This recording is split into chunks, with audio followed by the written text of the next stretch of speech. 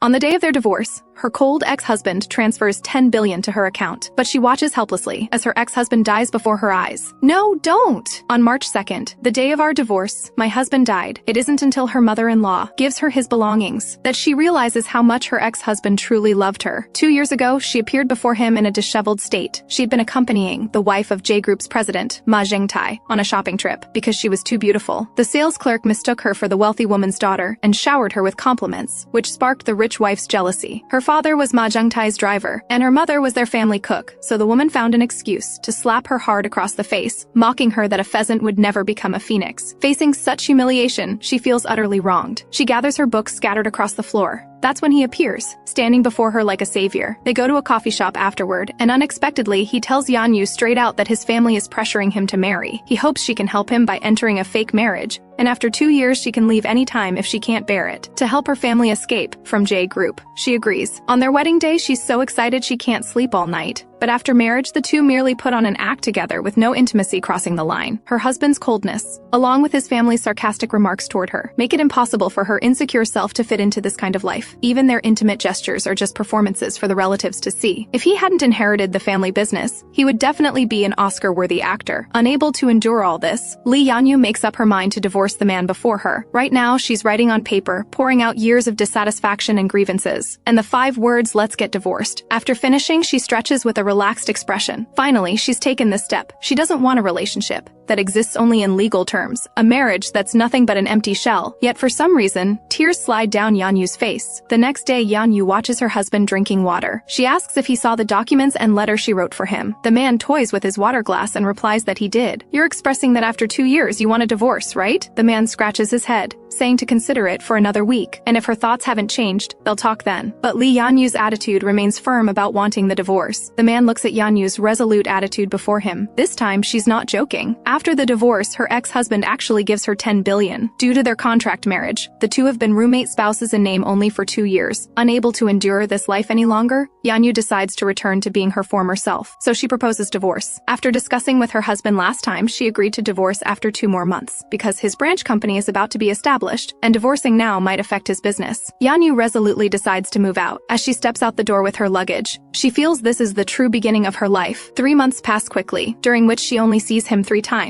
Once at her father-in-law's 60th birthday banquet, another when submitting the divorce application, and the last time is today, when he comes to Yanyu's current residence in the rain. Seeing the man in such a sorry state, she assumes he's come to ask for reconciliation. Yanyu says calmly, "I won't change my mind." The man presses his lips together and says quietly that he knows. Yanyu observes his reaction. She sees his tightly clenched fist, and the wedding ring he used to wear every day is gone. So the divorce isn't just her expectation alone. Yanyu wonders if he's going to force her to come back, but he's only come to see how she's doing. Then, holding his head, he says to take care and leaves in the rain. Watching his lonely figure, Yanyu wonders if he came all this way just to say that. March 2nd, they officially divorce. At this moment, she feels incredibly relieved. Even the air seems sweet with freedom. Right now, he's smiling politely beside her. Yanyu is puzzled. What's he smiling about? Can he really smile about getting divorced? He asks Yanyu how she's been lately and tells her his arm got burned recently. On the day they submitted the divorce application, he accidentally fell down the stairs and wore a cast for several days. But Yanyu thinks he's lying, because when she saw him that rainy day, his arm was perfectly fine. He sees Yanyu's injured finger. "You don't seem to be doing too well either." Yanyu quickly says she accidentally injured it while playing with friends. "Be more careful. I chose to divorce you because I respect your wishes, not so you could go out and hurt yourself." Somewhat stunned, Yanyu looks at her ex-husband before her. Her gaze lands on the wedding ring on his hand. "You can take it off now. Didn't you already remove it half a month ago?" He raises his hand to look at it, then quickly hides his hand. "Your birthday's coming up. Let me send you a flower basket." Yanyu says there's no need to keep up appearances for others anymore. As they're about to part, he says he wants to give Yanyu a divorce commemoration gift. Just as Yanyu wonders what the gift is, he smiles mysteriously, waves goodbye, and leaves, leaving Yanyu completely bewildered. Just as she's feeling confused and somewhat angry, her phone dings with a text message. She opens it, and it's actually a transfer of 10 billion from him to Yanyu. Shocked, Yanyu thinks he must be crazy. This is the commemoration gift? This is really frustrating. She didn't divorce him for money, so she turns around and makes up her mind. Today, she's living for herself. She must catch up to him and tell him she can't accept this money. At this moment, Seonjae is waiting at the intersection for the traffic light. He raises his hand to look at his wedding ring, Yanyu's words from just now echoing in his mind. He sighs. After we got married, I never took it off once. As he slowly removes the ring from his finger, he accidentally drops the ring onto the road. He walks over, bends down to pick it up, and as he straightens up, he sees Yanyu running toward him, shouting something. A bus is honking behind her, speeding toward them. Yanyu can't believe what she's seeing. March 2nd, the day of her divorce. She thought it would mark the beginning of a new life, but instead, she witnesses her ex-husband's death. Yanyu kneels helplessly by the roadside, watching as her ex-husband is placed in a body bag and carried away. At this moment, even heartbroken can't describe what she's feeling. Soon, the day of the funeral arrives. The fact that they divorced is known only to her in-laws and hasn't been made public. From now on, she'll maintain her position as his wife, and she has become like a sapling. On the day of the funeral, it's raining. After the mourners leave, her mother-in-law approaches her. Unexpectedly, her usually cold mother-in-law doesn't blame her for causing her son's death. Instead, she comforts her, saying, "You've been through so much, child." Seeing her mother-in-law's haggard appearance, Yanyu calls out with heartache, "Mom, take this." Looking at the wallet her mother-in-law hands over, Yanyu assumes it's something important of her ex-husband's and quickly waves her hand, saying she doesn't need it. This belonged to Seonjae. Although keeping a dead person's belongings is unlucky, you should still take a look. Yanyu opens the wallet. Inside is actually a photo from their wedding. Yanyu's heart stabs with pain. Her mother-in-law says, "Seonjae held onto your wedding rings tightly until the very end." Hearing this from her mother-in-law, her body trembles uncontrollably in disbelief. "Seonjae obeyed us in everything except marriage. He wouldn't let us interfere. The only woman he ever brought home was you. He doesn't open his heart easily. He won't say whether he likes or dislikes something. That he married such a beautiful and sensible daughter-in-law as you. I'm very grateful. I like you very much too. Because Seonjae told us not to bother you, we never really sat down for a heart-to-heart talk." Hearing all this from her mother-in-law, Yanyu finally realizes there was a reason for her mother-in-law's coldness these past 2 years. Finally, her mother-in-law grasps Yanyu's hand. "You must have chosen divorce because you couldn't continue. I hope you won't hate Seonjae too much, child. You've suffered. And lastly, happy birthday." Watching her mother-in-law leave, Yanyu stands in the rain looking somewhat lost. So many things she's hearing for the first time, thinking of all the moments with her husband, his cold gaze and expression, yet his hands were warm. "If I had understood you better, would our ending have been different?" The rain continues to fall. Yanyu stands with an umbrella before Seonjae's grave. Droplets fall on the photo in Seonjae's wallet. She can no longer tell whether they're raindrops or her tears. After the funeral, Yanyu returns home and sees the birthday flower basket her ex-husband ordered for her. Yanyu, who didn't shed a tear at the funeral, can no longer suppress her pent-up emotions. She breaks down sobbing. After her best friend leaves,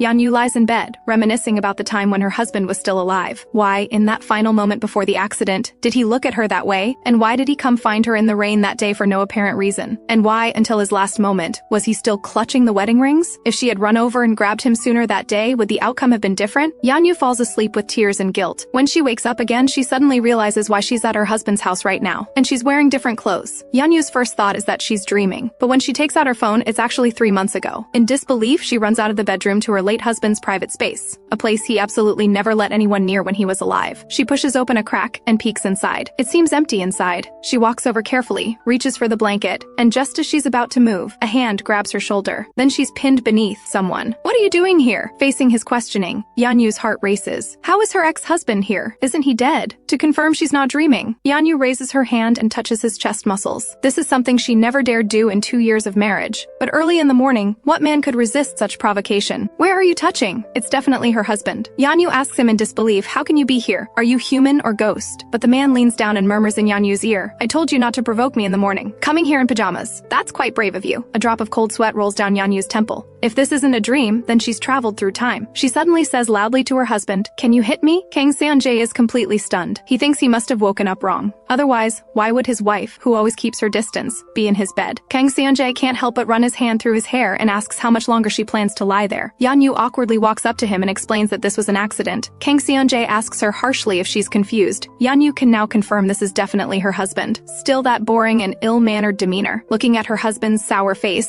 Yanyu can't help but snap back at him. It's just because she had a nightmare. She didn't mean to offend. "Are you upset?" Kang Seonjae's expression becomes tense, and he asks again, "Are you upset from the nightmare?" Yanyu stares at him blankly, watching his expression change. Then she hears him say, "If you're not feeling well, go see a doctor." He also reminds her not to forget about attending his cousin's wedding with him today. Hearing this, Yanyu knows this isn't a dream. This really happened, and now it's happening again. After her husband leaves, Yanyu goes to school, recalling that 3 months ago today, at this same time, she was working on cataloging historical artifacts. At this moment, Senior Seojin comes into the room. After they chat, he reminds her not to push herself too hard. Looking at the warm-hearted Senior Seojin, compared to her senior husband, their personalities are worlds apart. She tentatively asks Senior Seojin if he's found a rental rental place. He's surprised. How does she know he's looking to rent a place alone? Just as it was 3 months ago, she's traveled back to the past to change the future, to prevent everything she doesn't want to happen, right? The familiar scene plays out again. This time, to disrupt the sequence, she deliberately changes into different clothes from before the time travel. Yanyu appears before her husband. Kang Seonjae, who has been waiting impatiently, becomes mesmerized when he sees Yanyu with her refined makeup. All the woman's elegance, allure, and enchantment are displayed in a pair of beautiful legs. As he turns, his ears quietly turn red. However, Yanyu is thinking that even though she changed clothes, nothing about today seems to have changed. When dining with relatives, her sharp-tongued aunt starts bringing up when they'll have children again. This scene reminds Yanyu of the awkwardness before she traveled back in time. That fork, just like last time, is about to fall on her leg. This time she dodges it. If she makes different choices, will the outcome be different? Yanyu looks at her husband. She must change this sequence. Today's scenes and conversations are exactly the same as before, word for word, including how her husband pulls her close and explains to the elders. Watching her aunt still chattering away, still mocking her history major as digging dirt, Yanyu decides not to stay silent this time. Auntie, what you're saying is too one-sided. In an instant, everyone's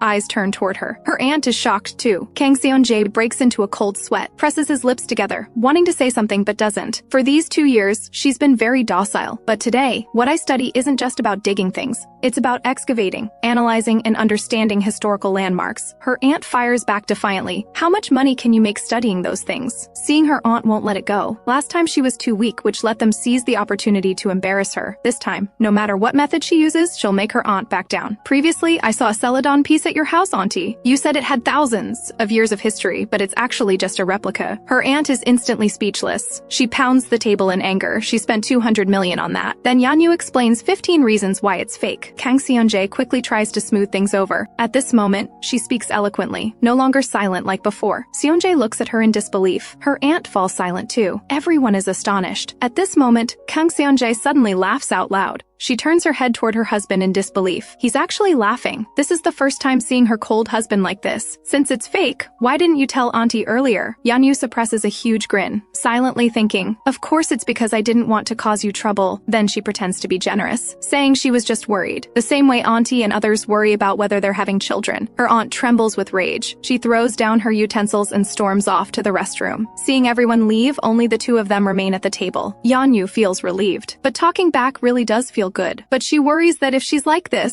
what if he hates her? But Kang Seonjae praises her for doing well and tells her to keep talking back in the future. It's no big deal. Yanyu is stunned. His reaction now is different from the past. Could it be because of her change? That he's changed too? If that's the case, then she'll change everything. She wants to change one by one. Yanyu, reborn 3 months ago, remembers the little yellow dog she rescued before. But when she comes to the backyard, she discovers the place where the doghouse is now completely empty. Where's that little yellow dog? At this moment, a man approaches from behind and asks what she's looking for. Yanyu asks if he's seen a little yellow dog. As she turns to look at the man, she's startled. He looks just like that dog. The blonde man looks at her in confusion. Just as Yanyu is puzzled, she notices this man's finger is actually injured. The blonde man smiles and explains it was accidentally cut by glass. That little yellow dog was also cut by broken glass that day. Yanyu calls over a server to ask about the dog here, but the server says they've never seen one. Unable to stand seeing someone injured, Yanyu gets some medical supplies and gives them to the strange man. She does simple wound care and urges him to go to the hospital. To show his gratitude, the blonde man wants her contact information so he can thank her properly another time. Yanyu refuses. It's just a small matter. However, all of this is being watched by Kang Seonjae. The two men's eyes meet. Their expressions differ. Kang Seonjae asks Yanyu who this man is. Yanyu tells him he's just a stranger, and she simply treated his wound. Kang Seonjae tells her harshly to be mindful of her status. But Yanyu blurts out that when someone is injured, she can't just ignore it. After speaking, she's startled. She just said the same words she said before, just as the two are arguing. All of this is witnessed by Yu Sora, who admires Kang Seonjae. A friend nearby teases him about being a wife slave, another familiar scene. These conversations and jokes, even the scene of Yu Sora passing by, she remembers clearly. Yanyu knows their affectionate performance is about to begin, because in her past life, Kang Seonjae proposed showing affection daily to shut the relatives up, to prevent the timeline from overlapping. This time, Yanyu doesn't wait for him to suggest it. She initiates the kiss. The sudden kiss leaves Kang Seonjae somewhat shocked. After a long moment, their lips part. Yanyu looks at him with flushed cheeks and bashfulness. The tough guy, now bashful, Kang Seon-jae asks Yanyu what she's doing. He turns his head. He sees the relatives covering their mouths, watching them show affection. He breathes a sigh of relief. This is exactly what he hoped for. Being forcibly kissed for the first time. Kang Seon-jae is actually a bit flustered. She didn't expect he had such a bashful side. Yanyu feels she's gradually getting to know this husband she's lived with for 2 years. If things continue on this path, the future looks promising. At this moment, Seon-jae, at the gathering with relatives, is thinking about what happened today. It's been strange since this morning, suddenly barging into my room, and those strange looks, and that kiss. Thinking of this, Kang Seon-jae doesn't want to think further. Before, she would be shy even holding hands. Now she's changed. Or has she shown her true self? Kang Seon-jae smiles slightly. Maybe seeing her like this for the first time is kind of cute, thinking that by being reborn and not mentioning divorce to her husband, the accident wouldn't happen. But unexpectedly, the divorce agreement she wrote in advance is seen by her husband. Kang Seon-jae looks at the divorce agreement in his hand, feeling thunderstruck. He knew today felt so strange. For 2 years she avoided him, but today she suddenly changed, kissing and hugging him. So this is the reason. Is your purpose divorce? Yanyu is shocked by these sudden words. No matter how she changes, can she still not change the outcome? She thinks she absolutely cannot divorce, but Kang Seon-jae has already made his decision, exactly the same as before. Again, using the branch company construction as a reason, he asks Yanyu to wait 2 more months. Her throat catches, and her eyes feel hot. She explains that she only wanted a divorce before, but now it's different. But Kang Seon-jae thinks she wants more compensation. Seeing the situation intensify, she desperately tries to figure out how to deflect, so she makes up a clumsy excuse. She says she had a nightmare, and since then realized how important he is to her. Anyway, she won't divorce. This divorce agreement was just written casually. Kang Seon-jae finds it ridiculous. Something you personally printed out was written casually? Don't make excuses. I'll provide proper compensation. Even dividing assets is fine. And he plans to call a lawyer to the house to draft an agreement. Yanyu quickly says she doesn't want money and won't divorce now or ever. However, Kang Seon-jae stubbornly believes she just wants money. Frustrated, Yanyu shouts at him, "I said I won't divorce. Why can't you understand? But I want a divorce." Watching Yanyu firmly say she won't divorce, he doesn't understand why before. She was so eager to divorce, but now she doesn't want to. At this moment, Yanyu must give her husband an explanation, and it can't be materialistic. So she decides to use an answer no one would expect. She blushes and says loudly to Seon-jae, "I like kissing you. Your kissing skills are really great." Instantly, both of them are embarrassed. What kind of joke is this? Is this even something a person would say? Yanyu, blushing, tells Seon-jae that although there wasn't much, it was still pretty good. She just hopes he'll be more passionate. Let's start over from kissing. We both have too many prejudices about each other. Seeing him still looking confused, Yanyu decides to go all in. After kissing, you should say sweet things, like, "You look so captivating when you kiss." Things like that. When starting to kiss, you can say, "Sorry, you're too beautiful, so I couldn't resist." Ignoring Kang Seon-jae's speechless expression, Yanyu says she's already given him her answer. After speaking, she strides towards Seon-jae. She closes her eyes. Let's start from now. She waits for her husband to kiss her, but he doesn't come over for a long time, making Yanyu somewhat annoyed. After all that buildup, is he a block of wood? She opens one eye and says bashfully, "How about I kiss you instead?" Kang Seon-jae simply says lightly, "Forget it," and walks past Yanyu. "Wait, I'm not done talking to you." Kang Seon-jae turns back and says coldly, "I said we're not divorcing. Are you satisfied with that answer?" The woman returns from 3 months in the future to save her ex-husband. However, no matter how she disrupts the order, the results still follow the path of her previous life. She's afraid that when she wakes up, she'll travel back to 3 months later. So she repeatedly reminds herself not to sleep. But in the end, she can't resist the drowsiness.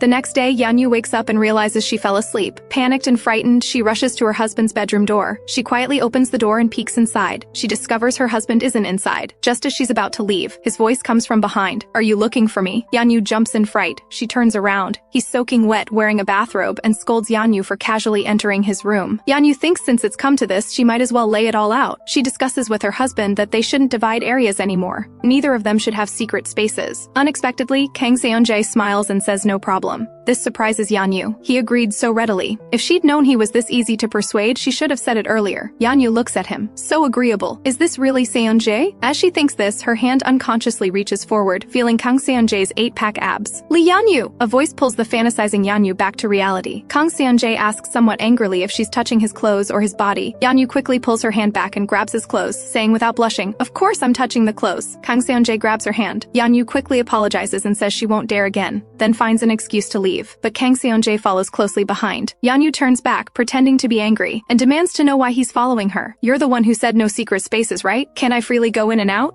Yanyu, blushing, says she needs to change clothes. Kang Seonjae smiles and says, just change then, but Yanyu forcibly pushes him toward the door. He sighs and says to Yanyu, think about how you've been treating me these past few days. Not only have you seen me, but you've been touching me all over. Hearing this, Yanyu releases her husband. I'm sorry, I told you before. It's because I've been having nightmares recently. Did you have one today? No, maybe it left a shadow. Looking at Yanyu now, Kang Seonjae can't help but feel affection, and plans to take her to see a doctor. Yanyu quickly says this isn't something a doctor can solve. No need to go to such trouble. Yanyu asks him to give her one more day to adjust her thoughts. I'll tell you if I need anything. The two agree to talk again the next morning. After going out, Yanyu goes alone to the coffee shop. This is where she wrote the divorce agreement before. She's certain she won't return to 100 days later. She's even experienced the thrill of breaking down the boundaries with her husband. Although she's prevented the divorce, she still feels uneasy. Some things, though different from the past, the words she hears and the outcomes are basically the same. So she organizes future events in her notebook. He was injured on February 1st, but on February 16th, when he came to find me in the rain, he wasn't wearing a cast. Yanyu can't figure it out. Was he lying? She wants to change the outcome and save him, but she knows nothing about him and doesn't know where to start. She opens her phone and dials her mother-in-law's number. She decides to ask her mother-in-law more about him. Mom, it's Yanyu. Do you have time? I'd like to chat with you. Soon it's time for their agreed meeting. Kang Seonjae asks Yanyu if she can tell him her thoughts now. Yanyu is still nervous and doesn't want to reveal the rebirth, so she tells her husband she just had a nightmare, and this dream made her reflect and decide to change. That's it? It doesn't seem different from what you told me yesterday. Kang Seonjae is clearly not satisfied with this answer. Of course not. Also, please let me touch you. Kang Seonjae looks stunned. He doesn't understand how his timid wife would say such bold words. However, Yanyu firmly tells him it's for his health. She thinks that even if the car accident is avoided, there might be other reasons that cause him to leave this world. Kang Seonjae is surprised. When did she become so concerned about his health? At this moment, Yanyu clings to him affectionately. Just think of it as having an extra health manager, okay? Kang Seonjae still can't understand her behavior. Maybe because the divorce documents were discovered yesterday, she's just making up excuses. You don't need to do this. Looking at Yanyu being so guarded, Kang Seonjae doesn't want to continue wasting each other's time. I won't divorce you. Just go back to normal quickly. If you continue acting against your will, it'll make things more complicated. Watching her husband brush past her, Yanyu sneers and turns to ask, aren't you very good at acting against your will too? Hearing this, Kang Seonjae stops, turns around, and stares sharply at Yanyu. If it's because of that letter that you've become like this, it's all too little too late. Hearing the word about death, Yanyu becomes extremely sensitive and steps forward shouting, don't say such ominous words. Kang Seonjae can't quite keep up with her pace. After adjusting her emotions, Yanyu makes a victory sign to her husband. Being unreasonable, she insists she must touch him, just to confirm your health status. I don't want your money or your love. After all, I don't like you either. Kang Seonjae's mind is full of his wife not liking him. Yanyu clasps her hands, looking at him earnestly. So don't feel pressured. I just need to confirm you're okay. However, hearing all this, Kang Seonjae thinks something sounds off. You're not lusting after my body, are you? Yanyu quickly explains bashfully that the touching she means isn't that kind of caressing. Just checking.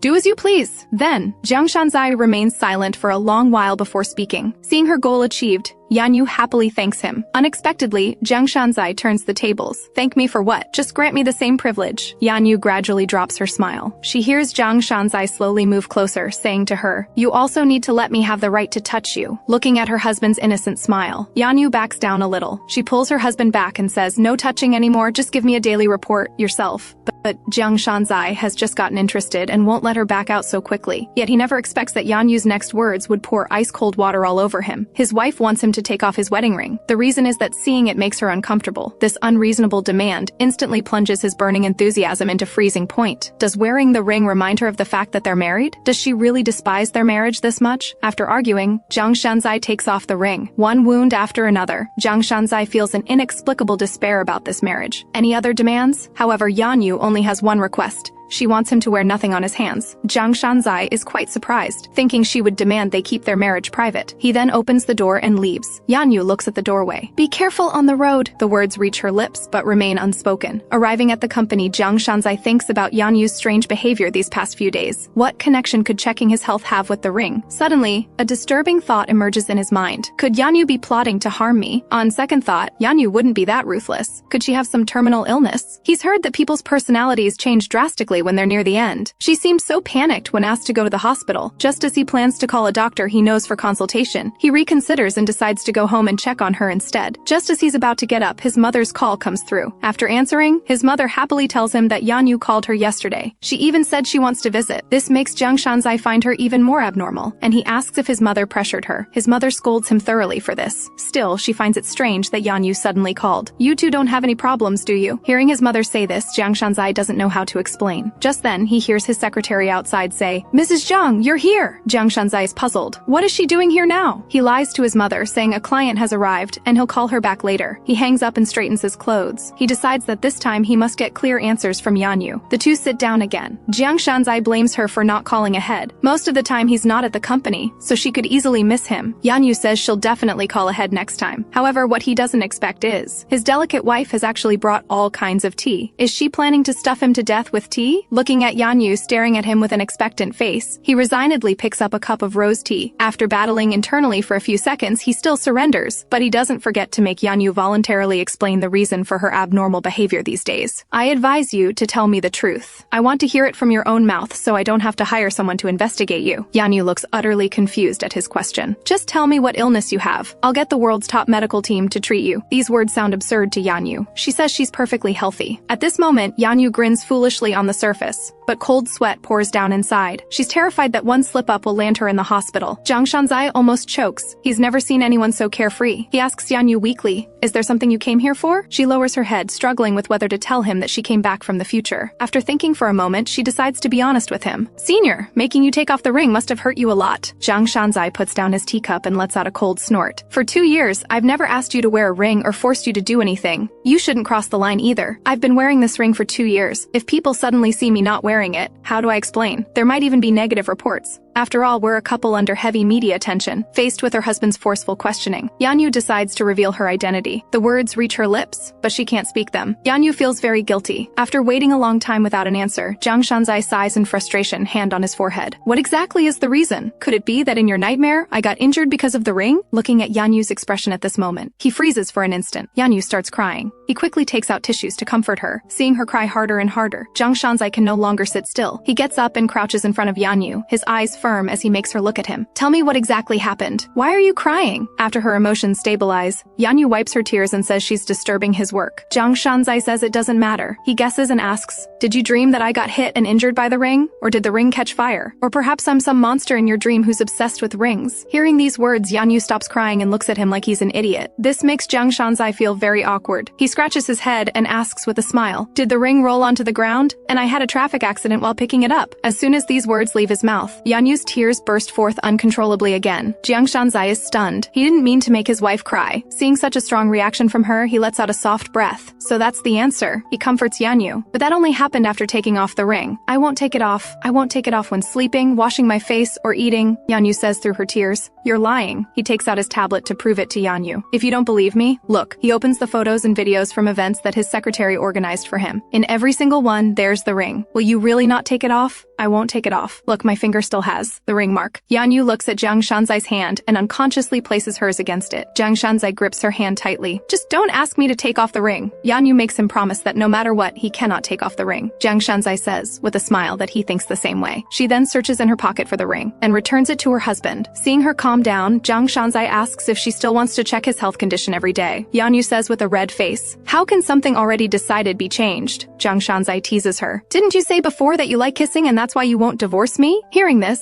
Yanyu's face turns even redder. She wishes she could find a crack to crawl into. She covers her face and tells Jiang Shanzai to quickly forget about this. He reaches out his hand to stroke her hair, thinking to himself, "I hope you can understand that I'm not a dangerous person." While stroking her head, he thinks, "It's okay, I won't hit you," because Yanyu was abused by her ex-boyfriend in high school. Whenever a man touches her, she can't help but feel afraid. Jiang Shanzai thinks back to 5 years ago. The first time he saw Yanyu, her bright and radiant smile dazzled his eyes for a moment. It smiled straight into his heart. This wasn't some Cinderella marrying into wealth. health. It was simply him falling for her at first sight. At this moment, Yanyu can no longer sit still. She suddenly stands up. She leaves with stiff limbs. Jiang Shanzai, who arrives home close to midnight, enters the door and sees Yanyu collapsed in the bathroom, seemingly unconscious. He panics immediately. He's always thought Yanyu's abnormal behavior meant she had some illness. He rushes over in a panic to check the situation. Wake up! He looks at the woman in his arms with panic. Under his continuous calling, Yanyu opens her eyes. She says somewhat regretfully that she didn't get to drink beer. It turns out she declined a dinner gathering in order to check her husband's health condition. Hearing this, Jiang Shanzai feels like laughing. The little wife in his arms says pitifully that she really wanted to drink, but I was afraid I'd fall asleep. Yanyu, who was very drowsy, suddenly opens her eyes wide. She wants to check her husband's health condition today. Jiang Shanzai says somewhat dismissively that he's very healthy. Hearing this, Yanyu's heart relaxes. Jiang Shanzai feels somewhat absurd. His body is perfectly fine. You're lying here just to ask this? Yanyu's answer surprises him. I can only see you here. Swept by drowsiness, Yanyu's face turns red. At least once a day, I'll feel at ease if I can confirm with my own eyes. Jiang Shanzai holds her and asks, what exactly do you want to confirm? Your body, of course, senior. But Jiang Shanzai tells Yanyu to worry about her own body first. Be good and go sleep in your room. If you sleep on the floor, your mouth will get crooked from the cold. Yanyu bows and falls into Jiang Shanzai's arms. Finding a comfortable position, she contentedly nuzzles him and murmurs, Senior, you go in first, then I'll go in. After speaking, she closes her eyes. Looking at Yanyu sleeping curled up in his arms, he originally thought her recent abnormality and changes were to use him, but she's actually genuinely worried about him. Yanyu, next time if I still come home this late, will you continue waiting for me like this? He picks up Yanyu, planning to carry her to her room. Sleeping Yanyu unconsciously places her hand on his chest. This makes him freeze, cold sweat breaking out on his forehead. Forget it. Why not sleep together? He places Yanyu on his own bed. Yanyu unconsciously fumbles around, dissatisfied with the cold bed. Looking at his sleeping wife before him, Jiang Shanzai really doesn't know what he's doing. Isn't he just asking for torture? So he decides to take a shower first. After showering, Jiang Shanzai stands by the bed, battling with his reason for a long time. He comforts himself mentally. It's completely normal for husband and wife to sleep in the same bed. He stiffly slips into the covers, still thinking this is perfectly natural. Lying in bed, he trembles, nervously, thinking he's safe by staying close to the edge. But unexpectedly, Yanyu seeks out the warm heat source and rolls over with a turn. This nearly sets Jiang Shanzai's entire body on fire, his temperature rising along with it. He originally planned to just watch her sleep, but you rolled over yourself. Even if you don't understand my heart, this time I won't let you go. He smiles self-mockingly. He leans down gently to kiss Yanyu. Only 5 centimeters away, Jiang Shanzai pulls back again, thinking Yanyu has been awakened by him. He's scared and immediately sits up straight, raising both hands to promise, I didn't do it. I haven't done anything yet. After waiting a long time, he realizes it's just his guilty conscience. Waves of heat rise, nearly burning him completely red. Jiang Shanzai covers his face, despising himself as a jerk. He hasn't even been drinking, yet he wants to take advantage of a sleeping woman. He sneakily turns his head to glance behind him. Seeing his wife sleeping so carefreely, he feels a bit wronged. It's not fair at all. You can touch me freely, but I can't touch you freely. I've lived this long and never let myself suffer a loss. Jiang Shanzai, you're really done for. You're going to fall into Yanyu's hands. But why does it feel especially hot tonight? So hot I can't sleep. Soon morning arrives. Yanyu wakes up and stretches. She suddenly realizes this isn't her room. After looking carefully, she discovers this is her husband's room. She doesn't know why she's here and even suspects she time-traveled again. After thinking for a while, her face flushes red, as if she's thought of something. Just then, Jiang Shanzai returns to the room. He asks with a smile, did you sleep well? She hurriedly covers her eyes, but doesn't forget to steal 2 glances. How did I end up sleeping in your room? Jiang Shanzai says playfully, I'm the one who put you here. Then why didn't you put me in my room? You didn't sleep next to me, did you? This makes Jiang Shanzai shout with a guilty conscience. No. Startled, Yanyu asks why he's getting angry. Jiang Shanzai says his tone is naturally like this. He tells her not to wait for him at night anymore and not to sleep just anywhere. Yanyu thinks to herself, did I do something to him last night? Such a big reaction, and he's angry. Jiang Shanzai insists on eating breakfast with Yanyu. Unable to refuse, she takes him to the school cafeteria. The two arrive at the cafeteria and eat breakfast in silence. Yanyu feels somewhat uneasy. She stirs her seaweed soup absent-mindedly. Is there something you want to say to me? Jiang Shanzai snorts coldly and asks back, do I have to have a reason to eat with you? This is our first time eating alone together. Jiang Shanzai puts down his chopsticks with dissatisfaction. You really only care about my health condition. Don't you think your so-called checking is too superficial? Who knows if you truly care about me or are plotting how to harm me? Hearing these words, she feels somewhat wronged and angry. How could I possibly harm you? How unlucky.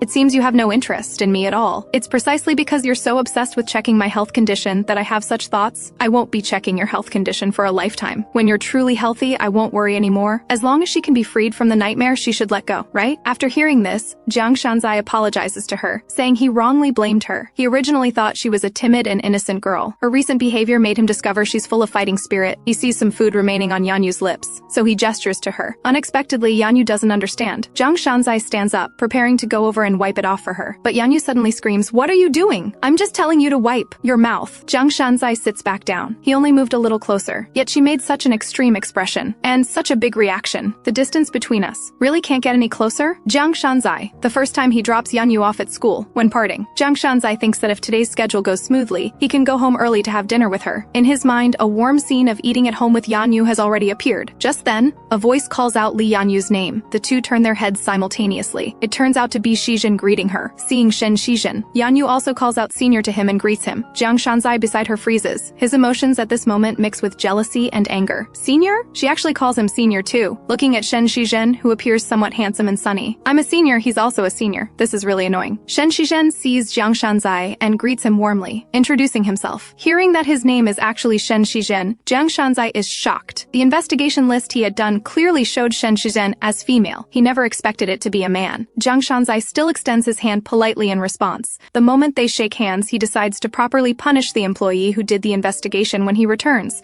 Unexpectedly, Shen Shizhen strikes first. "I rarely hear Yanyu mention you or anything about your family." These words pierce Jiang Shanzai's heart. However, he says, "What's there to say between husband and wife?" but still throws a barb back. "I've heard a little bit about you though, Mr. Shen Shizhen." The air seems to crackle with electricity. He thinks to himself, someone like you is just a senior in Yanyu's life. Nothing more. Shen Shizhen didn't expect to see Jiang Shanzai here. "Are you here on business?" Hearing him ask this, Jiang Shanzai acts as if declaring his sovereignty, wrapping his arm around Yanyu's shoulder and pulling her to his chest. "I came to drop Yanyu off." Yanyu feels something is strange and looks at her husband. Jiang Shanzai glances at her. "I've been letting my innocent and naive wife stay in the same space with this guy of unknown intentions. Working together, even eating together." Thinking of this, Jiang Shanzai declares in his heart that they're love rivals. Someone coveting his wife is absolutely unacceptable. He turns to Yanyu and says, "I'll come home early today. You come home early too." Yanyu is dumbfounded. He's been so busy these past few days. Okay. Jiang Shanzai knows that in male competition, he must show his advantages while infuriating his opponent. "See you tonight, wife." This bold move leaves Yanyu utterly speechless. Returning to the company, Jiang Shanzai can't figure out what went wrong. Why is Shen Shizhen male? What purpose does he have in approaching Yanyu under false pretenses? The scumbag who abused Yanyu in high school disappeared for over 10 years. Where did that man go? But thinking about Shen Shizhen eating with his wife often, he gets jealous again. He only just had his first meal with his wife. How frustrating. Just then, the secretary says someone is visiting. In the office, Jiang Shanzai imagines 10,000 possibilities, but never expects that his aunt knows about Yanyu's high school incident. "Shanzai, your wife had a very messy private life during her school days. Do you know about this?" Jiang Shanzai loudly interrupts her. Suppressing his anger, he asks his aunt where she learned about this.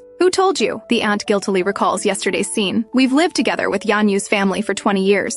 As close as one family. My daughter and Yanyu are best friends. She liked Vice President Jiang during her school days and even told Yanyu about it. But then Yanyu started dating Vice President Jiang. And strangely, there was a man who pursued my daughter obsessively back then. He was very infatuated with my daughter. I was very worried. But suddenly I discovered Yanyu was dating that boy. And that incident happened." The aunt drinks tea, feigning composure. "So what if you know who it is? What can I do?" Jiang Shanzai leans back on the sofa. "Get rid of him, of course." The aunt stops drinking her tea, clearly shocked by Jiang Shanzai's words. "I just made him disappear from society, that's all." He smiles the warmest smile while saying the cruelest words. "Aunt, don't be deceived by rumors. It's precisely because of believing gossip that people get scammed." Hearing Jiang Shanzai's words, the aunt trembles with anger. She slams down the cup and scolds him. "How can you be so rude? I did an investigation before coming to tell you, and Yanyu is very jealous and approached you with ulterior motives." Jiang Shanzai can't listen anymore. He covers his face to hide his desire to laugh sarcastically. "Aunt, the person who approached Yanyu with ulterior motives was me. I pursued her, even proposed to her." Just about to mention jealousy, he recalls this morning's scene. The person anxious from jealousy was him too. The aunt still doesn't believe him after hearing this and wants to argue. She brings up Yanyu's school days again, but she did cause trouble during her school days. "She didn't cause trouble," Jiang Shanzai shouts emotionally. Just about to explain, he remembers that Yanyu kept it low-key back then so her family wouldn't know. If Yanyu finds out, she'll be scared again. "In any case, it's not what you think. Please be careful with your words, aunt. If you don't want your nephew to be unhappy, please don't hurt Yanyu,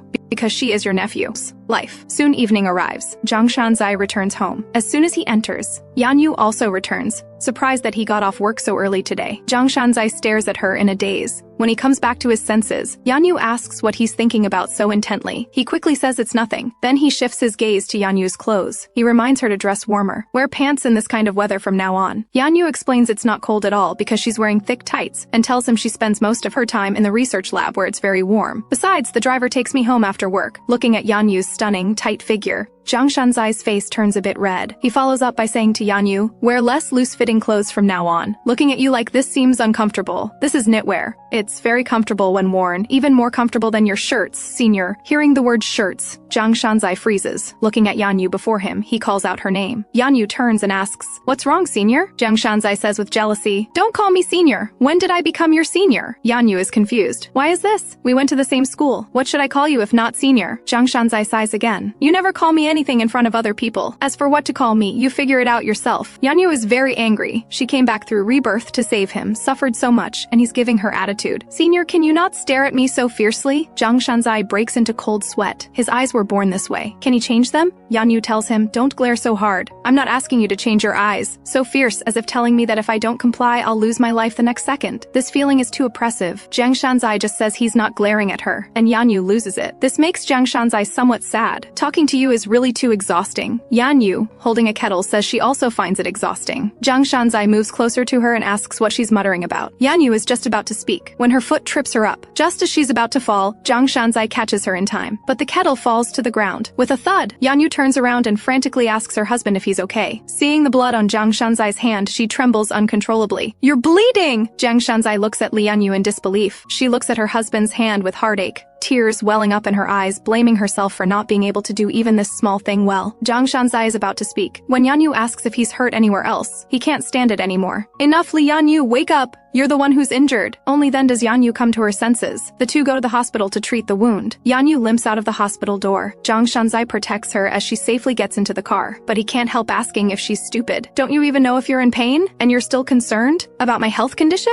You have time for this? Take care of yourself first. Hearing her husband say this, she feels very wronged. Although she was scolded, she's still grateful that the one injured is herself, not her senior. However, looking at her somewhat angry senior, why does this person get angry so easily? Jiang Shanzai holds back for a while, then says to Yanyu that he hates this kind of personality of hers the most, only enduring and being so slow to react, self-righteously thinking that doing nothing means you won't cause trouble. Hearing this, Yanyu sadly lowers her head. Didn't you take advantage of this enduring personality of mine and choose to marry me to get married quickly? Jiang Shanzai slams on the brakes and pulls the car to the side of the road. There's shock in his eyes. Yanyu opens the car door. I'll handle the rest myself, senior. You just need to care about your own health. The next morning, after getting up, Jiang Shanzai stands outside Yanyu's room. He thinks about how he hasn't seen Yanyu since she left in anger yesterday. He reaches out to knock, but stops. He feels they don't seem to be the kind of relationship where they can wake each other up, so he turns and leaves. At this moment, Yanyu, crouching by the door listening, discovers he's walked away. She leans her head against the door, barely holding back. If I ask him about his health condition today, will it make him angry? Yanyu recalls what her mother-in-law said in her previous life. She decides to go to her mother-in-law's to learn more about her husband. She also goes with her mother-in-law to the garden she's never been to before. The two chat happily. The mother-in-law genuinely likes this daughter-in-law and says with a smile, if Shanzai dares to bully you, tell me. Just as they're enjoying themselves, a sudden click startles them. At this moment, Shanzai in the office receives a text from his father. He opens it and shows an incredulous expression. Yanyu and her mother-in-law look toward the man taking the photo. Yanyu calls out, Dad, he says with a smile. Daughter-in-law, long time no see. The mother-in-law scolds her husband for sneaking photos. The embarrassed father-in-law crouches down, saying he came to remove weeds. Just as he reaches to pull, the mother-in-law angrily hits him, scolding him for not being able to tell weeds from orchids. You can't do anything right. Yanyu never expected that her father-in-law, the chairman of JA department store, would be getting scolded. The father-in-law still complains to his wife about scolding him in front of their daughter-in-law, but the mother-in-law says if the daughter-in-law weren't here, it would be much worse. At this moment, Yanyu is in the kitchen, preparing to cook for her in-laws. The mother-in-law sees this and tells her not to work. You finally visit once and you're still working, Yanyu tells her. I came today specifically to make a simple meal for you. Looking at her considerate daughter-in-law, she shows a gratified smile. The mother-in-law says, Although Shanzai is my son, he's too scary. He doesn't want us to interfere in marriage matters. I'm sure it's for your sake. The mother-in-law smiles and wipes tears. But we've always been on his side. How could we dislike you or say harsh words to you? The mother-in-law tells Yanyu not to tell Jiang Shanzai. Suddenly, a mom makes the two turn around. Seeing Jiang Shanzai, Yanyu lowers her head and doesn't dare speak anymore. The mother-in-law sees all this and knows they must have argued, so she tells them to have a good talk. After closing the door, Jiang Shanzai asks Yanyu why she's here. Yanyu turns around huffily and asks back how he knew she was at home. He tells Yanyu that dad sent him a photo. Hearing Yanyu say, "Oh," Jiang Shanzai is somewhat surprised. Is this still Li Yanyu? No, this can't end the conversation like this. He moves closer to Yanyu. Not checking my health condition today? Yanyu says, didn't you tell me not to ask? In truth, she already secretly checked last night. Jiang Shanzai says, if I tell you not to do something, you won't do it? Stop cooking now. Hearing this, the knife in Yanyu's hand stops. She turns around furiously and asks why. Yanyu doesn't expect Jiang Shanzai to be right behind her. She freezes for a moment, then suddenly realizes they're so close. Holding the knife, she tells Jiang Shanzai to stay away from her. Jiang Shanzai steps back several times. Is this okay? I'm just worried that your injured leg can't stand for too long. Yanyu turns around angrily. Always this condescending attitude. Never asking if I'm willing. I really hate this personality of yours. Suddenly, an I'm sorry comes from behind, making her freeze in place. She doubts if she heard correctly. The domineering and forceful senior actually apologized to her. I'm the one who broke the glass and I got angry at you. It's my fault. I'm sorry. Yanyu never expected he would actually apologize. However, the next sentence is telling Yanyu to go home with him now. Did you only apologize because you want to take me home? If you want to go back, go by yourself. Jiang Shanzai is about to lose his temper when Yanyu senses something. She reaches out and hugs him. Jiang Shanzai's face turns a bit red, not knowing what Yanyu is up to. Don't talk. Mom's coming. She asked if we had a fight. We need to act like we've made up to put her at ease. Quickly pat my back. Jiang Shanzai inexplicably feels that happiness has come too suddenly. He gently lifts his hand and pats. The man circles her in his arms. Yanyu doesn't need to open her eyes to feel his intense gaze fixed on her. Soon after, Jiang Shanzai watches Yanyu busying herself. I didn't expect you could cook. Yanyu says, what's so hard about this? Stop interfering. Go out. She carries the pot of soup to the table. She thinks to herself, I learned to cook for marriage. What did you learn, senior? Yanyu complains to him. When we first got married, I made breakfast for a week. I thought you didn't like eating together, so to make it easier for you, I didn't even put out my own chopsticks. Jiang Shanzai is somewhat surprised. He thought the single pair of chopsticks on the table meant it was Yanyu's breakfast. Hearing this, Yanyu's hands tremble with anger. I clearly reminded you to eat. If you were as loud every time as you are now, how could I not hear? Seeing the angry Yanyu, he quickly apologizes and says he will eat breakfast every day. Then she makes a heart gesture at him with her hands. Senior, this isn't a heart gesture. It's showing how much you understand a woman's heart. Only this much. Hearing this, Jiang Shanzai smiles and imitates her gesture. Got it. Just this tiny bit. Soon dinner is ready. The family sits together and begins the meal. Yanyu says, this is beef and radish soup. It's my specialty. I don't know if it suits your taste,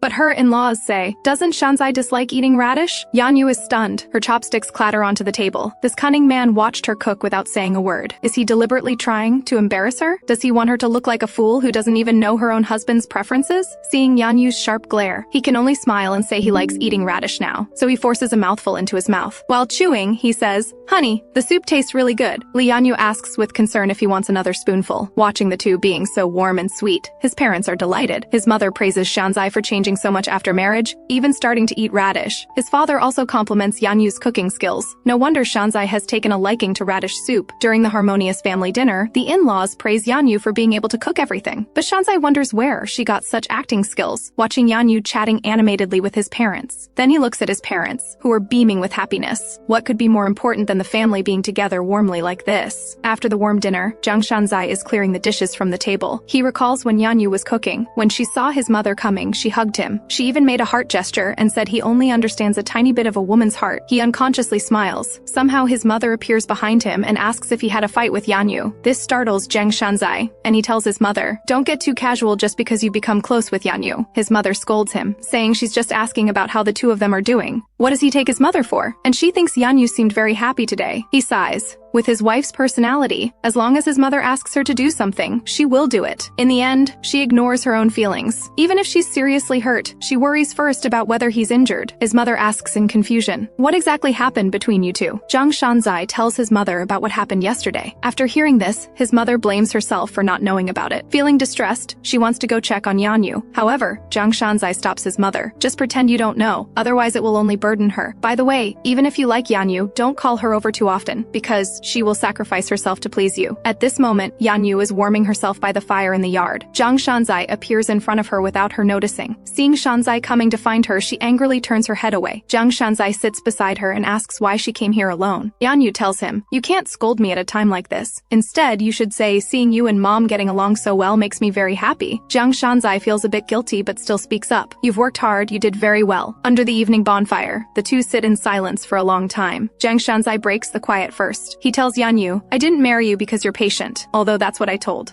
back then. The truth isn't what you think. I married you because I wanted to be with you." While Yanyu looks somewhat shocked, she hears her husband say, "If it weren't you, I probably would never have gotten married." Yanyu lowers her head. Although she knows these are just empty words, she feels much better. She admits she was also wrong. "Yesterday you took me to the hospital, and I was still angry with you. Also, this way I address you as senior. One day there will be a new way to call you, right?" Hearing Yanyu say this, memories flood into Jiang Shanzai's mind. He wants to protect her every smile, wants to be close to her, not distant. Jiang Shanzai slowly leans toward Yanyu, playing with her hair. He says to Yanyu, "Let's stop pretending, let's make it real." But because Yanyu was assaulted before, she ultimately can't overcome that barrier in her heart. Just then, the sound of a door closing comes from the entrance. Yanyu thinks he's putting on a show for his mother again. He doesn't really want to be a real couple with her. It's just because of her personality change. Does he think she's easy to bully now? She warns herself not to fall for it and not to have expectations. He's clearly just acting. After returning home, Yanyu goes straight to her room, but she hears Jiang Shanzai say sorry to her again. Leaning against the wall, Jiang Shanzai looks dejected. They are husband and wife. She shouldn't be afraid. Didn't he say before that he wouldn't divorce because he liked kissing? "You can't be afraid of me because I'm your husband. Seeing your recent changes, I think our relationship should change too. It can't stay the same as before." Jiang Shanzai sits on the edge of the bed and tells Yanyu he wants her to try to accept him. No matter how difficult it is, try to overcome it, and he will help her. Yanyu asks with her head down, "What do you want to do?" Jiang Shanzai touches her hair and says kissing, and sooner or later something more intimate. Hearing this, Yanyu pushes Jiang Shanzai's hand away and questions him. "Didn't we agree that just pretending would be enough?" Jiang Shanzai says, "Can't I have more expectations? You're my wife. It's perfectly normal for me to hold you and kiss you." Yanyu is somewhat surprised to hear this. Jiang Shanzai probably thinks her changes are to show herself to him, but she's just trying hard to prevent tragedy from happening. She decides to personally kill this feeling that shouldn't exist. "Shanzai, I told you a week ago, I have no other feelings for you, and I will never like you. I just want you to be healthy." Jiang Shanzai's face darkens. "This is your answer to me?" Hearing these words, it sounds like she won't be part of his future. It even feels like there will be no connection anymore. She must still want a divorce, or she's refusing a deeper relationship so she can easily leave one day. Jiang Shanzai feels hurt and says, "I'm leaving." Then he walks out of Yanyu's room. Sitting on the terrace, Jiang Shanzai decides to thoroughly investigate Yanyu's past. "Even if she leaves me, I can't give up on her." He takes out his phone and calls someone. After connecting, he asks if the other person has time tomorrow. He wants to ask about some things regarding Yanyu. It turns out his wife had been living with Ma Zhentai, the president of his family's branch company, since she was young. And Ma Zhentai's wife, because her own daughter couldn't compare to Yanyu in anything, often made things difficult for her, until that incident happened in high school. It plunged Yanyu into fear for years afterward. Because Wang Shengwei's daughter was caught by a security guard doing that kind of thing with a boy in the auditorium at school, it caused a sensation on campus. Her mother found a scapegoat to cover up the scandal. That scapegoat was Li Yanyu. Under Wang Shengwei's coercion and following her demands, the random violence incident was labeled as dating violence. At this point, her best friend angrily slams the table. She bribed Ma Shengxi's boyfriend and ordered him to assault Yanyu on her way home from school. She wanted people to think it was Yanyu dating that guy, not her daughter. That way, any scandal would be blamed on Yanyu. At this point, her friend is trembling with anger and says if she had known earlier, she would never have let them get away with it. Jiang Shanzai asks her, after Yanyu learned the truth, did she do nothing? Teenage Yanyu didn't want her parents to worry, so she just handled it quietly. Later, the person who assaulted Yanyu fled abroad to hide. Learning all of this, Jiang Shanzai sits on a bench by the roadside thinking about the investigation he had his assistant do on Yanyu before marriage. He never expected that incident was fabricated. He covers his head in painful self-blame. He originally thought that not asking was protecting her, but in the end, he discovers he was doing useless work. Only now does he understand that all his previous behavior was emotional abuse to Yanyu. Unknowingly, Jiang Shanzai himself became someone who hurt her. Jiang Shanzai wonders if discovering this now is too late. However, at some point, Yanyu appears in front of him. She asks why Shanzai is here. He looks up at Yanyu, Then he covers his face and laughs in anguish. He's puzzled how someone who suffered such things can still make that kind of expression. He stands up and tells Yanyu he was waiting for her. Yanyu asks in confusion, "Waiting for me for what?" Jiang Shanzai says he just wanted to experience the feeling of waiting. While they're talking, suddenly a gust of wind blows by. It gets into Jiang Shanzai's eyes. Yanyu steps forward and tells her husband to move his hand. She rises up on her tiptoes. Cupping his face, she gently blows the dust from his eyes. Yanyu asks with concern, "Can you see now?" Jiang Shanzai thinks to himself, he's been troubled all along about what her true self is like. Now he finally sees her true self. She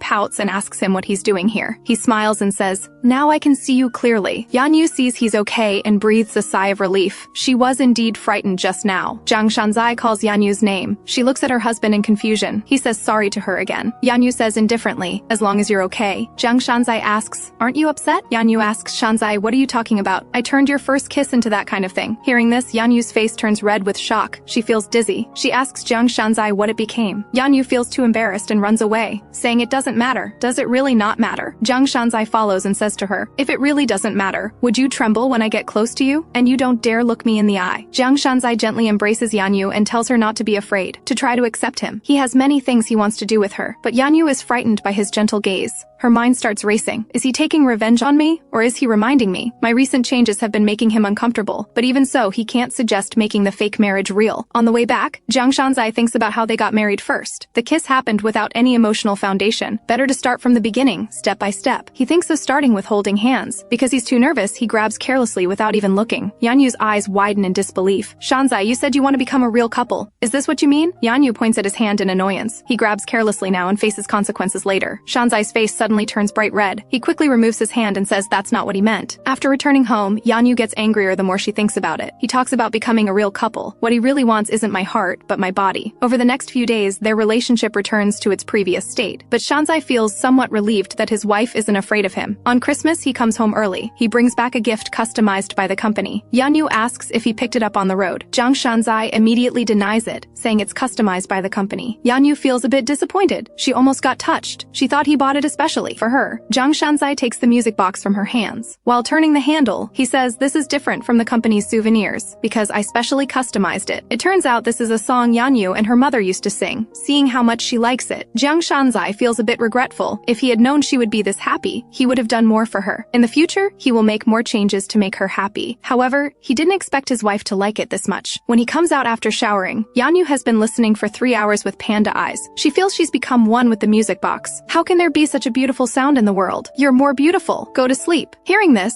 Yanyu suddenly turns to look at her husband. Are you saying my voice is beautiful, or that I'm beautiful? Jiang Shanzai breaks into a cold sweat on his forehead. After careful consideration, he says both are beautiful. Yanyu says huffily, no, only one can be beautiful. You're more beautiful. Because you're beautiful. That's why your voice is beautiful. Yanyu looks at him resentfully without speaking. Jiang Shanzai thinks to himself, isn't this the answer she wanted? But then he hears Yanyu ask with a blushing face which comes first, her voice or her as a person. Jiang Shanzai wants to slap himself. He spoke thoughtlessly and now he's trapped in his own words, but he still says shyly, you're more beautiful. Then Yanyu asks him again, are my hands beautiful or am I beautiful? Jiang Shanzai's whole face turns bright red. He learns his lesson. No matter what his wife says, she is the most beautiful. Yanyu bursts out laughing, feeling like she can sleep. Now she gets up to leave. However, her sleeve is grabbed. Yanyu turns around in confusion. She sees Jiang Shanzai slowly raising his head, staring at her intensely. Do you want to sleep together? Looking at the person in front of her who couldn't be more familiar. It's actually Ma Shangxi. Since Yanyu married into a wealthy family, Ma Shangxi familiarly greets her and blames her for not keeping in touch after marriage. Yanyu responds awkwardly. She doesn't want to see her at all. If Ma Shangxi is here, Yanyu suddenly looks around nervously. At this moment, the sound of high heels comes from behind. Yanyu turns around to look. She sees a woman smiling wickedly. She turns her head back in fear. Long time no see, Yanyu. I've missed you so much. Then she tells the store manager that she knows Yanyu and asks if she can book more time. It turns out this is a shopping center under Jiang Corporation. After the scheduled time, they would have to wait for the next opening. The manager can't make that decision and doesn't dare agree. But Wang Chengwei pats Yanyu forcefully. The threatening intent is obvious. Unable to refuse, Yanyu can only say yes. Thank you then. She walks into the store with Shangxi. She turns back and glares viciously at Yanyu. Yanyu feels very helpless. Why did she run into her here? So she decides to just look at some clothes briefly and leave. Looking at the mother and daughter in front of her, Yanyu doesn't want to get involved with them. While looking at clothes, Ma Shangxi keeps pushing strange clothes onto Yanyu. Whatever clothes Yanyu likes, she also finds nice. Then she grabs them to try on. This makes Yanyu feel exhausted. She slumps in a chair. The store manager nearby asks, "Madam, are you alright?" She smiles and says she's fine, then prepares to go home. Suddenly a scream draws the attention of the sales staff and Yanyu. Shangxi says in panic that her necklace is missing. Wang Shengwei quickly steps forward and tells her to look carefully. Ma Shangxi looks around and says she was afraid it would be inconvenient while trying on clothes, so she left it in the fitting room. Now she doesn't know where it went. How could something left in the fitting room disappear? Someone must have taken it. Wang Shenggui's gaze shifts toward Yanyu. Yanyu doesn't know why she's staring at her. Ma Shangxi says, crying, "This is a birthday gift from Mom. It's worth 50 million. Suddenly she recalls a similar situation from the past, the storybook incident from childhood. She was reading fairy tales to young Shangxi. Ma Shangxi was very happy and admired her for knowing so many words. She even gave the storybook to her. Ma Shangxi thought since she couldn't read anyway, consider it a gift for you. As a child, she firmly believed her life would be as happy as in fairy tales. But what she got in the end was a slap." Looking at Wang Shenggui's smug eyes, Yanyu has a bad feeling, so she stands up and says that although she'd like to help look for it, she has some things to do and needs to leave early. She decides to leave quickly, but is stopped by Wang Shengui. "Li Yanyu, wait a moment. Although it's embarrassing to say this, can you open your bag and pockets for everyone to see? After all, you had a history of stealing as a child. If a wealthy family's wife steals, public opinion will definitely crush her." The sales staff around start gossiping, gleefully waiting to watch the drama. Yanyu turns around and asks what she means by this. Ma Shangxi deliberately asks Yanyu pitifully, "Is it true?" Yanyu defends herself, saying she didn't take it. However, Wang Shengui presses closer and closer, claiming she can understand. After all, stealing has become a habit. "Don't you always enjoy this thrilling sensation?" Yanyu looks at her in disbelief. "What are you talking about?" Wang Shengui can't wait to trample Yanyu's dignity into the ground. After all, she misses those days of slapping her. She demands Yanyu open her bag. Hearing this, Yanyu hesitates anxiously in place. Wang Shenggui's gaze shifts to her shoulder bag. "If you didn't steal, why don't you dare open the bag?" Yanyu looks at her bag nervously. She's afraid. What if the necklace really is in her bag? She looks at Wang Shengui. Sure enough, this encounter wasn't simple. They did it on purpose, specifically to ruin her image. Wang Shengui seems too impatient and directly reaches for Yanyu's bag. Excitement shows clearly on her face. At this critical moment, suddenly a figure blocks Yanyu. Yanyu looks at this back in surprise. It's a man who looks very similar to Xiao Huang. He searches through the clothes. "Sorry to interrupt your conversation. Are you looking for this necklace? It's caught on the dress." Ma Shangxi quickly shouts, "That's my necklace." Yanyu breathes a sigh of relief. It seems it was just a misunderstanding. Ma Shangxi says to her mother, "We found it. Since it's a valuable item, you should keep it safe. You didn't even look properly before randomly suspecting people. That's really bad." Hearing this, Wang Shengui feels annoyed. The man doesn't linger and turns to leave. Wang Shenggui's face darkens with anger. She wonders who this man is, daring to interfere with her. It seems Li Yanyu is quite familiar with him. A malicious scheme forms in her mind. She has Shangxi confirm if it's hers. After confirmation, she breathes a long sigh while secretly resenting that she didn't get to Yanyu today. She says to Yanyu, "Sorry, I misunderstood you. I just thought of what happened before." After hearing this, Yanyu questions her about what happened before. She has never stolen anything, not even touched anything. Yanyu states assertively, "Since today was a misunderstanding, I'll let it go. But if this happens again, I absolutely won't let it slide. And I'll expose everything I suffered in that house." The Li Yanyu now is no longer the one who let people bully her and thought suffering was natural. Wang Shengui looks at her and thinks, it seems Yanyu has grown up now. She's even learned to threaten others with words. Looking at the determined Li Yanyu, in Wang Shenggui's eyes, she's just a Cinderella with an empty facade. So she pulls her daughter, who still wants to try on clothes, and prepares to leave. Her eyes glance at Yanyu. "I'll let you off today, but next time I absolutely won't let you go." Back at home, Yanyu thinks about what happened at the mall. These complicated relationships give her a headache. She prays she won't encounter Wang Shengui again. Suddenly, she hears a knock on the door. She sees her husband with a worried face, saying he already knows about what happened at the mall. Yanyu sits up instantly, somewhat surprised at how he knows. Jiang Shanzai, mindful of her emotions, just says he happened to hear the store manager mention it while passing by. Unexpectedly, Yanyu's mood drops. Jiang Shanzai asks worriedly if she was frightened. After hearing this, Yanyu immediately says boldly that she's fine. Feeling she overreacted, she quietly lowers her head and stops talking. The man's thin lips press into a straight line. He wonders if she even considers him her husband. Why does she never tell him when something happens? If she relied on him more, she wouldn't have to work so hard. No matter what happens, he will stand in front of her, looking at his still gloomy wife. After a moment, he suddenly says out of nowhere, "Bad people will be punished." Yanyu doesn't react immediately, then suddenly bursts out laughing. Her husband is too adorable. Laughing, she says, "What's this? Compared to before, this is really nothing." Now she only hopes his life has a happy ending. Yanyu feels sorry for laughing, because Shanzai is different from usual. She really couldn't hold it in. However, at this moment, her stomach growls. Her face instantly turns bright red. She's puzzled why her stomach always growls in front of Shanzai. Then Shanzai prepares to take Yanyu out to eat and asks what she wants. She says mischievously that she wants beef and radish soup. Shanzai, aware of her little scheme, stands up and says no problem, let's eat that. Yanyu asks in disbelief, really? Of course.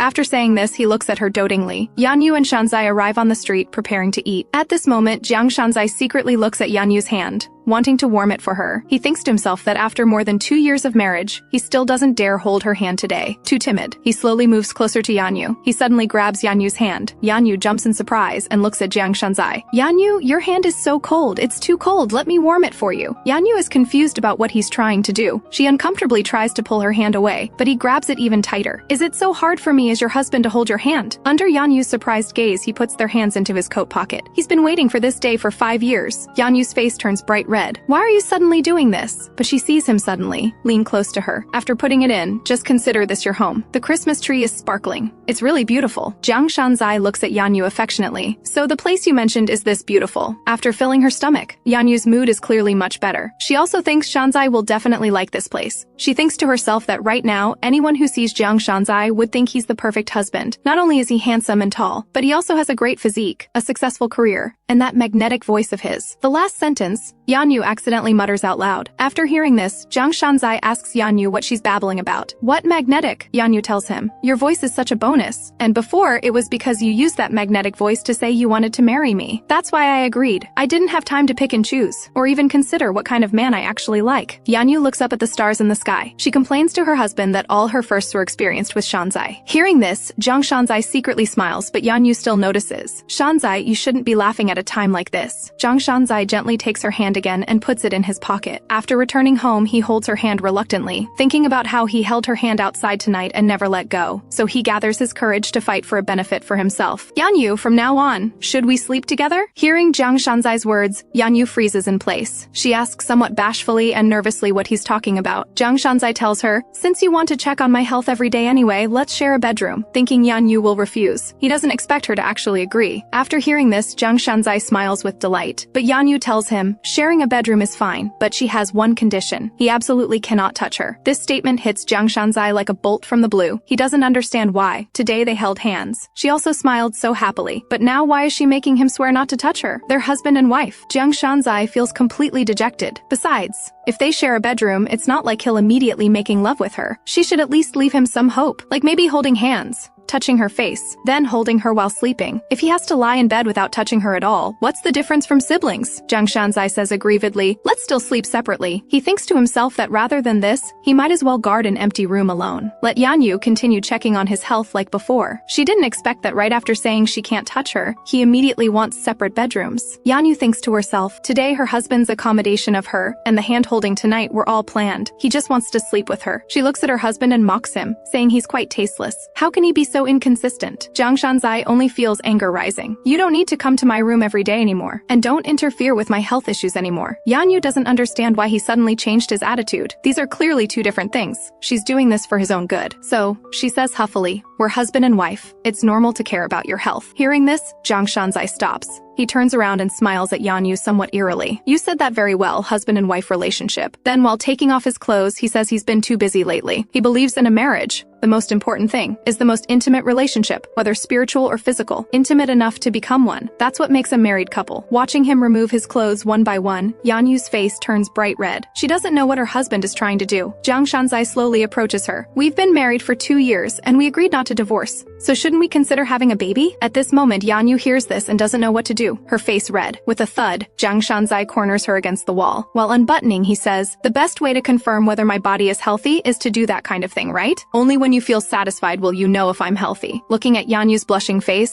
Jiang Shanzai asks if she understands. Jiang Shanzai leans even closer to her. And this is also very good for you. At this moment, Yanyu completely loses her ability to think. She can't handle this atmosphere. Jiang Shanzai shows a smug smile and makes Yanyu choose between two options. She doesn't dare look him in the eye and asks her husband what she's choosing. Jiang Shanzai's smile grows wider. Of course, I'm letting you choose to go to my room, or to go to your room. Seeing his wife not speaking for a long time, he leans forward slightly. Whose room room should we go to make a baby? Yanyu's eyes dart around. She dares even less to look at her husband. Her cheeks are red and hot. Suddenly she squats down and turns to run away. I choose neither. But she's caught by Jiang Shanzai. Why are you running away? Yanyu struggles desperately and weakly retorts, I'm not mentally prepared yet. Jiang Shanzai feels frustrated. Am I not handsome enough, or is my physique not good enough? I've given you 2 years. Isn't that enough? I'll give you 10 minutes to prepare mentally. Yanyu is completely scared. How did things go beyond her expectations? She thinks it should be at least 1,000 times longer. Jiang Shanzai readily agrees, because what he means is 1,000 times equals 1,000 minutes. He smiles delightedly. That's 160 to 6 hours, 7 days. Yanyu is instantly dumbfounded at being tricked. You can calculate it like that, no matter how Yanyu explains. Jiang Shanzai acts as if he didn't hear. He only acknowledges the time he calculated. Yanyu's heart is unsettled. It seems things got out of hand because of her. Could it be that the plot changed because she came back from the future? What a crazy pace of development. On the other side, after Wang Shengwei finishes her phone call, she angrily throws her phone. It turns out she was investigating the man who helped Yanyu during the day. After finding nothing, she's unwilling to let Yanyu off like this.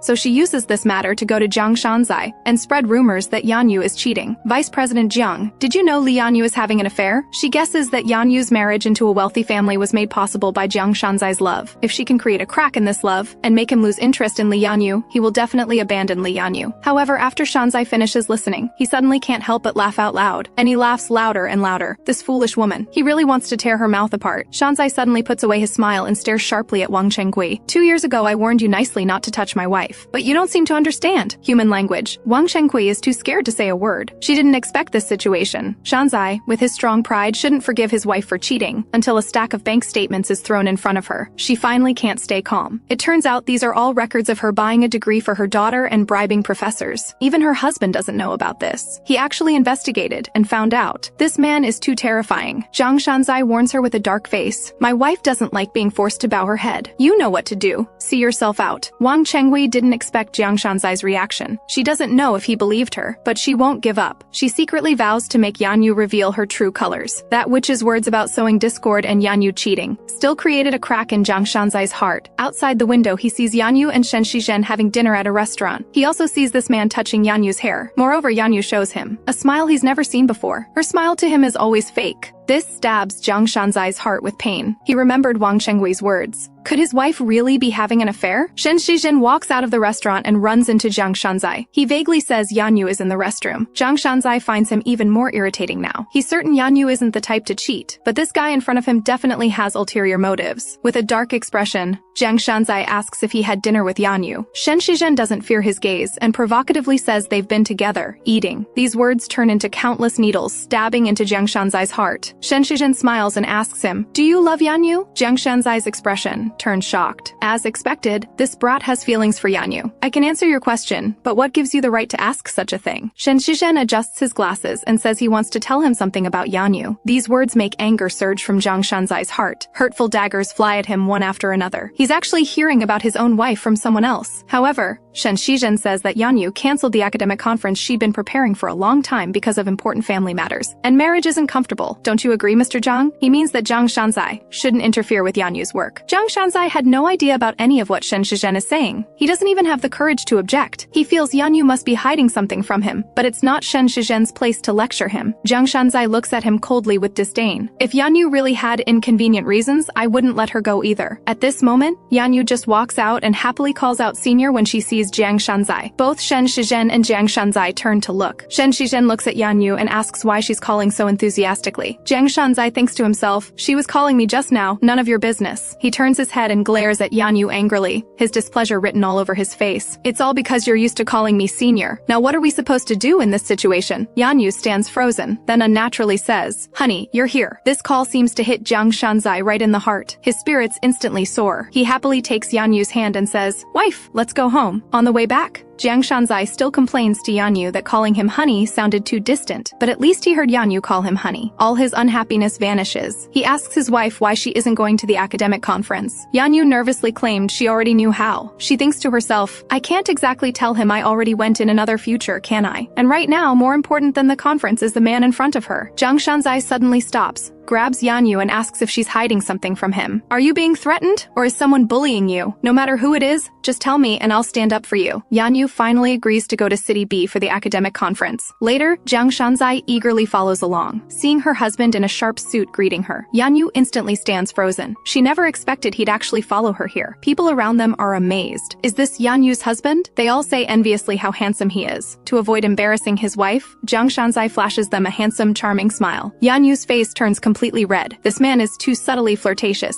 Even as she enters, she's still thinking, if only I could look at him a little longer. That evening, Jiang Shanzai happily finishes his shower, waiting for his wife. Then Yanyu calls. She complains that her room is too far from his. She might not be able to come see him. Jiang Shanzai's heart sinks completely. Then he hears his wife say they'll meet in the lobby tomorrow morning, but only for 10 seconds. Now it's Jiang Shanzai's turn to be dumbfounded. 10 seconds? He flew from City S to City B for just 10 seconds? That's not even enough time to hold her hand. Soon it's morning. After confirming her husband's health is excellent in the lobby, Yanyu plans to leave, afraid of causing trouble if her colleagues see them. Seeing her looking around, nervously, afraid of being spotted, Jiang Shanzai suddenly leans close to her ear, teasing her with his deep, magnetic voice. Tonight after my lecture, I'll take you out. Yanyu doubts she heard correctly, momentarily forgetting what she was worried about. Her cold and aloof husband knows how to have fun? This is the first time he's asking her out. Yanyu feels sweet inside, seeing his wife smiling so happily. Jiang Shanzai can't help wanting to kiss her. At this moment, colleagues start coming out, afraid of being seen by them. Yanyu quickly hides in his arms, muttering that they absolutely cannot be seen. Jiang Shanzai smiles gently. Hurry and go. As he leaves, Yanyu quietly tells him they'll see each other tonight. 10 seconds is enough. 10 seconds again. What can you even do in 10 seconds? After Yanyu leaves, he prepares to go to work too. As he boards the plane, he wonders what Yanyu's reaction would be if she knew he wasn't here on a business trip, but came specifically just to see her. Returning to the company, he unexpectedly sees Ma Zhengtai here. Jiang Shanzai sneers. This family just won't give up. Next time they should call ahead. It turns out Ma Zhengtai is here because of his daughter and wife's situation. He hopes Jiang Shanzai will back off and give them a chance. However, Jiang Shanzai shows no mercy. Because you hurt my wife? Interesting things are about to change, aren't they? Ma Zhengtai pleads, using the fact that he's taken care of their family for 20 years, that he and Jiang Shanzai are in the same corporation, and his own dignity. Unexpectedly, Jiang Shanzai firmly states he won't show any mercy, because he doesn't know if Yanyu will choose to forgive him. Seeing Jiang Shanzai so merciless, Ma Zhengtai stands up and shouts at him, "You'll definitely regret doing this." Jiang Shanzai's face darkens, staring coldly at this lunatic. When Jiang Shanzai returns to the hotel, he runs into Shen Shizhen. Shen Shizhen smiles and apologizes for what happened last time. Jiang Shanzai dismissively says it's fine, he understands. Hearing Shen Shizhen thank him for helping take care of Yanyu, Jiang Shanzai is displeased. Does he need thanks for taking care of his own wife? So he no longer cares that this is Yanyu's colleague. With the authority of a CEO, he warns him, "Yanyu is my wife. You're just her colleague. Don't cross the line." Just then, Yanyu happens to come by, puzzled why both of them look so upset. Without a word, Jiang Shanzai takes Yanyu's hand, turns around and heads toward his room. He doesn't forget to assert dominance by saying, "Let's go." Going to a hotel room with her husband for the first time, Yanyu's face turns red. It feels like a honeymoon. Yanyu nervously overthinks, so she quickly hides in the room to change. Holding the clothes, Yanyu worries about how they'll sleep tonight. She doesn't notice at all that the clothes don't fit. When she finally realizes, she cries out loudly. This cry successfully catches Jiang Shanzai's attention. Anxious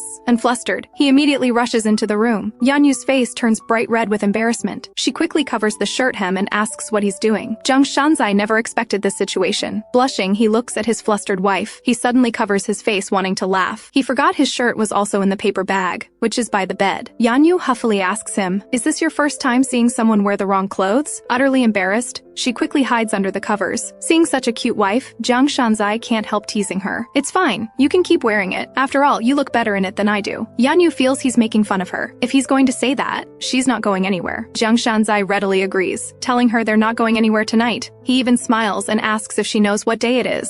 It's been 160 to 6 hours. Tonight they can become a real married couple. This completely confuses Yanyu, but the next second, Yanyu feels completely panicked. She immediately sits up in bed. So this guy has been counting down all along. He actually took that joke seriously. Jiang Shanzai slowly unbuttons his shirt. "I think no matter what we do outside, it won't be as fun as playing here with you." Yanyu completely panics. "Wait, honey, she's still a student mentally. She can't do this. She'll die." But how could Jiang Shanzai pass up such a perfect opportunity? "Don't you really want to check my health?" With things said to this point, Jiang Shanzai feels he can definitely be intimate with his wife today. But unexpectedly, his wife starts crying. In the end, left with no choice, he can only smile bitterly and say it was a joke. Yanyu asks if it was really just a joke. Jiang Shanzai says awkwardly that actually, it wasn't a joke. He thinks about being intimate with her every day, but he needs her consent. But if he can't consummate the marriage, he should at least get a little taste. Saying this, he tilts his head and kisses her. "Do you allow this much?" touch? I kissed you because you're too beautiful. After Jiang Shanzai leaves, Yanyu's mind is still blank, but her hand touches her lips, recalling what Jiang Shanzai said as he left. I kissed you because you're too beautiful. Before returning to the hotel, Jiang Shanzai remembers that when Yanyu drinks, she does one thing, so he desperately gets her to drink. Sure enough, after getting drunk, Yanyu abandons her usual reserve. She starts letting loose, getting handsy with him, but after a few happy minutes, the woman starts snoring away. Is this so-called mischief just randomly touching him a couple times? Jiang Shanzai is so disappointed he questions life. Soon they reach the hotel. Exhausted and speechless, Jiang Shanzai places Yanyu on the bed. Looking at his fully dressed wife, he thinks at least he should take off her coat. His wife's soft, fragrant body makes his heart race. He forces himself to focus on the coat. Hearing his wife murmuring no, Jiang Shanzai reflexively raises his hands, swearing he's really just taking off the coat. Then he doesn't dare have inappropriate thoughts. He roughly yanks the coat hard. This almost knocks Yanyu out. Jiang Shanzai is so scared his heart pounds. Seeing his wife not responding for a while, he can't suppress his stirring desire again. He wants to steal a kiss. Yanyu suddenly opens her eyes with a grin. Did you swear you wouldn't touch me? Jiang Shanzai immediately objects. He didn't swear then, and absolutely won't swear. Only an idiot would swear not to touch his wife. He thinks Yanyu is testing him. So with a sour face he says, don't always try to make him out to be a good guy. Men have no self-control when facing women they like. But the next second, his face is grabbed by Yanyu, who incoherently says, Senior, it's so good that you're still alive. Jiang Shanzai is completely confused by her baffling words. He doesn't know if she's really drunk or playing dumb. Gritting his teeth, he asks if she's deliberately saying these things to stop him from making a move. But unexpectedly, his arm is grabbed. After a tilt, he falls onto the bed completely bewildered. Seeing Yanyu holding his hand and not letting go, Jiang Shanzai tries to break free in frustration. He doesn't want to just hold hands while sleeping. With only one hand free, he can't do anything. But Yanyu grips tightly and won't let go, muttering, I won't let go. You want to sleep with me, right? I won't just hold hands. After waiting a while with no response, he curses himself for being stupid. She only responds to questions that benefit her. This time, you're the one who wants to sleep with me. I won't refuse. Unexpectedly, Yanyu rolls over, buries herself in his arms and falls asleep. Jiang Shanzai is quite angry, but he can't wake her up. Through the long night, he's too hot to sleep, and the key problem is he can't go to the bathroom for a cold shower. So he pities himself and asks Yanyu why she wanted to divorce him in the first place. In the morning, Jiang Shanzai dejectedly holds his wife's hand as they leave the hotel. Yanyu doesn't understand why her husband is upset so early. Could he be blaming her for taking half the bed last night? She silently complains what a petty man. He wanted me to sleep with him, and now he feels guilty about it. At this moment, Jiang Shanzai deeply regrets how last night passed. Facing a wife he can only look at but not touch. Who knows how hard he struggled last night, but he doesn't forget to tell his wife that she can drink at parties and gatherings in the future, but she must call him 30 minutes before drinking. He'll come pick her up. Naive Yanyu doesn't realize she's been tricked by her husband. She happily tells him to keep his word. Yanyu regrets not having fun because she got drunk last night. Jiang Shanzai tells her, it's okay, next month will be Christmas. Then, hearing about Christmas, Yanyu happily says she can participate in volunteer activities at school. She asks if her husband will be very busy on Christmas. Jiang Shanzai huffs and turns around saying yes. Very busy. Extremely busy. Soon they arrive at City S. Her best friend stands at the intersection, nervously wondering if he will come or not. Seeing Jiang Shanzai gently helping Yanyu out of the car, she's so surprised her mouth won't close. Is this the same iceberg she saw last week? After Jiang Shanzai leaves, she speaks without thinking and mentions their last meeting. Yanyu is puzzled about when they met and decides to ask her husband properly tonight. Late at night, Jiang Shanzai staggers home drunk. Passing by Yanyu's room, he doesn't know if his wife is asleep. Liquid courage emboldens the coward. He pushes open the door, seeing his wife sleeping so soundly. He can't help secretly kissing her. This pure-hearted older man who usually clamors about being intimate now feels shy. Soon it's the next morning. Yanyu sees a call from her father-in-law on her phone. She hurries to call him back. Turns out something happened at the company. Her father-in-law couldn't reach Jiang Shanzai, so he called Yanyu instead. She looks through the door, crack, and sees her husband still sleeping, so she quietly approaches the bed and tells her father-in-law that Jiang Shanzai is still sleeping. But her father-in-law says there's a very urgent matter and asks Yanyu to help wake him up. She suddenly thinks of something she's always wanted to do but didn't dare.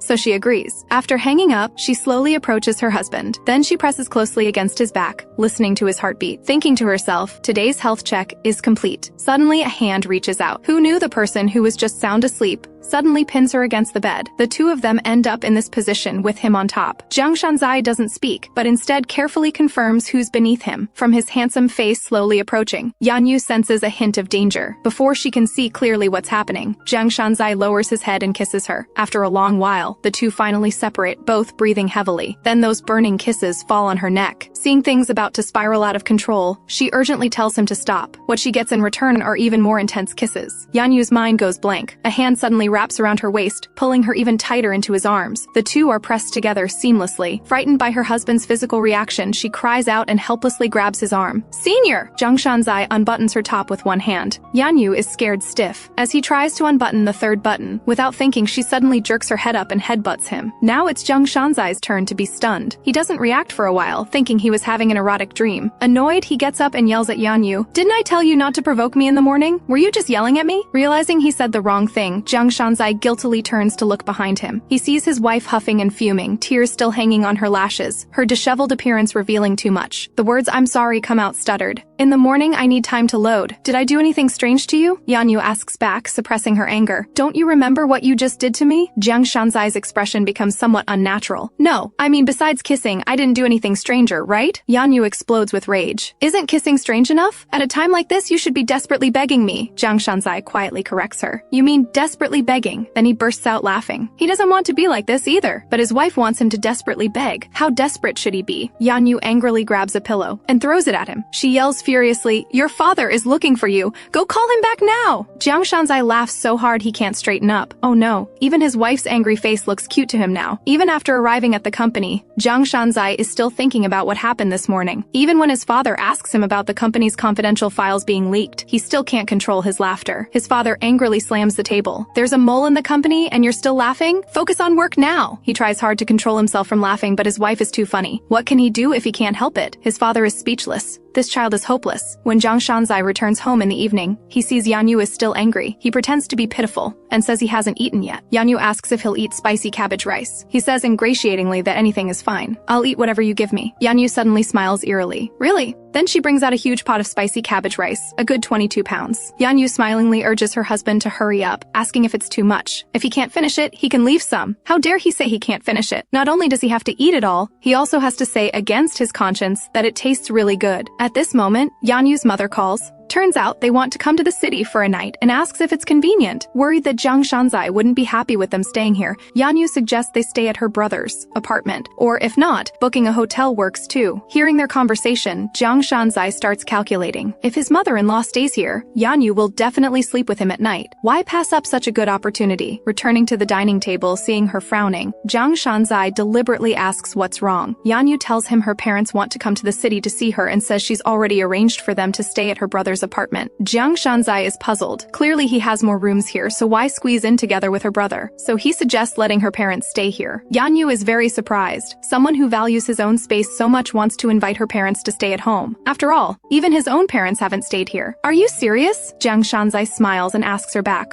"Would I lie?" Then he tells her not to worry about this. He'll contact her father. Yanyu is moved to tears, feeling more and more that her husband treats her better. At this moment, Jiang Shanzai's phone rings. Hearing him say superstar, Yanyu's eyes widen in shock. Someone called Superstar, who has contact with her husband. There's only one person, Yusola, the real reason for her divorce. In her previous life, when Yusola returned to the country, Jiang Shanzai personally went to pick her up. At their first meeting, he and Yusola stood intimately together. The two of them looked more like a married couple. Right in front of her, Yusola provocatively placed her hand on Jiang Shanzai's shoulder. Even though he knew he was married, he didn't avoid it. "Is this the person you're going to marry?" Yusola said with a smile that she and Jiang Shanzai have been very good friends since childhood. At that time, Yanyu thought with inferiority. Clearly, he has such a beautiful actress friend by his side, so why would he have a fake marriage with her? She couldn't quite understand. Are they really just friends? Soon she realized she was just a joke. That day, because she had a cold, she didn't go to school. Suddenly, someone entered the door code. She thought the housekeeper forgot something, but it turned out to be Yusola, who acted like the lady of the house returning to her own home. In a hostess's tone, she asked Yanyu why she didn't greet her. Yanyu thought to herself, "I'm the lady of the house. Why should I greet a guest first? Besides, she didn't greet me either." Yanyu asked her back how she knew the door code. Yusola said, meaningfully, that she knows everything about Jiang Shanzai. She even knows the reason for your fake marriage. Yanyu looked up at her in shock. Only she and Jiang Shanzai knew this secret. She never told anyone else, but he actually told her. After Wang Shengui beat you, Shanzai proposed to you, right? At that time, Yanyu was so upset she wanted to cry. He even told her about this. Seeing that Yanyu believed her words, Yusola breathed a sigh of relief. Before Shanzai decided to marry you, his scandal with me was exposed. Because photos were taken at that time, it was a difficult situation, and that period was very important for me,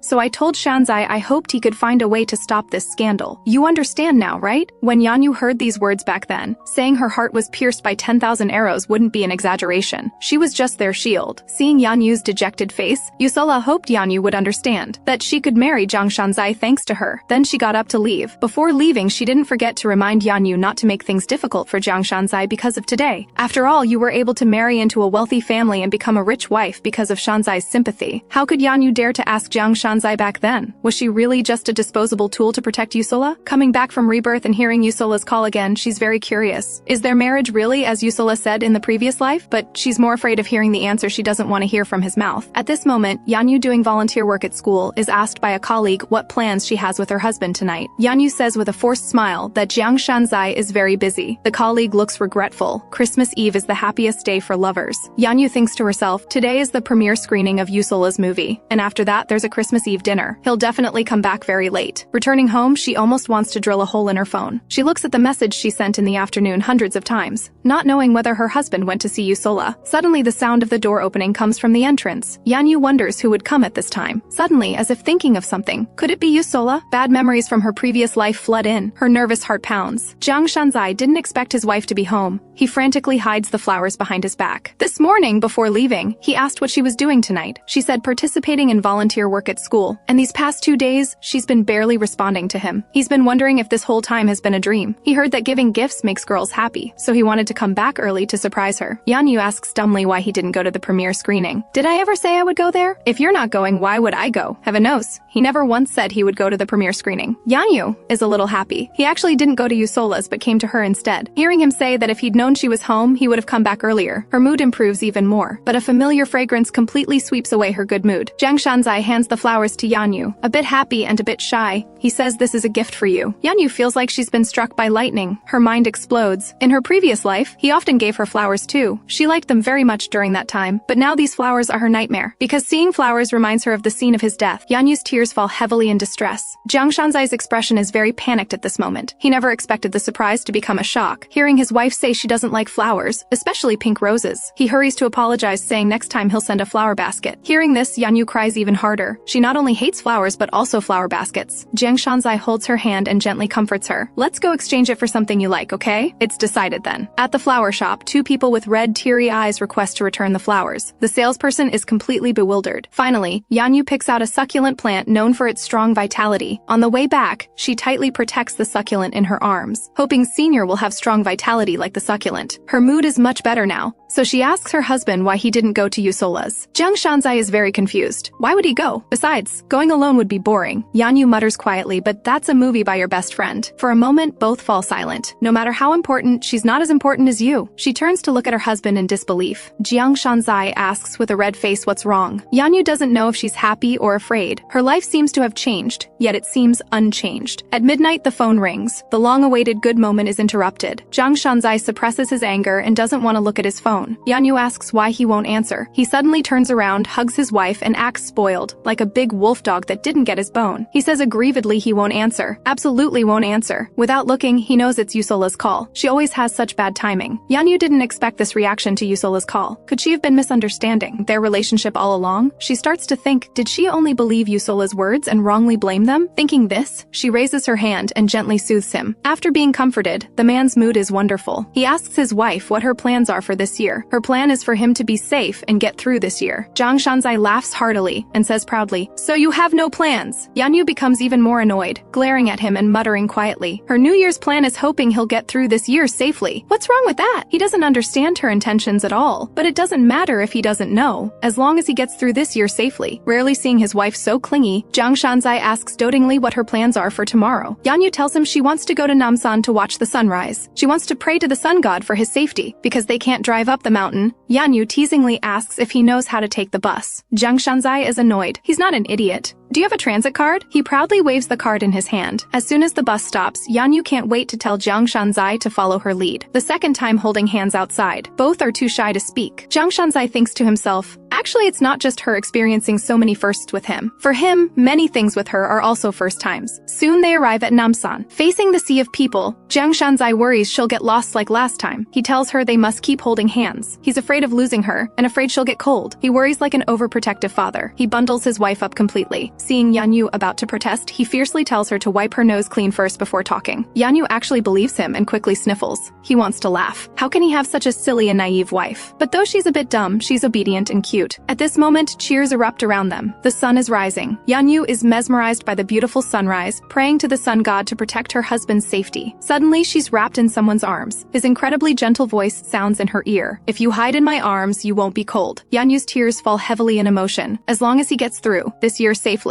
he can avoid the tragic ending of his previous life. Cold, wet tears drip onto his hand. Jiang Shanzai is alarmed and asks why his wife is crying. Yanyu quickly wipes away her tears carelessly. I'm not crying because I'm sad, but because I'm happy to watch the sunrise with you. A touch of tenderness flashes in Jiang Shanzai's eyes. He simply lowers his head slightly and kisses her lips. Jiang Shanzai also prays to the sun god in his heart. He hopes he can be intimate with her soon. Suddenly, Yanyu's phone rings. Seeing the picture her best friend sent, her mind goes blank. The first scandal of the new year is actually her husband being photographed secretly with Yusola. Yanyu looks at her husband in disbelief. Didn't he say he didn't go see Yusola? He's never seen his wife look at him this way. Jiang Shanzai nervously grabs the phone. Then he gets very angry at the phone. Who's playing this kind of prank? I'm a married man. Yanyu can't understand why Yusola keeps inserting herself between them. In her previous life, she came to school arrogantly looking for her. With one sentence, hoping Shanzai will be happy. She forced her to divorce. She was a coward back then, so she messed everything up without asking him directly. But now it's different. She's been reborn. How can she let her cause trouble again? So she grabs her phone back. Senior, didn't you come to City D to be with me Thursday night? These people really talk nonsense. But she's also puzzled about when this photo was taken. Jiang Shanzai scratches his face uncomfortably. Well, actually, that day I went back to City B, and then I ran into Yusola at the airport. What? So you saying you went to City D on business was a lie? The company is so important, how could you follow me there? However, Jiang Shanzai says awkwardly, because you said you need to see me every morning, so I lied and said I was on a business trip. And how is the company more important than you? Yanyu suddenly freezes, clearly shocked. After the misunderstanding is cleared up, Jiang Shanzai rushes home with Yanyu. If his father finds out about this, he'll probably get a beating. Even after getting on the bus, he's still angry, muttering that he must sue that reporter and immediately clarify things. He can't let his wife worry. After getting on, he explains to Yanyu that Yusola has been contacting him these past few days, but he's been busy and hasn't responded. He's secretly relieved. Fortunately, they didn't meet. Otherwise, if photos were taken, it would be impossible to clear his name. Yanyu asks if he's never met her. Hearing her husband's solemn guarantee, Yanyu is a bit surprised.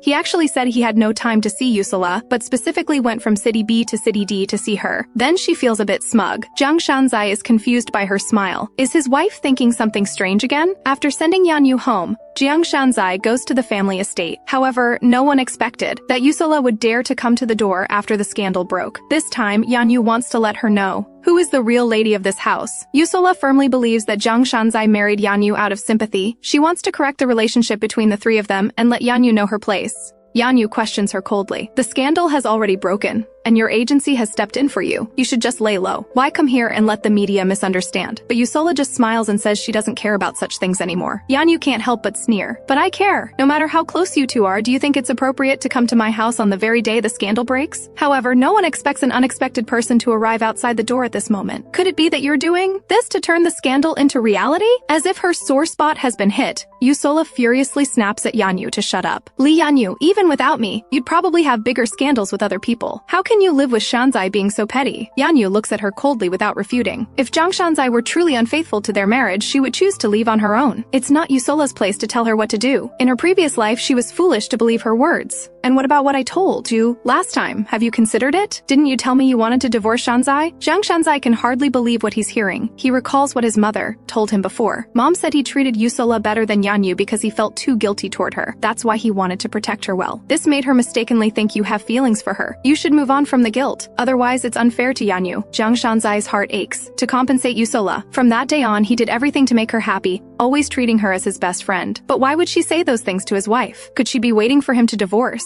Jiang Shanzai is frightened by his own thought. Hearing that Yanyu now refuses to divorce, Yusola despises her lack of integrity. You said before it sounded like you divorce immediately. Why haven't you done it yet? Yanyu calmly tells her she's changed her mind. Yusola's expression suddenly turns sinister. Do you still want to maintain a loveless marriage? A loveless marriage? Yanyu laughs bitterly. I used to believe your words. I thought my husband didn't like me, and I added my own imagination to it, always believing he liked you. I even wondered how much he liked you. Would he marry me to protect you? That's why I wanted to break up with him. But now I suddenly understand. All these words came from you. He never said them to me himself. After speaking, she glances toward the entrance, as if telling Jiang Shanzai her true feelings. She lifts her face into a brilliant smile. I won't divorce. Yusola curses furiously. Li Yanyu, you're so shameless. Absolutely disgraceful. If I were you, with no self-respect left, I would definitely… Yusola's eyes widen in fear. She never expected Jiang Shanzai would return at this moment. She can't believe how much he heard. Jiang Shanzai angrily asks her when she came. Yusola frantically grabs his arm, wanting him to let her speak first. But Jiang Shanzai shakes her off. Did I ever tell you I married Yanyu to protect you? Jiang Shanzai covers his face in frustration. He can't figure out when she got this wrong idea. So he reminds Yusola that his marriage to Yanyu has nothing to do with her. Yusola, listen carefully. I did not marry Yanyu to protect you. My marriage to her has nothing to do with you whatsoever. Yanyu's heart pounds. She can't believe her husband would react this way. Yusola suddenly explodes, pointing at Yanyu and roaring. Didn't you decide to marry her after you saw Wang Chenghui hit her? You clearly just pitied her. Jiang Shanzai's gaze suddenly sharpens. Yusola, how do you know about Wang Chenghui? I don't think I ever told you about that. Yusola realizes her mistake and covers her mouth, afraid to speak. Seeing she won't talk, Jiang Shanzai has no time to waste on her. Although he's furious, he wants to talk to Yanyu first. He chooses to stand beside Yanyu. This tells Yusola that no matter what, he's always on his wife's side. Yusola looks at him in disbelief. Jiang Shanzai impatiently tells her to leave immediately. He says he doesn't want to lose his temper with her. Yusola leaves in embarrassment. Before leaving, she tells Jiang Shanzai he can't treat her this way. Yanyu looks at her husband in surprise. So the secret of their marriage wasn't something he told Yusola. You wanted to divorce me because of this? Suddenly her husband roars. Yanyu trembles in fright. He asks Yanyu whose words she believes. She actually believed Yusola's words, and she wouldn't even come to him to ask. Yanyu is provoked and can't help but ask back. How was I supposed to ask? For the past 2 years, my husband never talked to me, yet he always smiled warmly at Yusola. Whenever Yusola needed you, no matter how late, you'd rush over after her call. You, who rarely smiled at me, always smiled so happily in front of her. I witnessed all of this.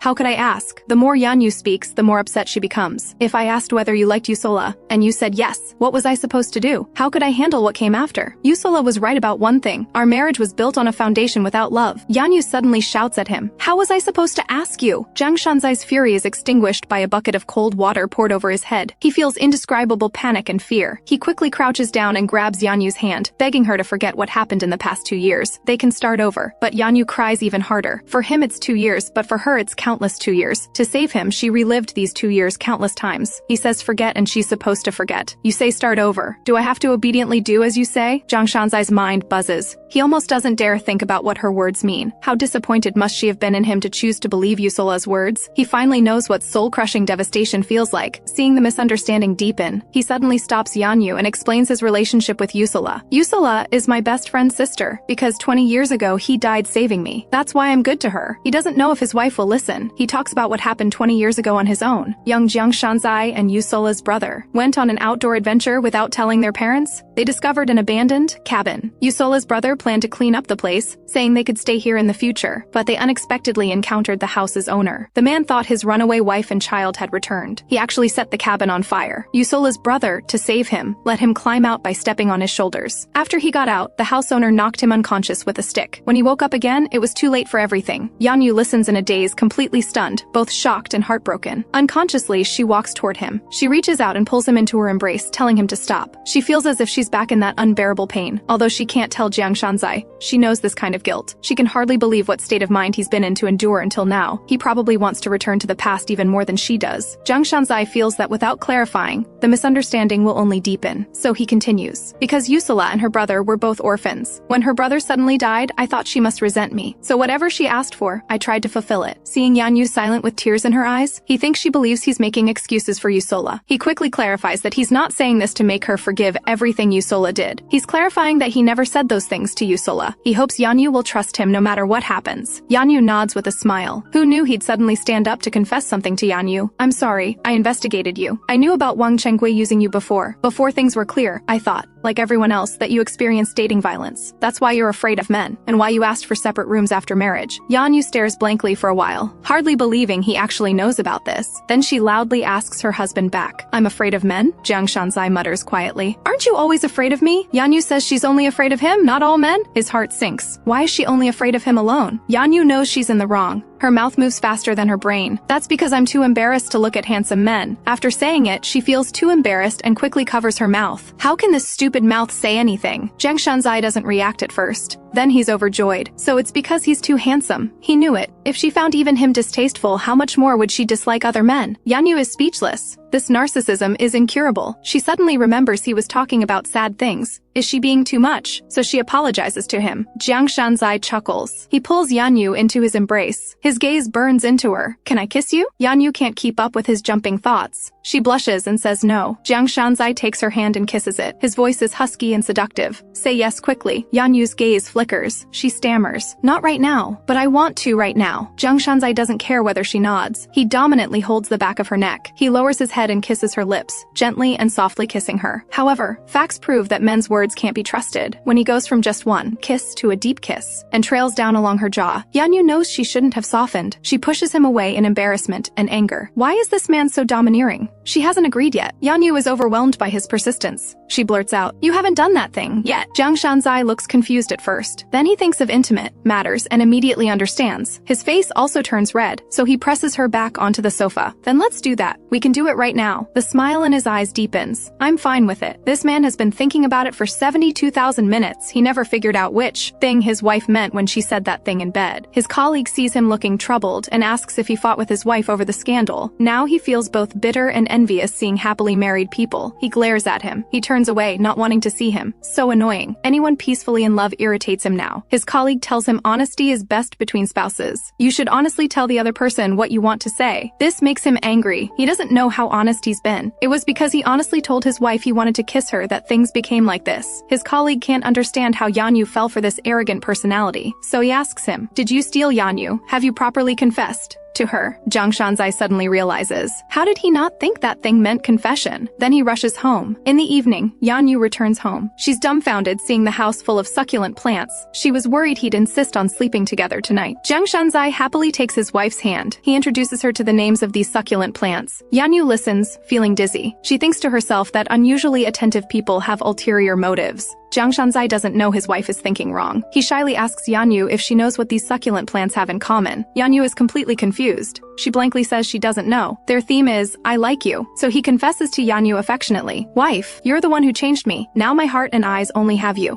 No one else. It's been like this from the beginning. Yanyu asks him in surprise. You've really never liked anyone else? Jiang Shanzai raises his hand to caress Yanyu's cheek. His eyes are deep as the ocean. So tender it's overwhelming. You're the first person I've ever liked. She doesn't quite believe it. If she's his first. Then was that previous kiss his first kiss too? Then she denies her own thought. But looking at how skilled he was, it didn't seem like a first time. But she still needs to thank him. Okay, I understand your feelings. After speaking, she throws herself into his arms and complains indignantly that he said many hurtful things to her before. From now on, you have to say nice things to me every day. Then one day I'll accept you. Jiang Shanzai never imagined it would be this situation. Which day is one day? During the day, Yanyu receives a call from her mother saying she'll come over today. Worried that if mom discovers they sleep in separate beds, she'll overthink things. So she tactfully tells mom the house isn't tidied yet. She can come stay a night after they clean up tomorrow. Mom also thinks it might be inconvenient and says she can stay at her son's place. However, when she returns home, mom has actually appeared at the house. Yanyu is completely confused. Before she figures out what's happening, mom pulls her to sit at the dining table. Turns out this scheming man, worried about missing dinner, waited at the toll station early. Yanyu is attracted by the delicious food on the table. Her eyes only see the good food. She doesn't care about being tricked anymore. Her eyes sparkle as she asks who made these. He takes credit, saying he had the housekeeper prepare them. Mom praises the housekeeper's skills. I think mom's side dishes are even better. her. He makes mom laugh. Yanyu sighs. Oh my, you really know how to talk. He quietly leans close to his wife's ear and whispers softly. You taught me well. You told me to say one nice thing every day. I wrote it all down in my little notebook. He understands that keeping mom happy means he gets to eat well. Mom sees Yanyu hasn't eaten yet. She gets up to serve her rice. He quickly stops her. Yanyu also quietly follows him to the kitchen. She anxiously asks him how they'll sleep tonight. Jiang Shanzai cheerfully tells her not to worry. He's already arranged the rooms. Tonight, mom and dad will sleep in your room, and you'll sleep in my room. Yanyu feels the heat in her husband's words. Her face burns red. I need to change clothes. Watching her adorable expression, Jiang Shanzai can't help but want to laugh. Honey, where are you going? He smiles and points to his room. Not that way, this way. Yanyu's limbs are so stiff she can barely walk. This man moved even her clothes without her consent. After dinner, mom asks Jiang Shanzai if he drank too much. He smiles and says he only drank a little. Then mom tells them to go to bed first. Yanyu feels she can still struggle. Mom, I'll sleep with you tonight. She really can't handle her husband after he's been drinking. Mom smiles and pushes her hand away. Silly child, why would you sleep with me? You should sleep with your husband. Yanyu has no choice. She hears her husband cheerfully saying goodnight to mom. She can only silently watch mom leave. Suddenly, her hand is grabbed. Jiang Shanzai pulls her entire body into his embrace. Let's go, honey. Like a puppet, Yanyu is led by him toward the bedroom. The two walk one in front of the other. Both their hearts pound nervously. For such a timid female lead, all escape routes must be cut off. Launch a fierce attack. Yanyu nervously looks around, planning to find a place to hide for the night. But before she can speak, he's already weakly leaning over, putting on a pitiful appearance. Yanyu stares blankly, not knowing what's happening. Was he too tired from keeping her parents company today? Thinking of this, her heart aches. She softens and raises her hand, comforting him gently. Satisfied, he buries his head in the crook of her neck and nuzzles. Wife, I'm burning up. Shouldn't you take care of me? Yanyu is immediately embarrassed and annoyed. She suspects he's faking being drunk. Otherwise, why can't she smell alcohol? He smiles and asks if her nose is stuffed. To prove he's really drunk, he skillfully lowers his head and kisses her, holding her lips and asking if she smells alcohol now. Yanyu is almost dying of embarrassment. She doesn't know if he's really drunk or faking. He suddenly pulls Yanyu into his embrace from behind, calling her full name one moment, honey the next. His hands wander dishonestly. His satisfaction rises sharply. He secretly sighs that he's in such a good mood tonight. When a starved man becomes affectionate, it's truly frightening. Yanyu is completely dazed. She doesn't react until her earlobe is taken into his mouth. The kissed earlobe feels like it's been burned. Yanyu covers her burning ear and glares at her husband. Hey, your ear turned red. Yanyu suspects he's faking drunkenness, trying to seduce her with his masculine charm. She turns and leaves indignantly. Ouch! My head hurts so much. Yanyu pauses. She turns and sees her husband holding his head and acting cute. Touch my head. Her temper worn down by him, she resignedly pats the bed, telling him to come over. Then she reaches out to feel his forehead. He doesn't seem to have a fever, but the next second, her hand is grabbed. Touch properly. The air fills with ambiguous atmosphere. The more Yanyu looks at his gaze, the more unsettling it feels. She senses trouble. She tries to slip away. Who can resist being seduced by such a handsome man? She'll really fall for it at this rate. But before she can take a step, everything spins. Yanyu finds herself lying on the bed, completely bewildered. She asks why he's scaring her like this. What if she gets hurt? Looking at his wife's annoyed face, his smile deepens. Would I let you get hurt? I'm worried you'll get hurt. This phrase makes him think of something. He suddenly pulls Yanyu even tighter into his embrace. He stops teasing her and lets her sleep like this. Yanyu's heart fills with sweetness. Seeing her husband so close, she can't help wanting to touch him. Suddenly, there's a knock on the door. They both jump up straight in fright. It turns out mom doesn't know how to turn off the fancy lights in the room. Yanyu covers her chest, grateful she almost fell for his unconscious seduction. When he returns and sees his wife sleeping soundly, he tentatively calls out, "Wife." Seeing no response, he calls again, "Little beauty." Then he smiles helplessly and spends a pure night under the covers with his wife. The next day after mom leaves, Yanyu thanks her husband for letting mom stay here, but Jiang Shanzai says mom told him to take care of you more, saying you're like a little child. Yanyu asks in surprise how he replied. He leans over cutely again. I said I'm just older, but I'm still a child too, so please like me more. Yanyu is grossed out. Is this still her cold husband? Jiang Shanzai, in a good mood, pulls her into his arms. Yanyu feels her heartbeat acting up again. She used to think he was dull, but now being with him feels reassuring. She wraps her arms back and nestles obediently in his embrace. She thinks since this is time travel, how nice it would be if she could go back to the proposal. Then, as if thinking of something, she suddenly looks up at her husband. If you could go back to the past, is there a moment you'd want to return to? Yes. Yanyu urgently asks when. He holds his chin, thinking for a moment. November 25th. This is like a bomb, making Yanyu's mind buzz. Going back to the day she traveled through time, she sees her husband's burned arm. Yanyu is both shocked and terrified. She fears that what she dreaded hasn't changed. No matter what she does, what happened in her previous life is still occurring. Because in her previous life at her father-in-law's birthday banquet, her husband also burned this same arm, even in the exact same spot. Jiang Shanzai, afraid his wife will worry, emphasizes repeatedly that he's fine. It's just a minor burn. But Yanyu can't hear anything. Her tears fall pitter-patter non-stop. November 21st is approaching again. How can she not worry? Her mind is in chaos.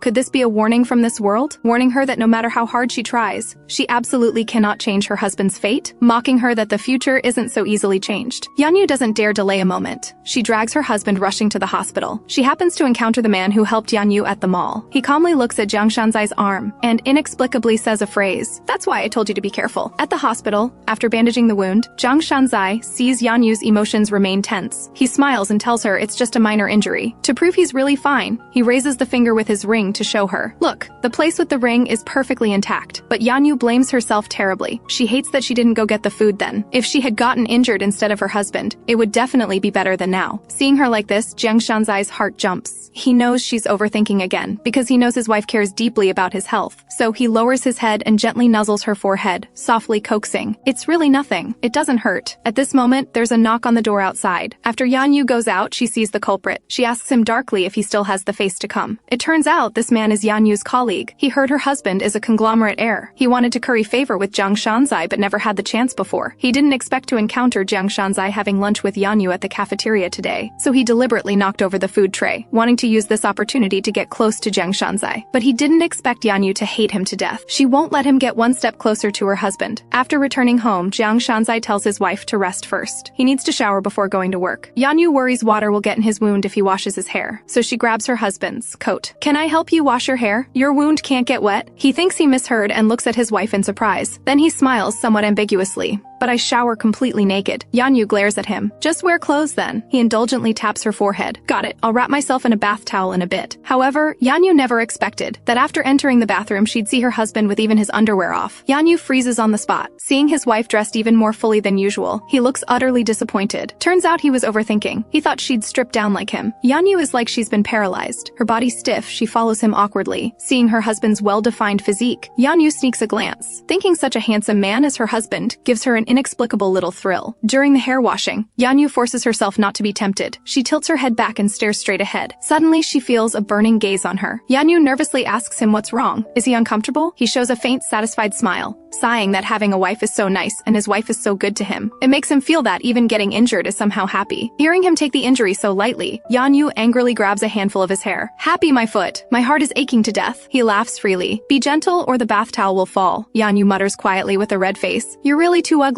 Hearing his wife call him ugly, he doubts he heard correctly and asks again uncertainly. You just said I'm ugly. Do you mean my body? Yanyu quickly says, don't move around or the bath towel will really fall. But he doesn't care about this. He grabs her hand and presses. Have you seen my body? Have you looked carefully? After speaking, he puffs out his chest muscles for her to see properly. Is it ugly or not? Yanyu's face turns completely red. She struggles with closed eyes for him to let go. What are you doing? Let go. So gross.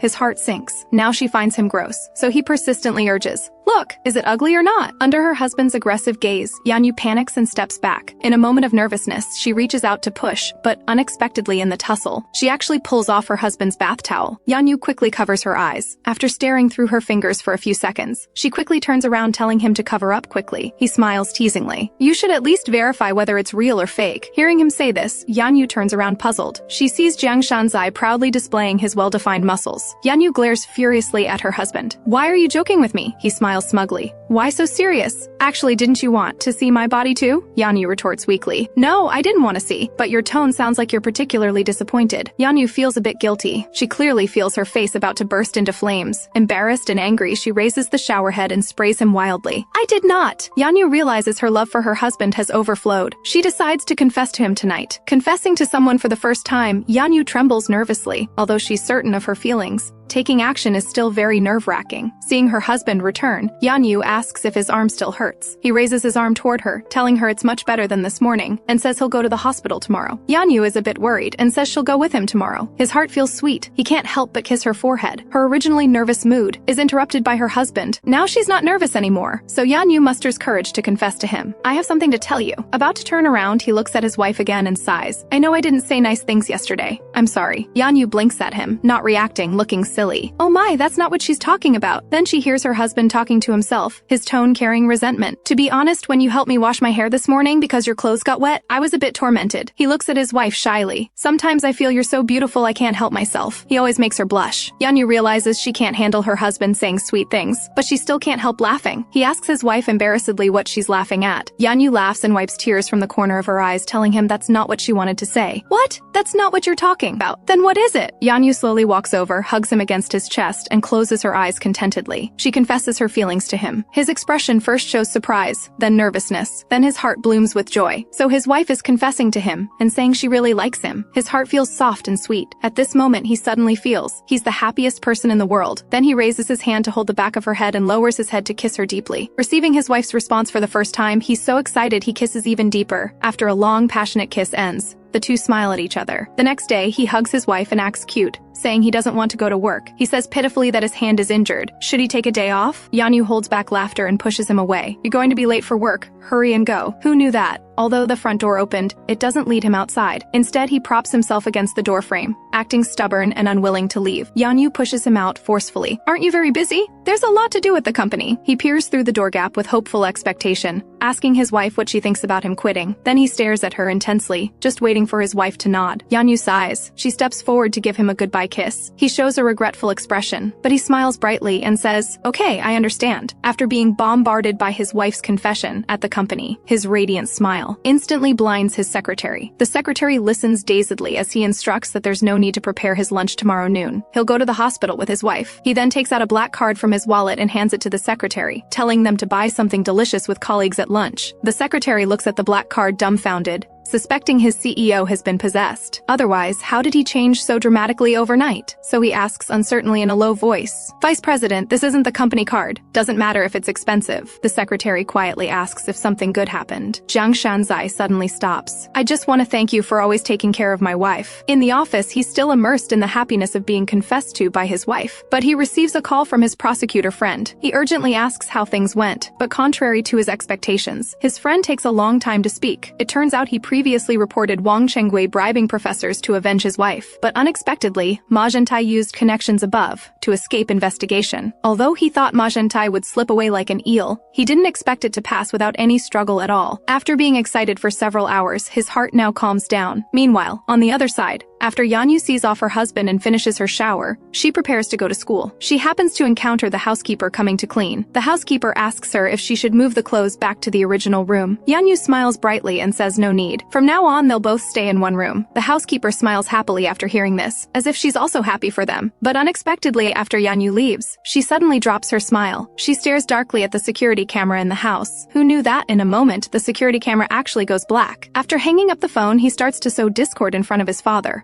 His father asks in confusion what brings him here so early. He says he has something to ask. When will the executive personnel changes be announced? His father looks puzzled after hearing this. Do you want a promotion? Shanzai chokes on his words. He actually wants to resign, so he quickly says that's not what he means. I noticed the president of J Company has terrible performance, yet still sits in that position. His father thought for a while before remembering that J Company is one of their small subsidiaries. I'm worried that one bad apple will spoil the whole bunch. You're aware of this too, aren't you? President Ma Zhentai has always conducted business improperly, hasn't he? But his father still hesitates, because Ma Zhentai did him a favor once. He can't just fire him casually. Jiang Shanzai comes prepared and hands over the investigation materials to his father. In a formal tone, he says if you let this continue, he might keep tarnishing the corporation's image. Actually, Shanzai worries they'll keep making things difficult for Yanyu. After reading the materials, his father falls silent and realizes the problems with Ma Zhentai's business practices. Shanzai continues to fuel the fire. If it's because of past ties, I believe you've already repaid that debt, so just let him go decisively. aggressively. His father sighs, saying firing someone isn't that simple, but he'll consider it. Shanzai looks disappointed. His attempt to rely on his father didn't work. His father suddenly remembers Yanyu's parents are visiting, yet his son didn't invite them over. He asks huffily why he didn't invite them. Shanzai says they're only staying one night. His father gets a bit angry. They haven't even stayed at his son's place yet. Shanzai says, didn't you visit once already, so one time is enough? How heartless. After scorning his son, he looks at him expectantly. If you won't go, then bring your wife over to meet us. You're not planning to not bring her, are you? Shanzai says he'll go back and ask. Hearing his son's answer, his father quickly sets the date. Then come over tomorrow. Shanzai complains his father is pushing too fast. I need some free time to do that. Forget about visiting. I barely have time to spend with Yanyu now. Aren't you being too harsh on your own son? His father rolls his eyes. How can you be so foolish? Weren't you the one who told me to give you all the complex and troublesome work? That was because things weren't good with Yanyu back then. So I used work to numb myself. Now it's different. His happiness in life isn't in the dark, dreary office. It's at home in warmth, sweetly holding his wife. His father says gleefully, "What's wrong? Is the work already too much to handle? I was planning to give you another project." Hearing this, Shanzai weakly rolls up his sleeve. "I wasn't going to tell you this, but I'm injured. Though it's not that serious. Too much work will affect my recovery speed." His father sighs deeply. "All right, health is most important. I'll reduce your workload a bit." Shanzai reveals a triumphant smile. Arriving at the hospital, Shanzai spots his wife waiting for him on the first floor. He immediately runs over and takes her hand. He leads her to the emergency stairwell beside the elevator. Yanyu asks in confusion if they're not taking the elevator. Shanzai says they just need to get to the third floor. But after Yanyu enters the stairwell, before the exit door even closes, her husband suddenly pulls her into an embrace. Then urgent kisses come rushing in. Yanyu is a bit shocked, thinking even though he's her husband, this is too overwhelming. Shanzai acts coy while holding Yanyu, saying, "I missed you so much." But inside he regrets only kissing for such a short time. "We were only apart for 3 hours." "Exactly, that's why I missed you." Yanyu's cheeks instantly turn pink. She responds sweetly, "I missed you too." The two embrace happily. This man in love is so adorable. He really seizes every chance to kiss and cuddle. Shanzai doesn't leave the hospital until after 1 p.m. He didn't expect treatment to take so long. Yanyu worries he's hungry. Looking around, she spots a kimbap shop. She worries whether he likes street food, so she asks if he wants to eat kimbap. Sure. Unlike Yanyu's concern, Shanzai answers readily. Whatever his wife says goes. The food arrives quickly. Shanzai, who has never eaten at a street food shop, says in surprise, "The food came out so fast." "That's because I only ordered dishes that come out quickly. You could tell just by looking." Never having been to a street food shop, Shanzai doesn't know these things and finds his wife amazing. He sweetly calls out, "Wife." "What?" Yanyu isn't used to being called wife yet and freezes for a moment without responding. "Is there anything you want to do?" Yanyu looks surprised. "What do you mean? We should go on dates." Shanzai answers leisurely. Yanyu's heart flutters again at how natural he sounds, but she doesn't forget her mission. "First, wait until your arm gets better. Plus, you have too much work. When you're not working, you need to rest." Shanzai says regretfully, "I'm going to reduce my workload." Yanyu asks in surprise, "Can you do less?" "I have to try, so think about it. If we want to do everything we missed in 2 years all this year, we'll be very busy." Hearing her husband's words, Yanyu suddenly thinks of her husband in that other timeline. Her heart aches. The things we didn't do for 2 years. Things the other you never knew in your entire life. Yanyu holds back tears and says to her husband with a smile, "Let's go see cherry blossoms in spring." "Cherry blossoms won't bloom until April.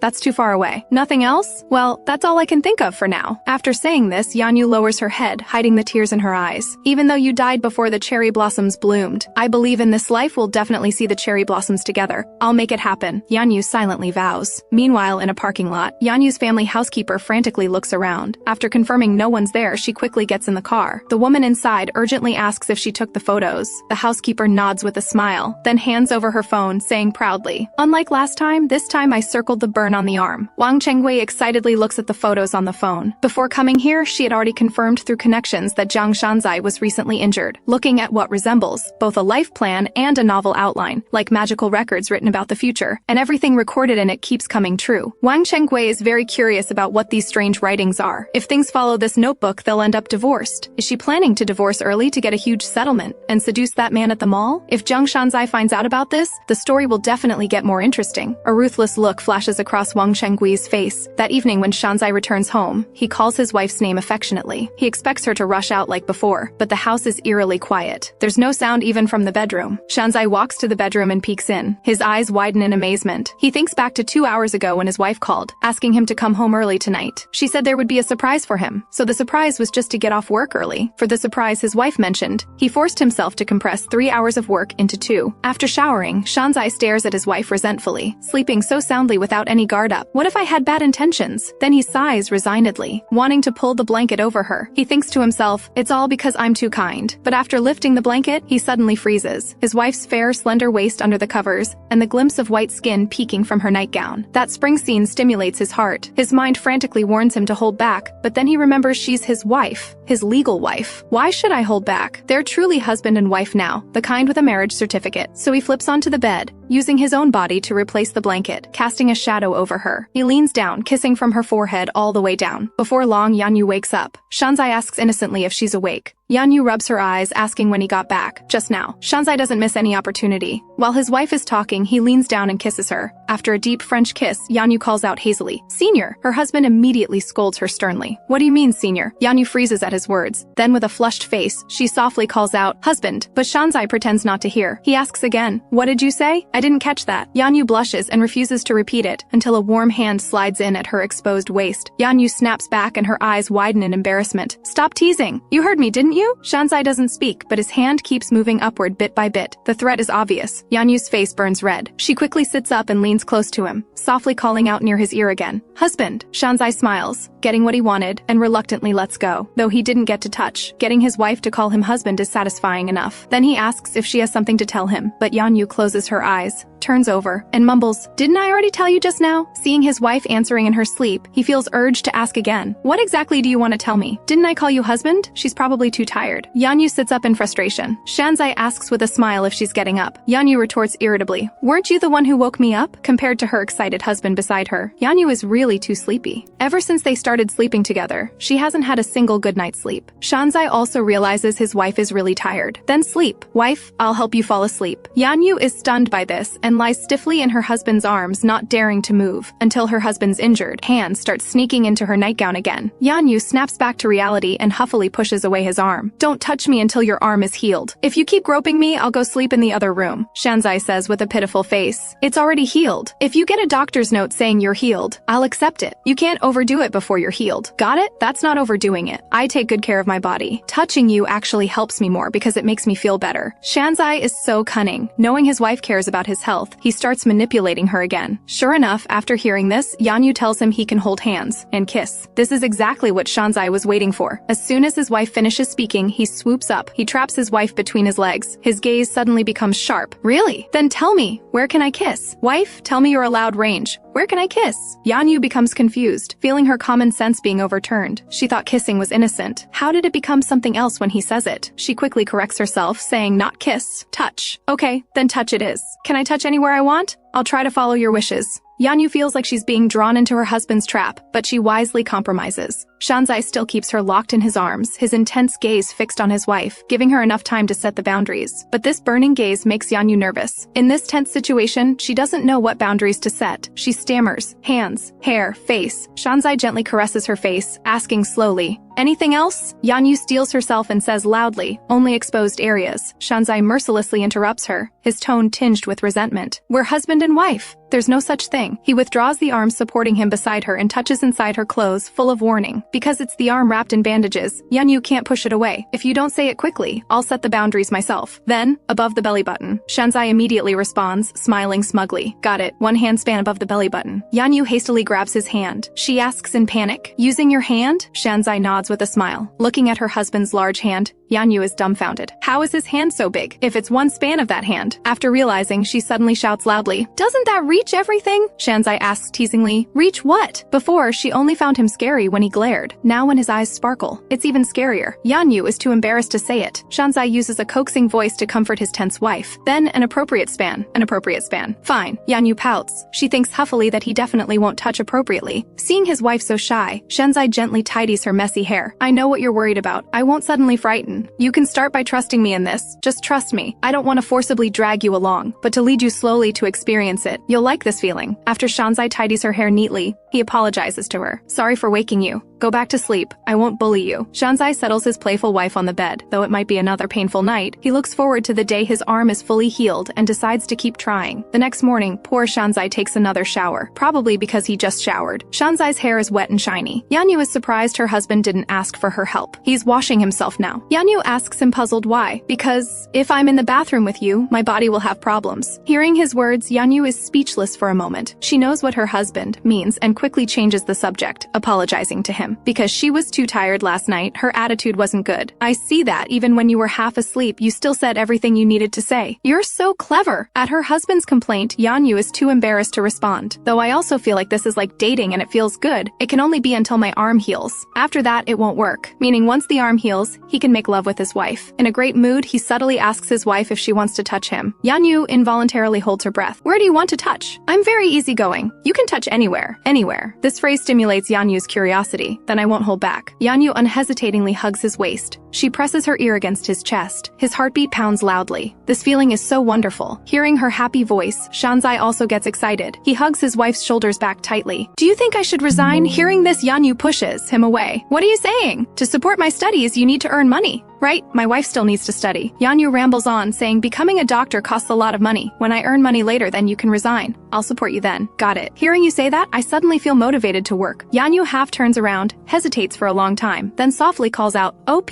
Shanzai looks at her confused, not having heard what she just said. Yanyu clings to his arm and slowly stands on her tiptoes. She softly calls out near her husband's ear, Oppa. After saying this, she dashes to the kitchen. Why does calling him Oppa make Shanzai react so strongly and get so excited? Shanzai shyly covers his face, unable to believe his wife actually called him Oppa. Hurry and get ready for work. Clearly, Shanzai hasn't recovered yet. He stammers for a while without saying a word. He shyly turns his head away, not daring to look at his wife. His wife is so cute, what should he do? She always makes his heart flutter before work, making him not want to go to the office. It's like his wife deliberately doesn't want him to go to work. But unexpectedly, when he gets to the office, a mysterious package shatters all of Shanzai's good mood. Vice President, your package has arrived. The secretary hands over an envelope. The envelope has Li Yanyu written on the outside. Shanzai is puzzled about what his wife suddenly sent him. This morning, he didn't hear his wife say she was sending anything to the office, so he's surprised. But his motion to open the envelope is swift. After opening and checking the contents, Shanzai's expression becomes stiff. What is this? Then, a stack of photos falls to the ground. They show Yanyu crying while sitting on a campus bench, looking at his crying wife in the photos and the strange man sitting beside her. He wonders who sent him these photos and what their purpose is. And looking at the man in front of him, he has a familiar feeling, as if he's seen this face somewhere before. With these questions, he returns home that evening to find Yanyu isn't home. He quickly calls her to ask where she is. Looking at the light bulb on the coffee table, he asks his wife what's going on. Yanyu tells him the housekeeper probably didn't have time to replace it. Just leave it there, and she'll change it when she gets back. But Shanzai looks at how high the ceiling is. Yanyu definitely can't reach it, so he plans to stand on a stool and replace it himself. But he spots the notebook on Yanyu's desk. Thinking Yanyu is studying something, he curiously takes a look. But unexpectedly, it records accident dates and phrases like divorce petition. Shanzai freezes on the spot. Yanyu returns home and calls out to her husband, but gets no response. Thinking he must be showering, she goes back to the bedroom to change clothes. But she sees her notebook on the desk and immediately gets startled. How could she be so careless? She should have put it away. She hopes her husband didn't see it. She quickly puts the notebook in the drawer. At this moment, Shanzai finishes his shower and walks out of the bathroom. Yanyu indirectly asks him if he took a shower right after getting home. After confirming, she feels relieved. She then suggests they change the light bulb together. Shanzai notices the notebook on the desk is now gone. His wife must have put it away. After replacing the bulb, the room becomes brightly lit. At this moment, Shanzai suddenly asks Yanyu if she has something to tell him. Seeing Yanyu's reaction, he pulls her to sit on the sofa. Then he takes out the envelope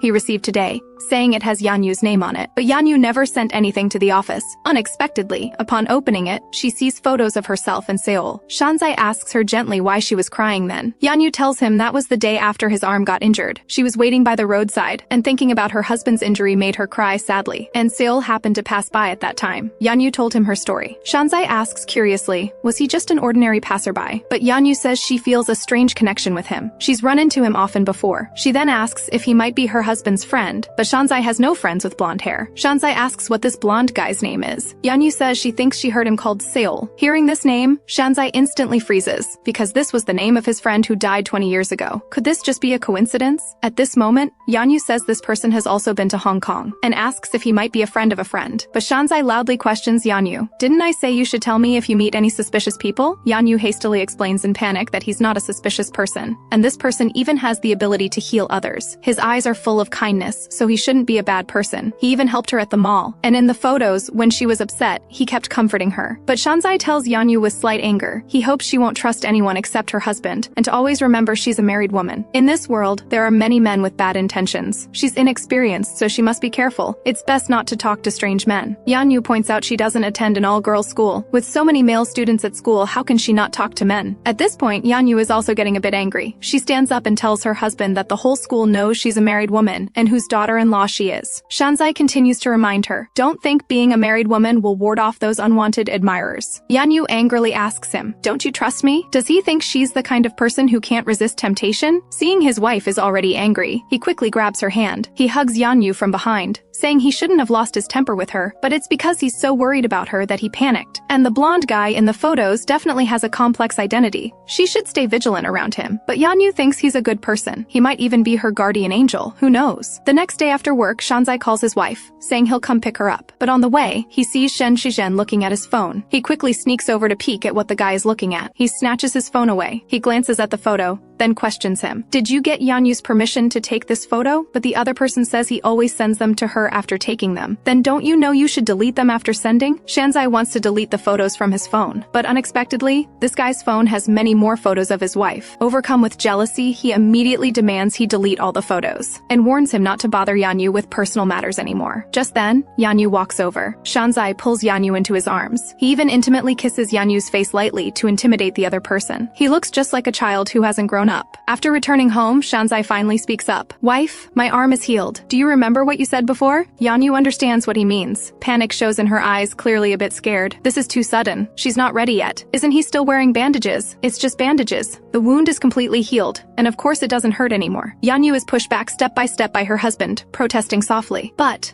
for your health, let's wait a bit longer. Don't change the subject. Tell me honestly, how long do you want to keep avoiding this? And what are you trying to protect? Is that person me or you? If you don't like it, just tell me. His heart aches terribly. Though afraid of being rejected again, he still gives her a choice. His usually affectionate eyes have lost their sparkle, now staring at her sadly. Yanyu can't bear to see him like this. She only wants him to be happy. She wants him to be joyful. It's absolutely not that she dislikes him as he thinks. Then she lifts her heels. She cups her husband's face and kisses him proactively. This is the best answer she can give him. Shanzai seems to give in no longer. He kisses back intensely. Soon clothes are scattered all over the floor. Even for the few steps to the bedroom, he feels bad about tiring her. In the blink of an eye, he even pulls off his tie. Yanyu's heart beats fast, but she's also looking forward to it. She sincerely hopes her husband's life will be happy. She also likes him. Because of love, she wants to follow his wishes. Destined moments always arrive unexpectedly. Shanzai's eyes, full of affection, are all on her. Yanyu's face turns bright red. She says softly that she hasn't showered yet. I'll help you wash in a bit. After saying this, he yanks off his shirt. Looking at her sleeping husband's sore body, memories come back. Last night, she really felt like she was flying. Yanyu carefully moves closer to him and calls out near his ear, "Husband." Puzzled why he won't wake up, she suddenly wants to tease him. "Husband." Feeling playful, she pokes his nose, then pokes his cheek with her fingertip and calls out Oppa. Still no response. "My husband, dear Shanzai, Jiang Shanzai." Yanyu smiles like a cat that got the cream, smugly asking herself, "Am I similar to what you imagined?" Shanzai finally stops pretending to sleep. He flips over and pins his wife on the bed. Much better than I imagined. Caught being vain and self-praising, Yanyu is a bit embarrassed. She quickly pretends to be tired. So tired, I want to sleep a bit more, because she suddenly remembers her husband said not to provoke him in the morning. But it's too late. Jiang Shanzai pulls her into the river called Desire again, rising and falling. After it ends, Yanyu wraps herself in the blanket, preparing to get out of bed, but accidentally touches her husband's wallet. She recalls memories she had forgotten during this time. On the day of the funeral, in that other timeline, her mother-in-law handed her the wallet. She was shocked then. She doesn't know if he still keeps the photo in his wallet now. Yanyu nervously opens the wallet. Then she lets out a long sigh. Sure enough, he's carrying it with him this time too. Hearing the bathroom door open, Yanyu frantically hides the photo. Shanzai is in a great mood, asking his wife what she's doing. Yanyu makes up an excuse, saying this piece of clothing needs washing, so she took out his wallet for him. Then she dashes into the bathroom. No after shower as promised. Bad review, bad review. Shanzai looks at Yanyu's phone on the bed, full of question marks about what to do with such a scatterbrained wife. Arriving at school, Shanzai asks his wife if she forgot anything. Yanyu is puzzled, not understanding what he means. Think carefully. Did you forget anything? But Yanyu misunderstands. She thinks her husband wants a goodbye kiss. She asks him with a smile. Is it this? Getting a quick kiss from his wife? Shanzai is in great spirits. He hands her the phone, seeing his wife's confused face. Shanzai sighs about what his confused wife would do without him. Yanyu's nose tingles. Her eyes fill with tears. She can't live without her husband now, but in Shanzai's heart, he can't live without his wife. After 30 wasted years, he only managed to win over this one wife. He'll definitely spoil her to death. After sending off his wife, Shanzai thinks about that notebook, believing it definitely isn't his wife's. He suspects she's being threatened. He feels he needs to ask his wife properly about that notebook. In case his wife is in danger, he needs to save her. He decides to ask about it tonight. After the afternoon executive meeting at the corporation,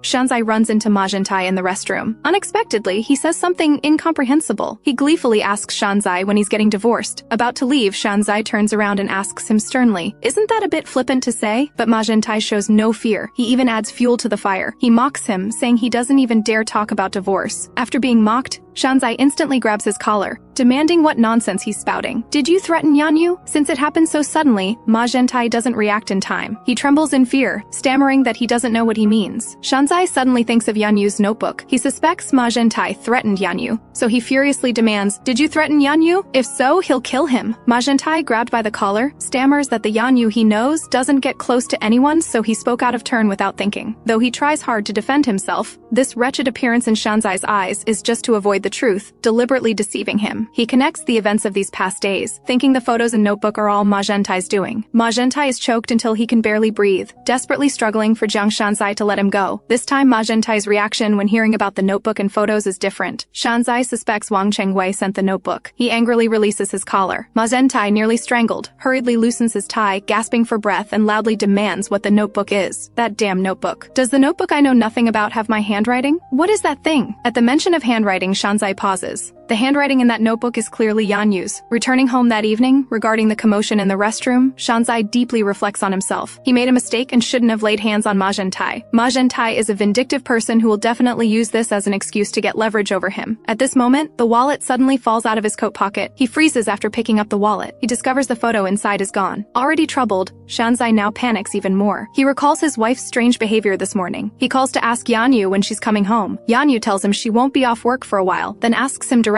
if he took the photo from the wallet. Hearing Yanyu say she took the photo, Shanzai feels relieved. At least it wasn't lost outside. He kindly asks his wife why she took the photo. Yanyu tells him she just wanted it, no particular reason. His wife's huffy voice comes through the phone. Shanzai gently coaxes her, saying he'll print an identical one for her later, and asks where that photo is. He tells his wife that photo is very important to him, like a lucky charm. But unexpectedly, Yanyu says she's already thrown the photo away. Hearing that Yanyu threw away the photo, Jiang Shanzai accuses her of touching his things. On the other end of the phone, Yanyu retorts sharply that it's not his possession. She's the one who took the photo. Anyway, the photo is already gone, so he'll just have to use something else. With that, she hangs up. Jiang Shanzai's heart aches. He feels like a chess piece on a board, moving according to his wife's plan. If he hadn't met Ma Zhentai, throwing away the photo would have just felt regrettable, nothing more. But now, Ma Zhentai's words keep unsettling him for some reason. He finds Yanyu's notebook again, his hands trembling as he holds it. Because this time, there's a new line added, another future. What does this mean? According to this line, are they now calmly heading toward divorce? He needs to hear the truth, no matter what pain awaits him. Jiang Shanzai takes the notebook to the living room. Jiang Shanzai decides that tonight, he must get to the bottom of this. Yanyu has been worrying whether her husband is angry about the photo incident. When she gets home and sees him sitting dejectedly on the sofa, Yanyu feels sorry for losing her temper earlier. She carefully asks if he wants to eat fried chicken together, but he's still upset about the photo. Yanyu quickly apologizes, saying she didn't know he liked that photo so much. She lies, claiming she only threw it away because she didn't like it, no other reason. Hearing her apology, Jiang Shanzai feels he shouldn't have lost his temper with his wife. Besides, the photo doesn't matter anymore. Suddenly, he turns around and grabs her hands, telling her he'll believe anything she says, so please, she must tell him the truth. He begs her not to mention divorce, not a demand, but a plea. To bring up divorce again breaks his heart. Hearing the word divorce,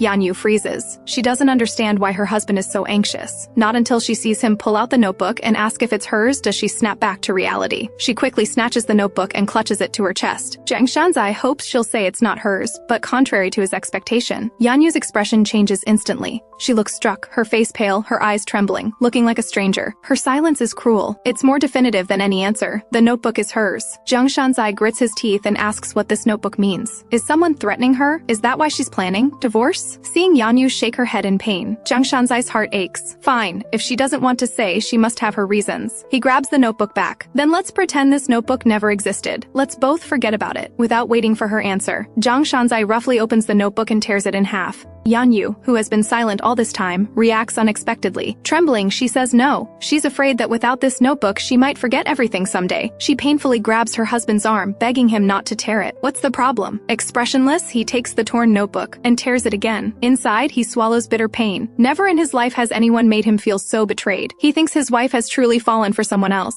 and that last night's words of love were just to deceive him before divorce. I won't let you go anywhere. I'll lock you in this house and make you see only me for the rest of your life. His eyes reveal madness. Seeing this, Yanyu bursts into uncontrollable tears, begging him not to tear it anymore. She chases after him and grabs his arm, promising to tell him the truth. Seeing Yanyu sobbing uncontrollably, Jiang Shanzai quickly pulls her into his arms, telling her he'll believe whatever she says. He's prepared for the worst, that she'll betray him. But unexpectedly, Yanyu's next words exceed his comprehension. Crying, Yanyu says she came back from the future, from a future where he had already died. Jiang Shanzai thinks she's talking nonsense. He gently wipes away her tears and kisses her forehead softly to comfort her. Yanyu continues, telling him that in another future, they got divorced. On the date recorded in the notebook, and on March 2nd, the day he received the court notice, Jiang Shanzai had a car accident. His funeral was held on March 4th, and on the day of the funeral, she traveled back to November 25th. Jiang Shanzai realizes that Yanyu did indeed change drastically on that day. And now, according to what she's saying, it explains all of Yanyu's suspicious behaviors during this time. After all, anyone would be happy like a child seeing their deceased loved one standing before them again. Crying on her husband's shoulder, she asks if he thinks she's gone crazy. He feels guilty and doesn't dare speak. Yanyu pouts, thinking, well, who would believe such nonsense about time travel? Still, she tells her husband he doesn't have to believe her words, but he must never doubt her heart. She absolutely doesn't want them to divorce. Then she takes out paper and pen from her bag and writes down a string of numbers. She says these are lottery numbers that will win. Her friend Suji buys these numbers every week. Soon, in January, these numbers will win second prize. Then he'll believe what she's saying. Looking dejected, Yanyu says if believing her makes him anxious, it's better not to believe. Just think of it as a long dream she had. She only hopes her husband will be more careful. When she first came back, she was determined not to divorce. It seems they've overcome that hurdle now. But some subtle things still happen, as if destined. Especially that burn. Exactly the same as before. Jiang Shanzai suddenly interrupts her in a low voice, telling her to stop. He turns and pulls his wife into his arms. Her answer has resolved all his doubts. With this matter settled, he feels alive again. He'll definitely be more careful from now on. By the way, can these numbers really win second prize? Then let's buy 100,000 worth of lottery tickets with these numbers. This comment instantly makes Yanyu burst out laughing. She never expected such a wealthy man would try to take advantage of this. She hopes her husband won't do it unless it's really important, because his luck will worsen otherwise. Jiang Shanzai suddenly remembers the photo and asks his wife why she threw it away. Yanyu says she wanted to change some details, because in the future when he had the accident, that photo was in his wallet. That's why she took it away. Only now does Jiang Shanzai realize how much his wife has silently endured. Moved, he kisses her lips and holds her even tighter. He used to think his wife was just very beautiful, but now, beautiful alone can't describe her. He never imagined she'd been doing so much behind the scenes. He tapes the notebook back together and asks how she plans to handle it. After thinking, Yanyu decides to throw it away. Jiang Shanzai promises her he'll be extremely careful, so she shouldn't worry. Then he leans close to his wife's ear and whispers, "Last night I kept restraining myself because I was watching your cues. I held back, since I was the one who asked." Yanyu breaks free from his arms, looking troubled. "It's embarrassing to say, but I was too nervous last night. I still haven't overcome it." Hearing this, Jiang Shanzai smoothly loosens his tie and says somewhat insincerely, "Then we need to spend quality time together more often to overcome it, don't we?" He kisses his wife's hand, telling her he was nervous last night too, but for their future happiness, they should overcome it. After all, this will be every day from now on. She can't believe her ears. This wealthy, handsome, long-legged man has never been with a woman? Facing his wife's doubt, Jiang Shanzai feels wronged. "I've told you many times, you're my first love. Before you, I never had another woman." Yanyu's face burns red, her heart swelling with sweetness. He tucks a playful strand of her hair behind her ear and gently kisses her forehead. "This time, I won't hold back anymore. anymore. If you don't like it, push me away because you really will cry. When she wakes again, it's already the next morning. Worried his wife might be uncomfortable, Jiang Shanzai gently asks if she's tired. But Yanyu feels it's very unfair. Her husband seems very skilled at driving, while she's like a complete beginner. A low chuckle comes from behind. He affectionately wraps his arms around his wife's waist. He says he's been talented in every aspect since childhood, the smart type who learns quickly, so there's no area he's not good at. Plus, every day he thinks of various ways to tease her. Hearing this, Yanyu swings her little fist at him, but he catches it easily. If you feel uncomfortable anywhere, you must tell me. We need to learn to coordinate with each other. And most importantly, let's go burn the notebook. After getting up, they go to the place Yanyu arranged in advance. Jiang Shanzai tells his wife to wait aside while he starts the fire. He's also thinking to himself, he must overcome himself for their future together. Once the fire is burning well, he tells his wife she can come over now. Worried she'll be cold, he calls her over to sit beside him and wraps a blanket around her. Yanyu takes out the notebook, ready to throw it into the fire. He asks if she needs time to say goodbye. Yanyu immediately refuses, and without hesitation throws the notebook into the flames. Jiang Shanzai hopes the bad memories will disappear with the notebook. He tells Yanyu that the empty space in her memory will be filled with better things. Then he says he also has a friend whose face he can't remember, though he occasionally misses him. But it's just a feeling of missing someone. He can't even remember what he looked like anymore. Yanyu curiously asks if that was his first love. Didn't I say my first love is Li Yanyu? Do you really not believe me? But Yanyu says first love isn't some innocent childhood feeling. Jiang Shanzai didn't expect Yanyu to have such a clear understanding of first love. He quickly asks who she had an innocent childhood romance with. She wanted to tease her husband but got outmaneuvered instead. Yanyu admits defeat, saying there's no such person. Recalling the past, Jiang Shanzai smiles faintly. Yanyu feels drawn by invisible hands. She steps toward him. No matter how it began, she believes they were meant to be together in the end. Jiang Shanzai slowly stands and takes Yanyu's hand affectionately, declaring, Li Yanyu and Jiang Shanzai must overcome the past. We still need to keep growing, because we have a long, long future ahead. Early the next morning, Yanyu calls the housekeeper and specifically tells her not to clean the bedroom today. The housekeeper glances at the security camera in the corner, seeming troubled by something. A few seconds later, she quietly enters Yanyu's room. From the drawer, she pulls out an identical notebook. But just then, a voice interrupts her. It's none other than Yanyu, who just hung up the phone. Are you looking for this? After burning the diary, Yanyu discussed the notebook with her husband. She found it strange. She always hid it carefully. Before she could finish, Jiang Shanzai looked baffled. When he saw the notebook, it looked like it was deliberately placed for him to see. Hearing this, Yanyu froze. Even if she were careless, she'd never leave something so private out in the open. Now she finally understands. The real culprit is the housekeeper. Caught red-handed, she still tries to make excuses, but she's clearly forgotten that Yanyu specifically told her not to clean the bedroom. Were you doing this for Wang Chenghui to see? The housekeeper's guilty conscience shows as her eyes dart around. But convinced Yanyu has no proof, she yells back at her. I have no idea what madam is talking about. I was just cleaning and organizing properly. Is that a crime? How can you accuse me like this? Watching the housekeeper argue so righteously, Yanyu can't help but laugh. You really won't give up until facing the bitter truth. I've already recorded everything we just said and everything that happened in this room. Yanyu points to a decorative item in the corner. The horse ornament, its eye is actually a hidden camera. Under Yanyu's pressure, the housekeeper becomes even more aggressive. Didn't madam tell me to clean the room? I clearly heard you say living room and bedroom. I was just following your orders. I did nothing wrong. The housekeeper stubbornly denies everything, loudly accusing Yanyu of being heartless and rudely dismissing her. Is this my room? I never said this was my room. Even if I told you to clean my room, it shouldn't be here. Hearing this, the housekeeper has no more desire to argue. If you keep making excuses, I'll have no choice but to call the police. Seeing this, the housekeeper panics completely, her attitude softening immediately. Yanyu slowly puts down the notebook in her hand. She steps forward and grabs her hand, calmly advising her, calm down and think carefully. Tell me who's behind this, or do you want to take all the blame yourself?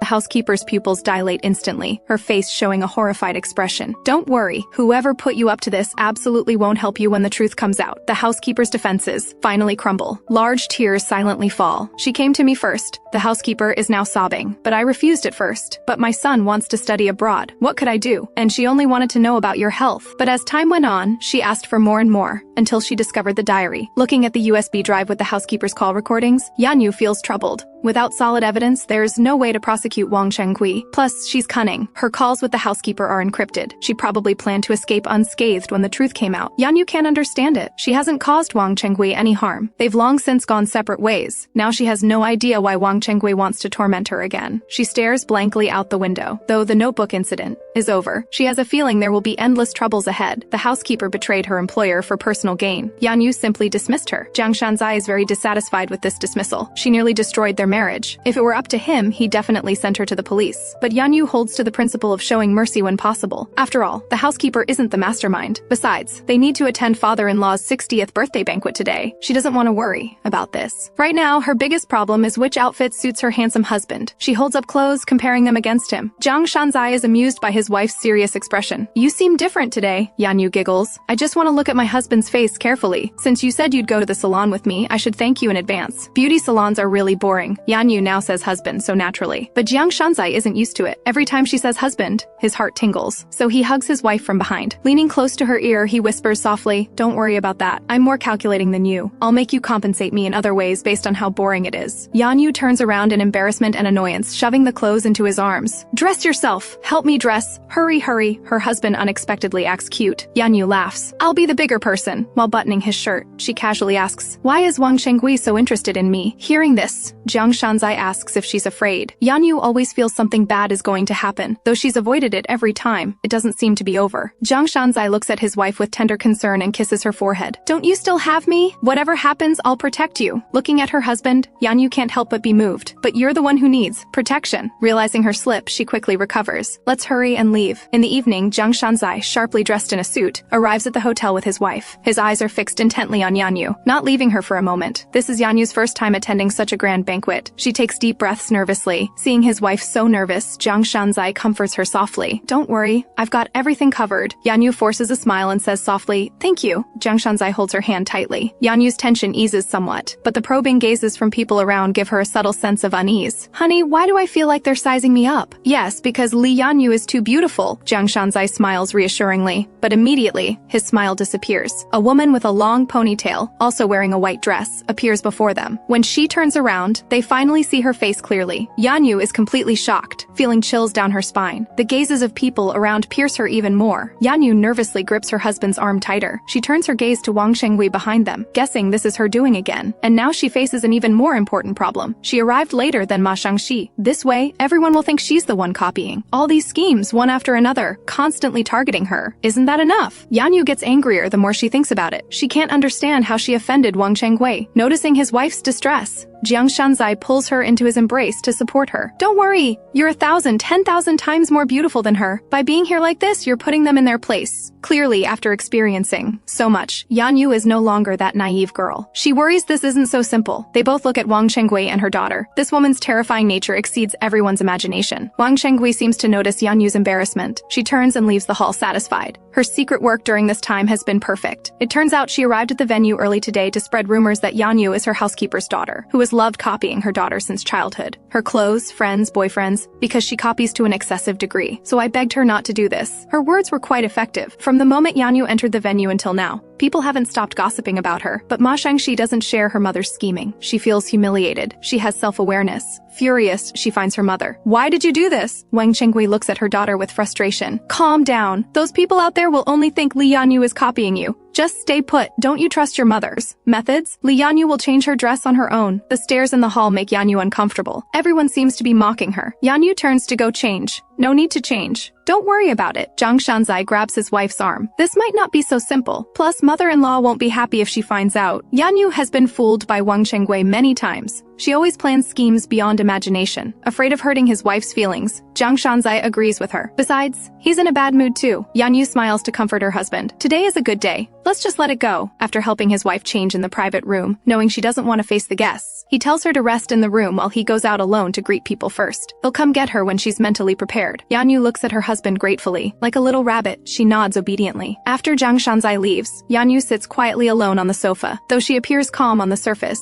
she's still a bit panicked inside. Now when she goes out after changing, she'll definitely face everyone's mockery. But just then, someone immediately interrupts her. Ma Shangxi bursts into the room. I'm not copying you, you know? Seeing who it is, Yanyu stands up calmly. This was your mother's deliberate arrangement, wasn't it? Ma Shangxi looks incredulous. Obviously, with her intelligence, she still can't see through the scheme. Looking impatient, she turns and opens the door. If you see my mother, tell her I'm going home first. Yanyu stands there stunned and speechless. Are you trying to make things worse? At this moment, the door opens again. Yanyu looks toward the door puzzled. When she sees who it is, her smile vanishes instantly. The person she dreads most, who also hates her most, has arrived. Wang Shengui stares at her smugly, mocking how Yanyu is hiding here, not daring daring to face people. Yanyu takes a deep breath. I know you arranged this. At your age, doing such things. Don't you think it's childish? But getting old doesn't just make one petty. It makes one shameless too. Don't you think Shang-Chi is much more beautiful than you? No matter what you wear, you can't hide your lowly birth. Whatever you think, it doesn't hide the truth. Why would we copy you? She slowly walks closer to Yanyu.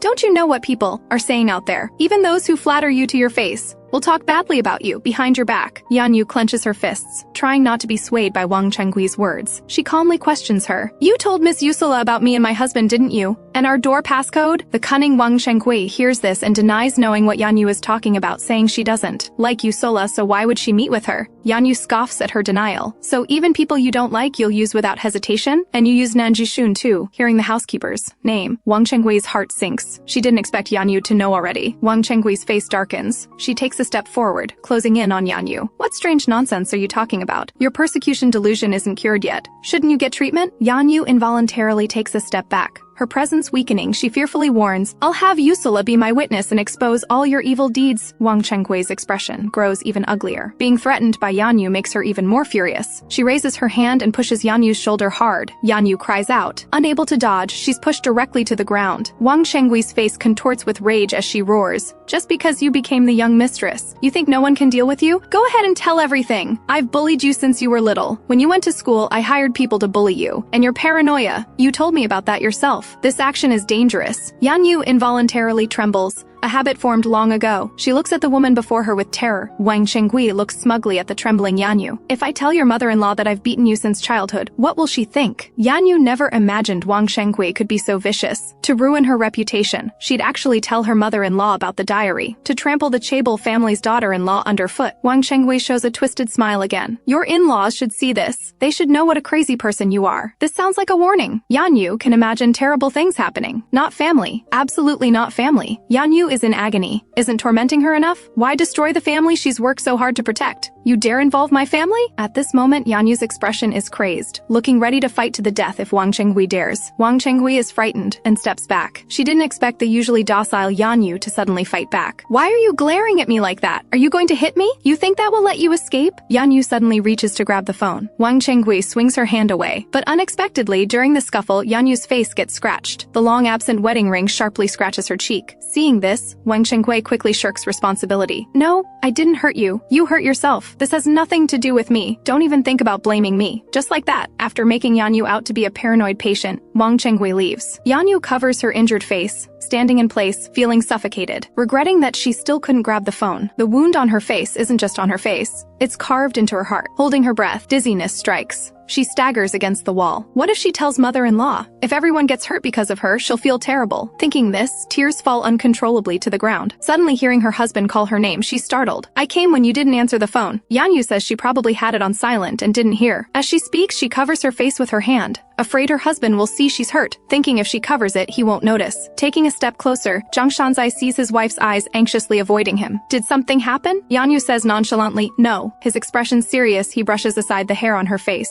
You know you're hurt here? Jiang Shanzai's face rapidly turns cold. Who did this? Yanyu lies, saying she accidentally scratched herself with her ring when raising her hand. I haven't worn the ring in so long, I'm not used to it. Though he doesn't believe his wife's clumsy excuse, he still asks with concern. It must hurt. Seeing her force a smile and say it doesn't hurt at all, he lets out a cold laugh. Frustrated, he grips his wife's shoulders and angrily asks why she's smiling. Always like this? You get hurt but never take it seriously. He doesn't want to see his wife like this. Jiang Shanzai thinks bitterly. Why is their marriage so full of twists and turns? After leaving the hotel, they soon arrive at a quiet villa district. This is a place Yanyu knows well. She asks her husband in confusion why they're here. Because this is Ma Zhengtai and Wang Chenggui's home, where she lived from childhood until graduating college. Jiang Shanzai's voice remains cold. I think you need time to think. Yanyu doesn't understand her husband's intention. Panicked, she turns to look at the villa, seeing the small door only servants could use. Yanyu's memories fly back to childhood. Back then she entered through this door. Every time she passed through the yard she ran, to avoid being seen by Wang Chengui. Occasionally when spotted, Wang would chase her to the servants' quarters, press her head to the ground and beat her, sometimes slapping her hard, sometimes grabbing her hair and smashing her head against the wall. There was never a clear reason for the beatings. Though beaten countless times, Yanyu's mother never knew. If mother knew all this, she'd kill Wang Chengui. Remembering the past, Yanyu falls silent. She turns and asks her husband what he wants to hear by bringing her here. She stops hiding what happened at the hotel. I saw Wang Chengui today. She said I have paranoia and wants to tell your parents strange things. She chokes up as she looks at her husband. She's capable of anything. I'm really worried. Did she do this to your face too? Jiang Shanzai isn't worried at all about Wang Chenggui's threats. He only wants to know how his wife got hurt. Yanyu quickly waves her hands, saying she scratched herself. Though very dissatisfied with this answer, Jiang Shanzai still sighs bitterly. How did you feel then? Yanyu says dejectedly, though Wang Chenggui denied planning all this, I already guessed it, so I didn't feel too bad. I was mentally prepared. Now I'm more worried she'll hurt your parents. After hearing this, Jiang Shanzai tells his wife to get in the car and takes her to another place. Watching her husband's expression, Yanyu feels he seems angry. Arriving at their destination, he helps Yanyu out of the car. Yanyu follows her husband in surprise. She doesn't know what she did wrong again and asks why they're here. Jiang Shanzai remains stern-faced and doesn't answer. He takes her straight to the second floor. Yanyu recognizes it. This is where Wang Chenggui beat her. This is also where she received her husband's handkerchief, the beginning of their fate. Yanyu vaguely recalls that day, but for Jiang Shanzai, that day isn't a memory. Ever since that happened, every time I pass by here, I feel angry, because I always remember how that woman beat you. Working here, I'm reminded every moment. Do you think I'm abnormal? Hearing her husband's words, Yanyu loudly protests, No! How could I? Jiang Shanzai suddenly grips her shoulders and asks, Back then, you didn't want your mother to know you were being beaten, because you were afraid she'd kill someone, so you endured it silently? Hearing this, Yanyu's eyes widen. She doesn't know how her husband knows this, but Jiang Shanzai hates her ostrich mentality, thinking that not holding others accountable means they'll treat her well. But whether then or now, what you do seems foolish to me, he asks through gritted teeth. Do you even know what you're doing?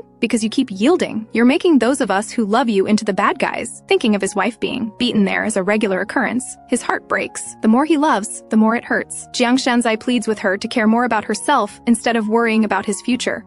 Because he truly loves his wife and doesn't want her to silently endure all this alone. As long as she speaks up when wronged, he will definitely protect her. Just as her husband finishes speaking, Yanyu's crying grows louder. This is the first time she's shed tears for herself. When she was young, her family was poor. Being beaten and abused, she only dared to endure it silently, because she was facing upper-class conglomerate families who could destroy her home with just a word. She never imagined that one day she would marry into a wealthy family. In the mall parking lot, Yanyu confesses her past inside the car. Sure enough, Wang Chenggui's brutal behavior is even more horrifying than he imagined. The number of times his wife was beaten cannot be expressed in numbers. Although the beatings lessened in high school, it was still violence. Why would she bully someone else's precious daughter? To him, even a single strand of his wife's hair is precious. Letting such a person off easily fills him with rage. He really wants to tear that crazy woman apart. Yanyu thinks dejectedly that at this point there's nothing they can do. Without evidence, it's impossible to punish her. But Jiang Shanzai tells her they have evidence. What happened in the elevator 3 years ago was all captured on surveillance footage, and he has been keeping it, because their relationship wasn't good after marriage. Although he didn't help Yanyu deal with it, he didn't delete it either. Moreover, he also made an audio recording of what happened in the banquet private room. With these things, it's enough to sue Wang Chenggui as a repeat offender, so he tells his wife not to cry alone in secret anymore. From now on, she must tell him about everything. Yanyu feels guilty and waves her hands repeatedly, insisting she's not someone who cries easily. She doesn't know why she only cries in front of her husband. The Jiang Shanzai doesn't believe her. She clearly cried in front of that blonde guy too. Yanyu protests loudly that situation was special. She only cried because he was injured. Seeing his wife bristle up, he leans against the steering wheel with a gentle smile. Don't cry in secret. Cry in front of me.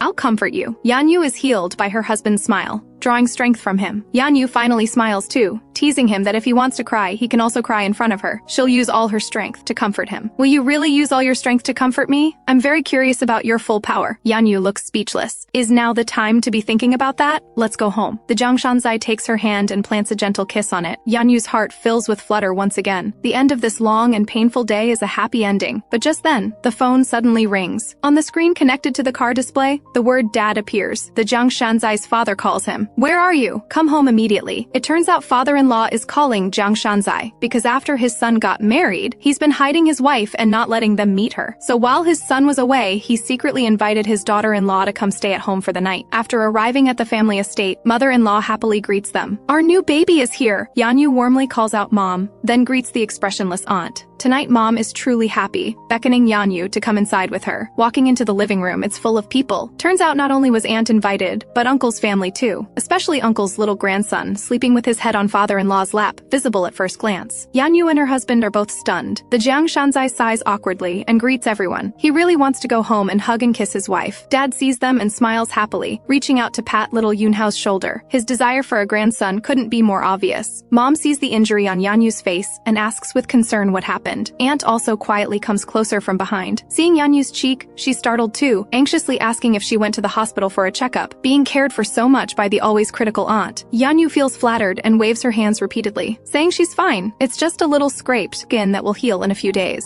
But Aunt doesn't think so. She believes women must cherish their faces. If not treated promptly, she'll age quickly and men will look for prettier ones outside. Mom can't listen anymore. Can you not mention women in every sentence? Our baby is still very young. Aunt flinches in fear, looking at her sister-in-law glaring at her. Oh, I misspoke. Anyway, facial wounds are best treated quickly. Sister-in-law, where's the ointment? Mom tells her to stay here while she goes to get the ointment. Who would have thought that always domineering aunt also has someone she fears? It seems Aunt doesn't even dare breathe loudly in front of mother-in-law. Aunt asks again if it hurts a lot. Her sudden change in attitude feels unfamiliar to Yanyu. Is Aunt nervous because Mom is here, or has something else happened during this time? At this moment, the Jiang Shanzai comes over and quietly pulls his wife away. Let's go. It's dangerous here. He's calling his own home dangerous. Yanyu bursts out laughing. I'm really fine. I want to stay here for the night. Although she appreciates her husband's concern, Yanyu feels this isn't a crisis but an opportunity. She's never properly spent time with her in-law's family. Before she can talk further with her husband, Mom calls from a distance. Yanyu! Yanyu pats her husband's hand, telling him not to worry. Mom brings Yanyu to her son's room and hands her a paper bag. Cupping her chin, the more she looks at Yanyu, the more she likes her. I probably feel it's a pity not having a daughter, so recently whenever I see pretty clothes you could wear, I always want to buy them. Yanyu happily accepts the paper bag. Mom rebandages Yanyu's wound and prays that such a beautiful face won't leave a scar. Seeing mother-in-law's moist eyes, Yanyu's heart fills with sweetness. It seems mother-in-law truly cares about her. She is truly loved. Mother-in-law packs up the medicine box and repeatedly reminds her to stay for the night. After mother-in-law leaves, Yanyu opens the clothing bag. She takes out a golden yellow hoodie. It looks very comfortable. It's cute, like a mother's love for her daughter. Since Mom bought her clothes, she should repay Mom with cuteness. After changing clothes and coming out, Mom at the first floor staircase smiles with satisfaction. Oh, how adorable! Yanyu thinks to herself how surprising it is that she can fulfill filial duty just by changing clothes without doing anything else. After greeting everyone, Yanyu walks happily toward the living room. She bumps into her husband, who has also changed clothes. Yanyu leans in and quietly asks him how the outfit looks.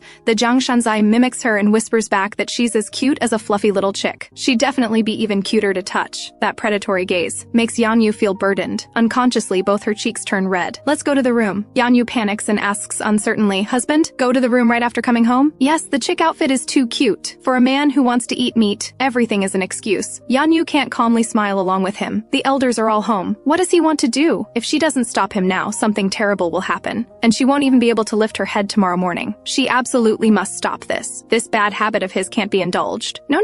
What do you want to do if we go in now? The Jiang Shanzai smiles mysteriously and unabashedly pulls his wife into his arms. Do what you're expecting. At this moment, Yanyu is completely dazed. Who goes straight to the room with their husband right after coming home without even greeting anyone? Just as she's frantically worried, Yanyu sees Uncle, as if seeing her savior. She calls out loudly to Uncle. The Jiang Shanzai suddenly has a bad feeling. Sure enough, the next second, his wife sells him out. Uncle, Shanzai often mentions you, saying he really enjoys drinking with you. The Jiang Shanzai glares resentfully at his wife. When did he ever say that? Yanyu guiltily avoids her husband's gaze. Uncle cheerfully hooks his arm around the Jiang Shanzai's shoulder. Tonight they'll drink until they drop. Yanyu pushes her husband away with a smile. Husband, have fun tonight. Uncle smiles and invites Yanyu to have a drink too. Yanyu doesn't handle alcohol well. In this situation, the Jiang Shanzai still has to take care of his wife, but Yanyu doesn't appreciate it. Yes, I can't drink. Shanzai will drink for me. The Jiang Shanzai glares fiercely at his wife. Li Yanyu! But Yanyu flees without looking back. Things have come to this. The Jiang Shanzai stops struggling. He turns around with a dark expression and mouths a few words.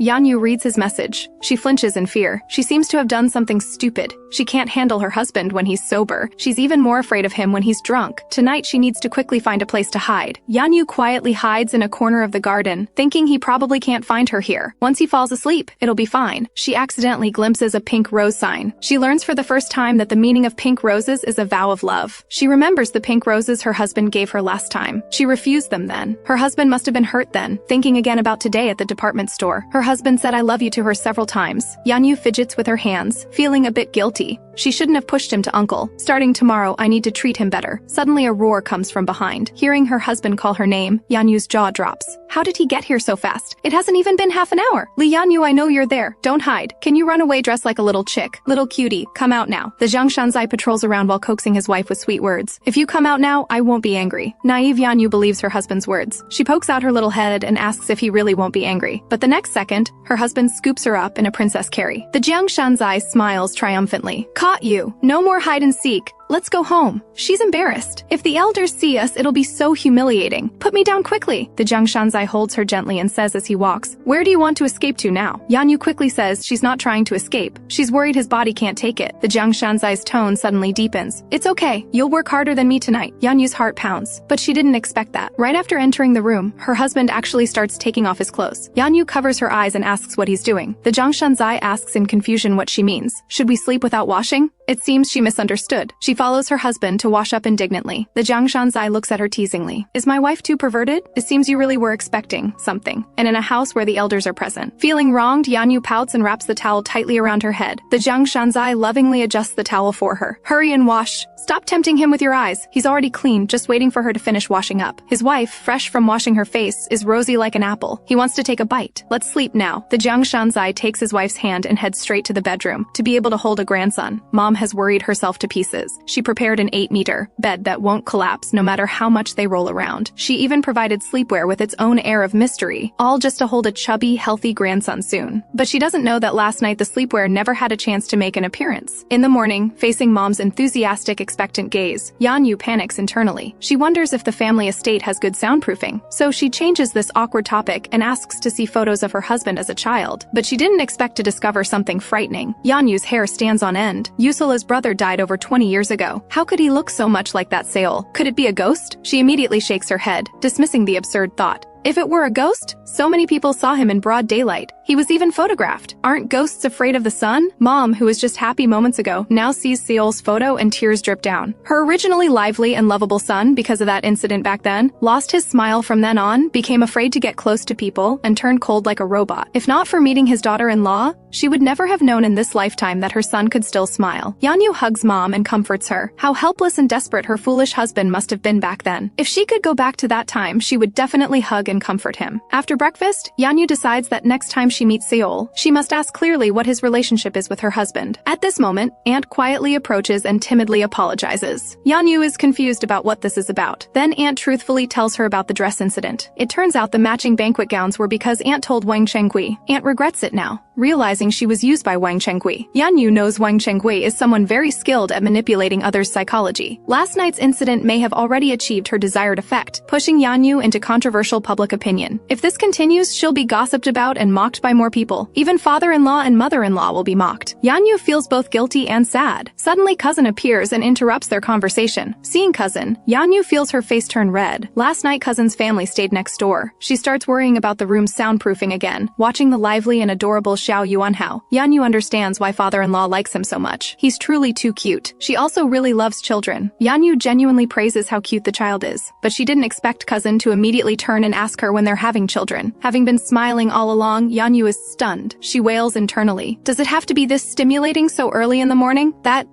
Just as she hesitates on how to answer, everyone's gaze in the living room focuses on them. At this moment, father-in-law immediately holds his breath and pricks up his ears to secretly listen. Yanyu is so embarrassed she wishes she could dig a hole and hide in it. Just then, the Jiang Shanzai finally gets up. He dominantly puts his arm around his wife's shoulder, thinking they're bullying. Yanyu, he asks coldly what they're doing. Cousin answers with a smile that they're not doing anything, just asking when they're having children. We're not planning to have children yet. Father-in-law, who is eavesdropping with perked ears, lets out a deflated sigh. After returning home, as soon as they enter, the Jiang Shanzai comforts his wife not to mind what cousin said. Yanyu doesn't care because her mother nags about this endlessly too. But after her husband specifically reminds her, she suddenly becomes curious about her husband's attitude toward children. What do you think about children? Contrary to Yanyu's expectations, the Jiang Shanzai doesn't want children. Yanyu nods in understanding. As expected, she was overthinking. There are many people in the world who don't like children, but the next second she hears her husband say pensively, "But I've thought about it. What if we have a daughter? I think I should quit my job after a daughter is born." Yanyu is completely confused. What do you mean? Is he worried about not having a son to inherit the family fortune? But then she hears her husband say narcissistically, "I need to follow her around. If she looks like me, she'll be very pretty. If she looks like you, she'll be even prettier. The world is dangerous now. What if someone takes her away?" Yanyu is speechless. So that's the reason. Isn't he overthinking this? Anyway, we need to move after the child is born. The house we're living in now is in the city center. People are too cold, and the air quality isn't good. I hope the children can play freely. I also want to build a swimming pool because I really look forward to playing and swimming in the pool with the children. Yanyu sighs. Is this someone who doesn't have thoughts about children? Someone without thoughts wouldn't think so specifically. The Jiang Shanzai, who was just talking enthusiastically, suddenly looks at his wife seriously and shamelessly says if she doesn't like children, he doesn't need them either. Upon hearing this, Yanyu immediately responds, I like children too. I never said I didn't, and my children will definitely be beautiful, she says shyly with a red face, because they'll look like you. Seeing his wife so adorable, the Jiang Shanzai can't help but cup her face and kiss her fiercely. Shortly after, he holds his wife contentedly. Let's take things slowly with children. First, once the lawsuit proceeds, you'll be under stress, which will affect your health. After we put the bad people in prison, then we'll have children. Her husband's warm embrace and his deep care make Yanyu feel she must have done many good deeds in her previous life to be compensated in this life, allowing her to have such a wonderful husband once again. At this moment, she doesn't know that in a dark little room, a woman is quietly plotting something. The housekeeper bites back and launches an online public opinion attack. The entire internet is trending with their contract marriage. The housekeeper has been bought off by Wang Chengwei again and portrays herself as a victim online. She tearfully accuses them of being threatened by a conglomerate. She worked diligently as a housekeeper for 3 years, but because she discovered President Jiang's secret plans to enter politics, she was framed as a thief. If she doesn't keep their secrets, they'll send her to the police station. Unable to bear the humiliation, she wants to commit suicide, but before dying, she still wants to expose their secrets. At the end of the article, the housekeeper doesn't hesitate to expose her own identity information to drag them down. She even demands Yanyu publicly apologize to her. Finally, madam, if you feel remorse after reading this article, please apologize to me. As a human being, you shouldn't have done that. The overwhelming public opinion not only pushes Jiang Shanzai into the eye of the storm, but also digs up his scandal with Yusula. Everyone curses him as a scumbag who toys with poor people's feelings because he's rich. Father-in-law is also implicated and becomes a target of attack. And through all this, Jiang Shanzai still doesn't know. He had arranged to meet with his lawyer tonight. He originally planned to sue Wang Chengwei, but didn't expect that. The USB drive recording Wang Chengwei violently beating Yanyu has gone missing. Just then, his phone rings. His friend tells him to quickly open the message he sent. In this confusing situation, the Jiang Shanzai opens his messages with a frown. At this moment, Yanyu runs breathlessly into the study. She even forgets to call him husband. Senior, something terrible has happened. Yanyu can't believe this is happening. She tries calling the housekeeper, but the other party has blocked her. Seeing his wife's guilty and frightened expression, the Jiang Shanzai sighs softly. What he's worried about now isn't these things. He's worried about his wife's high school matters being dug up. When that happens, even if she's not wrong, she'll be wrong. He holds his wife and soothes her emotions. Don't be afraid. Dad will solve this in his own way, because he's not the kind of person who would sit by and do nothing after seeing such things. Fortunately, though, he saved the original USB well. Not only does he have a copy on his computer, but there's also one at the family estate. The housekeeper's article disappeared 4 hours after being posted, but the article had already spread everywhere. Strangely, the arrow doesn't point at Yanyu and the Jiang Shanzai, but at father-in-law. Father-in-law unknowingly became portrayed as a ruthless father who sacrificed his son for his own ambitions. Tormented by reporters, the exhausted dad has no choice but to personally state his position, clarifying that he has no intention of becoming a politician. At school, Yanyu watches the public press conference and sighs. She deeply regrets believing the housekeeper's words now. Suddenly, she thinks of Seol. Every time she's troubled, he appears. This time, she also hopes Seol will appear. She has many things to ask him. However, it's not Seol who comes, but Shen Xizhen. Yanyu is puzzled. Why would he come looking for her? I heard you talking to yourself about how hard things are, so I came over. If you don't have anyone to confide in, you can confide in me. That article may not be entirely true, but I know you're exhausted. Before marriage, you smiled happily. After marriage, it completely disappeared. Only recently has your husband come to school showing concern, but in the past 2 years, there was none at all. Shen Shizhen speaks word by word about his observations during this time. Yanyu breaks out in a cold sweat. He actually knows so much about her life. If this isn't what you want, if you married him out of helplessness, I'll help you change all of this. Because I sincerely hope you can be free and happy. Yanyu feels it's necessary to correct his thinking. She's doing well with her husband now. She can't let him continue misunderstanding. Just as she's about to explain, she hears her husband's voice from behind. Wife, what are you two talking about? Although his voice asking his wife is gentle, his gaze towards Shen Shizhen is like a sharp blade. This guy wants to steal his wife again. Shen Shizhen is equally unwilling, glaring back in disappointment. Yanyu is held in her husband's arms, terrified and not daring to move. The Jiang Shanzai's gaze becomes sharp again. Seeing Shen Shizhen instigating his wife to divorce, the Jiang Shanzai is both angry and furious, but can't fight in front of his wife. He can only hold his wife and kiss her, declaring his ownership before taking her away. The two are silent all the way until they get in the car. Only then does Yanyu gradually come to her senses. Her husband seems really angry, so she carefully asks if he's angry. Hearing her husband say he's not while meaning the opposite, Yanyu suddenly realizes something, and a pleased smile appears at the corners of her mouth. "Are you jealous?" The man who was angry just a second ago suddenly freezes upon hearing his wife's words. Then he retorts indignantly, "I'm more handsome than him, have a better physique. I'm smarter, richer, more mature, and Li Yanyu's husband is me. I'm superior to him in every way. Why would I be jealous? That's too childish."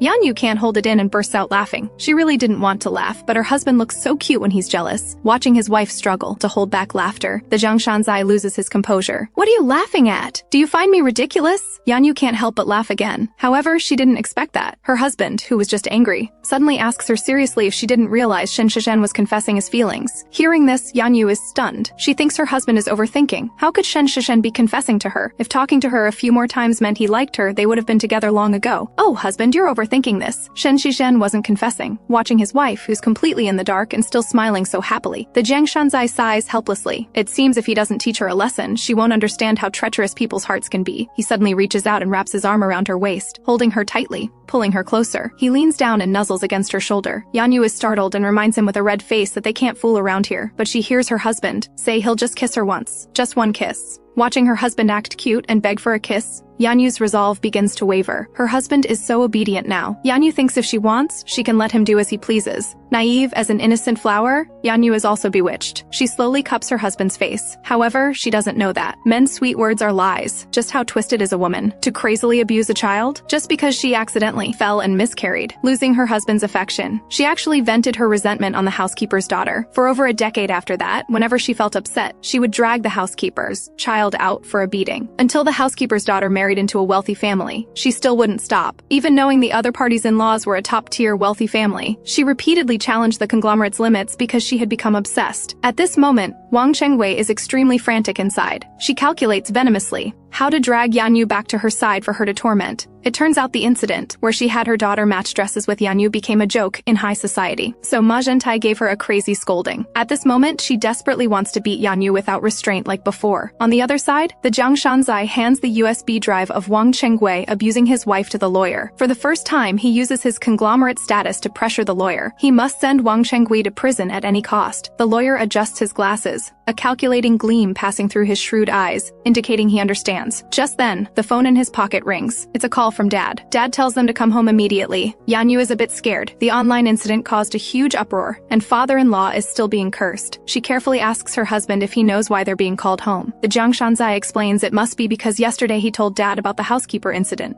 So that's why he's calling them back. Yanyu is a bit uneasy. She doesn't know why father-in-law wants to see her too. Although the Jiang Shanzai himself isn't sure, he still holds his wife and comforts her that it's okay. Dad won't say anything to you. However, when they arrive at the family estate, it's a completely different scene. First, they see Mom with eyes red from crying. Then they see Dad with an extremely serious expression. Yanyu nervously swallows. It's even more frightening than what she saw on the news. Shanzai, kneel down first. Dad's sudden words stun both of them, but the Jiang Shanzai still kneels down. Under Yanyu's shocked gaze, she hears father-in-law say, "You two should live separately for now. Shanzai will commute to work from here. Daughter-in-law, you go back first." Yanyu never expected this situation. It turns out the man's contract marriage with his wife was exposed. Father thinks his son used dishonorable means to force someone into marriage. This makes Dad, who has always hated bullying with power, very angry. So he has his son and daughter-in-law live separately first. Mom's eyes are even more red from crying, regretting and blaming herself for not discovering earlier. She called Yanyu baby with every sentence, but it turns out her own family hurt her the most. Thinking of the online news, she imagined her son upon seeing the pure and beautiful daughter-in-law, using despotic methods to force Yanyu. Thinking of the heartbreaking part, she grabs Yanyu's hand and firmly tells her, no matter how her son tries to act shamelessly, she will definitely stand on Yanyu's side. Dad also blames himself regretfully. He can't understand how he raised a capitalist son. When he heard from his nephew that his son kept pestering his daughter-in-law, he walks while cursing furiously. How did you become like a vampire capitalist? At this moment, the couple doesn't know what happened. The Jiang Shanzai is completely stunned. How did he become a vampire? Until mother-in-law cries and says, Yanyu, Don't be afraid. How did Shanzai bully you? Tell mom. Mom will protect you. If Shanzai did anything unforgivable, he will definitely disown his own son for justice. Not wanting his son, but keeping his daughter-in-law. Only then does the Jiang Shanzai understand. Mom sees him as a despotic bully who took what he wanted by force. Seeing how much father-in-law and mother-in-law care about her, tears slowly overflow from her eyes. It turns out she was never alone. Everyone respects and cherishes her. She helps her husband up. She sweetly nestles beside him, smiling as she wipes away the tears from the corners of her eyes. Mom,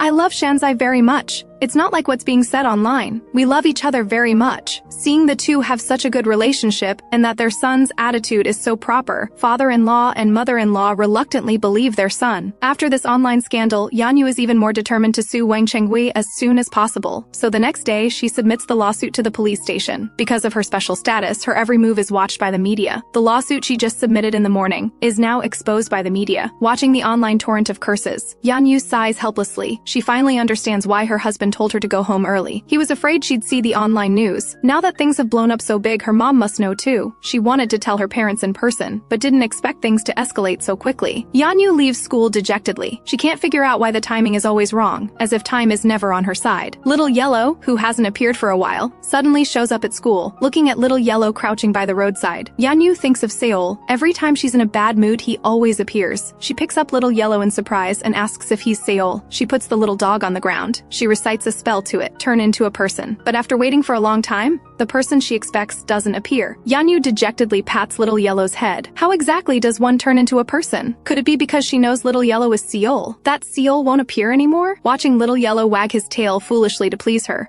Yanyu can't continue speaking. Tears well up in her eyes. Yes, that child is already dead. How could a dead person come back to life? She says to Little Yellow, what she couldn't say to Seol. Don't walk barefoot. You stepped on glass again. If you need my help, you can tell me anytime. Little Yellow seems to realize this and nods. Finally, he leaves Yanyu slowly. Watching that small figure, Yanyu's heart fills with hope. She's a reborn person who was given an extra 100 days of life. Didn't she come back to fight against fate? So she absolutely cannot back down. Looking at the USB drive she found in her bag, she decides she must do something. At this moment, on the other side, the Jiang Shanzai receives a call from his wife. Before his wife can speak, he comforts her first. Don't mind those strange calls. Our phone numbers have been leaked. It's okay. My phone has been off the whole time. Husband, if I accept an interview about my personal issues, will it make Dad uncomfortable? The Jiang Shanzai smiles indulgently. No. If it's for justice, Dad will cheer you on. Do you want to accept an interview? Yanyu nervously clenches her fists. She bites her teeth and says yes. The Jiang Shanzai encourages his wife over the phone. I'm at the TV station now. Suddenly hearing his wife say this, the Jiang Shanzai exclaims in panic. What? It's starting soon. It won't end quickly. Just as her husband is about to explode, Yanyu hastily hangs up. After a quick adjustment, she heads to the studio with the producer. On the way, Yanyu's face is full of worry. She lied because her phone has been on the whole time, looking at over 100 harassing calls and messages from friends and relatives. Yanyu asks everyone to wait a bit longer. She still has a tough battle to fight right now. Today, she's not the wife of J Company's vice president. She's a weak girl who was abused for 18 years, Li Yanyu. Here, she will tell the entire story of being bullied since childhood. At this moment, someone listening to the TV smashes a glass. This furious person is Wang Chenghui. She can't believe Yanyu would actually make such a big deal of this. Because of the recent contract marriage between Yanyu and the Jiang Shanzai causing a huge uproar online, the host's questions are very tricky. If you've been beaten for 18 years, why didn't you speak up earlier? Just based on this alone, it should be very difficult to prove that you actually experienced these things since childhood, right? Hearing this, Yanyu freezes on the spot. At this moment on the other side, Wang Chenghui shows a triumphant, sinister smile. Yanyu falls into memories.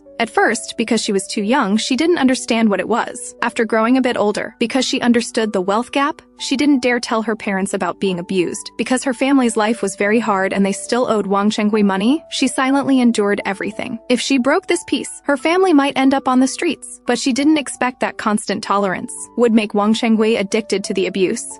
Even after she got married, Wang Chenghui still threatened her life. Today, she's going to expose Wang Chenghui's crimes. The interview is drawing to a close. The host brings up the question most people are curious about, their contract marriage. Yanyu freezes for a moment. Then, blushing, she faces the camera with determination. My husband and I love each other. Whether people believe it or not, time will prove everything. Jiang Shanzai, who rushed to the TV station, happens to hear his wife's heartfelt confession on the big screen. He murmurs to himself, what's going on? Does she not need me at all? After the show airs, the response is great. Many people cheer Yanyu on, looking at the encouraging comments.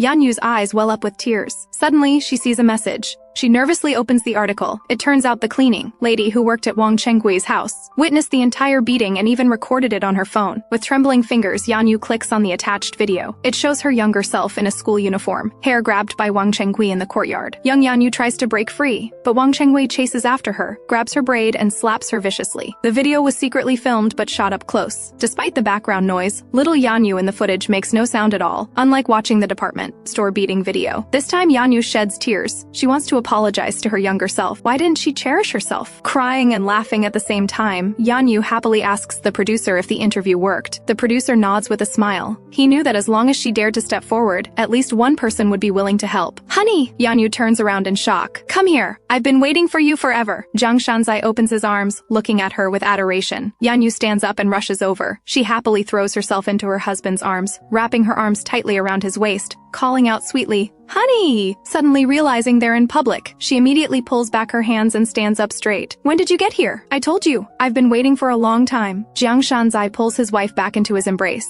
You did great. The best. Receiving her husband's praise, Yanyu's tense body relaxes. Thank goodness he's not angry, but her joy lasts only seconds before he pushes her away. But how could you tell me just 15 minutes before the show aired? Yanyu stammers, trying to explain. But her husband interrupts. You're so bad. I'm going to devour you. Jiang Shanzai flashes a meaningful smile. Suddenly Yanyu's phone rings. Seeing the number from America, Yanyu's eyes widen in shock. It's the housekeeper bribed by Wang Chenggui, and she's willing to testify for Yanyu. Jiang Shanzai quietly watches his wife talk on the phone. She's completely different from her usual timid self. She firmly demands the housekeeper post everything about Wang Chenggui online. Jiang Shanzai sighs softly. His wife has grown up. She can handle problems on her own now. In the parking lot, Jiang Shanzai affectionately pats his wife's head. Li Yanyu, you've grown up. He gently leans on her shoulder. It makes me a bit sad that I couldn't help seeing him hang his head with a slightly aggrieved tone. Yanyu quickly protests. You'll always be my greatest strength. It's because of his existence that she's been driven to act. Yanyu sincerely thanks him. Thank you for always making me feel loved. She confesses her feelings to him once again. Really? Jiang Shanzai falls silent for a moment, asking uncertainly. From that glimpse 7 years ago, to the contract marriage 2 years ago, no one knows how terrified he's been these 2 years. Yes, I really am grateful, looking at his wife's teary eyes. What could be more real than his wife crying in his arms? Then you can't just say it with words. Suddenly forced into intimacy, Yanyu can't keep up with her husband's pace. Thinking of that night in the school parking lot, this man is too bold. They're in public. She quickly raises her hand to block his face. Wait, I have something to say. Tell me later. Nothing else matters right now. This is the priority. No, I need to go to my mom's today. Today? It hits him like a bucket of cold water. He asks uncertainly several times. Today? Yes. If I go tomorrow, I won't be able to sleep tonight. Understanding what she means, Jiang Shanzai sighs. What a shame. He runs his fingers through his hair in frustration. I really want to go with you, but there's so much to do at year end. He already misses her and they haven't even parted yet. Yanyu smiles and says it's fine, she can go alone. Jiang Shanzai feels upset. His wife just said he's her greatest strength, and now she's leaving him behind. He wanted to love her well tonight. Jiang Shanzai wraps his arms around his wife and mutters softly, Did you hear I was going to devour you tonight, so now you're running away? Of course not. I'm worried about Mom.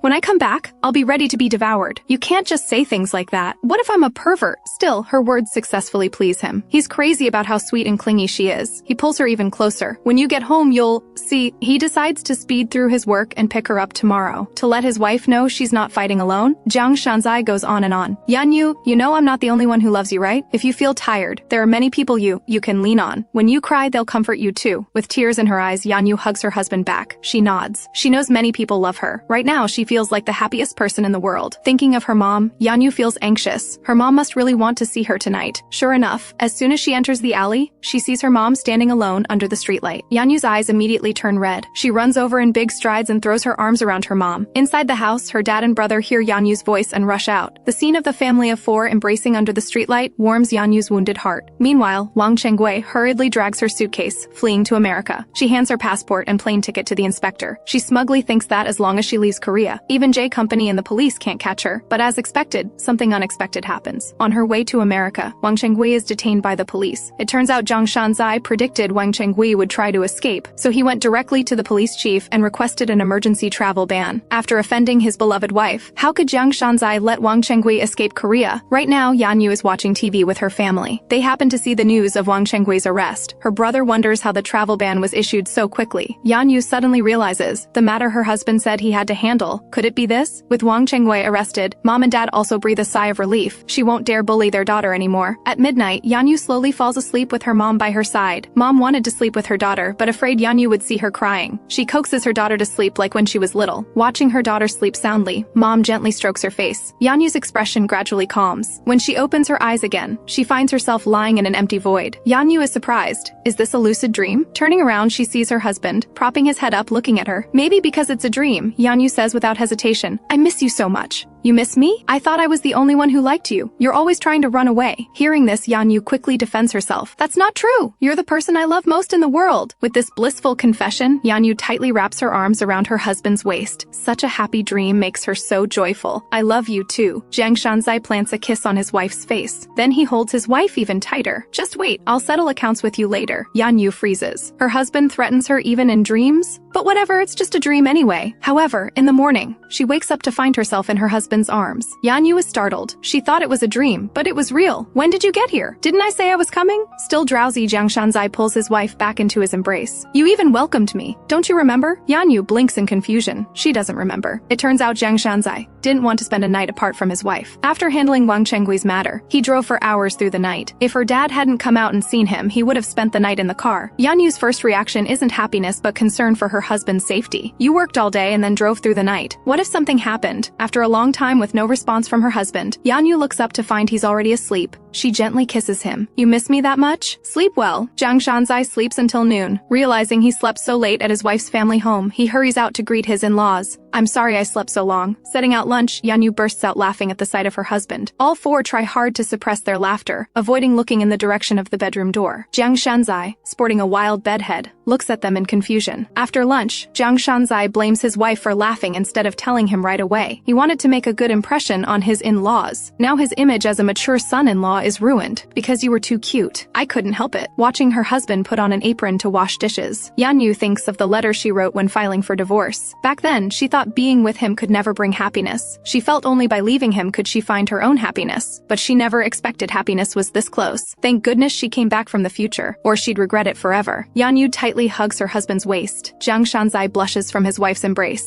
"Not now. Can't you see I'm washing dishes?" Yanyu peeks out her little head, giggling while hugging him. "Because washing dishes doesn't use your arms. So I can tease you." Suddenly I don't feel so happy anymore, but I feel very happy. As Yanyu speaks, her hand moves to his chest. Jiang Shanzai's soul nearly leaves his body. He doesn't want to lose control and do unspeakable things at his in-laws' house. "Hey, Yanyu, stop it and back off." With a beauty in his arms before he had a taste, he could convince himself it wasn't that interesting. But after having tasted it, there's no reason to refuse her soft warmth. He stops what he's doing. He tilts his head back and sighs deeply. "I was planning to stay until tomorrow, but looks like that's not happening." Through countless business battles over the years, none have been this difficult. He turns around, touches his wife's forehead, full of warning. "When we get home, I'll settle accounts with you. You just got here and you're leaving already?" Yanyu asks slyly how he'll explain it to her mom. "Should I say my husband wants to go home to settle accounts with me? Can I say that?" "No, you can't." His wife is clearly playing with him. Jiang Shanzai gives up struggling, thinking to himself, "Play all you want. We'll see who plays whom when we get home." Just then, Mom comes back. She tells Yanyu the snow outside is beautiful and suggests taking her son-in-law to see it. The two come out of the house and sit side by side on chairs under the eaves. Yanyu sighs. "Sitting here makes you feel like time flies like swallows." "It's time flies like an arrow. If you don't know, don't say it." Yanyu pouts. Her husband has no sense of romance. In such a romantic atmosphere, she only got one word wrong and he has to call her out. A woman's heart is like a needle in the ocean. Jiang Shanzai can't figure it out. His wife only makes mistakes when she's nervous.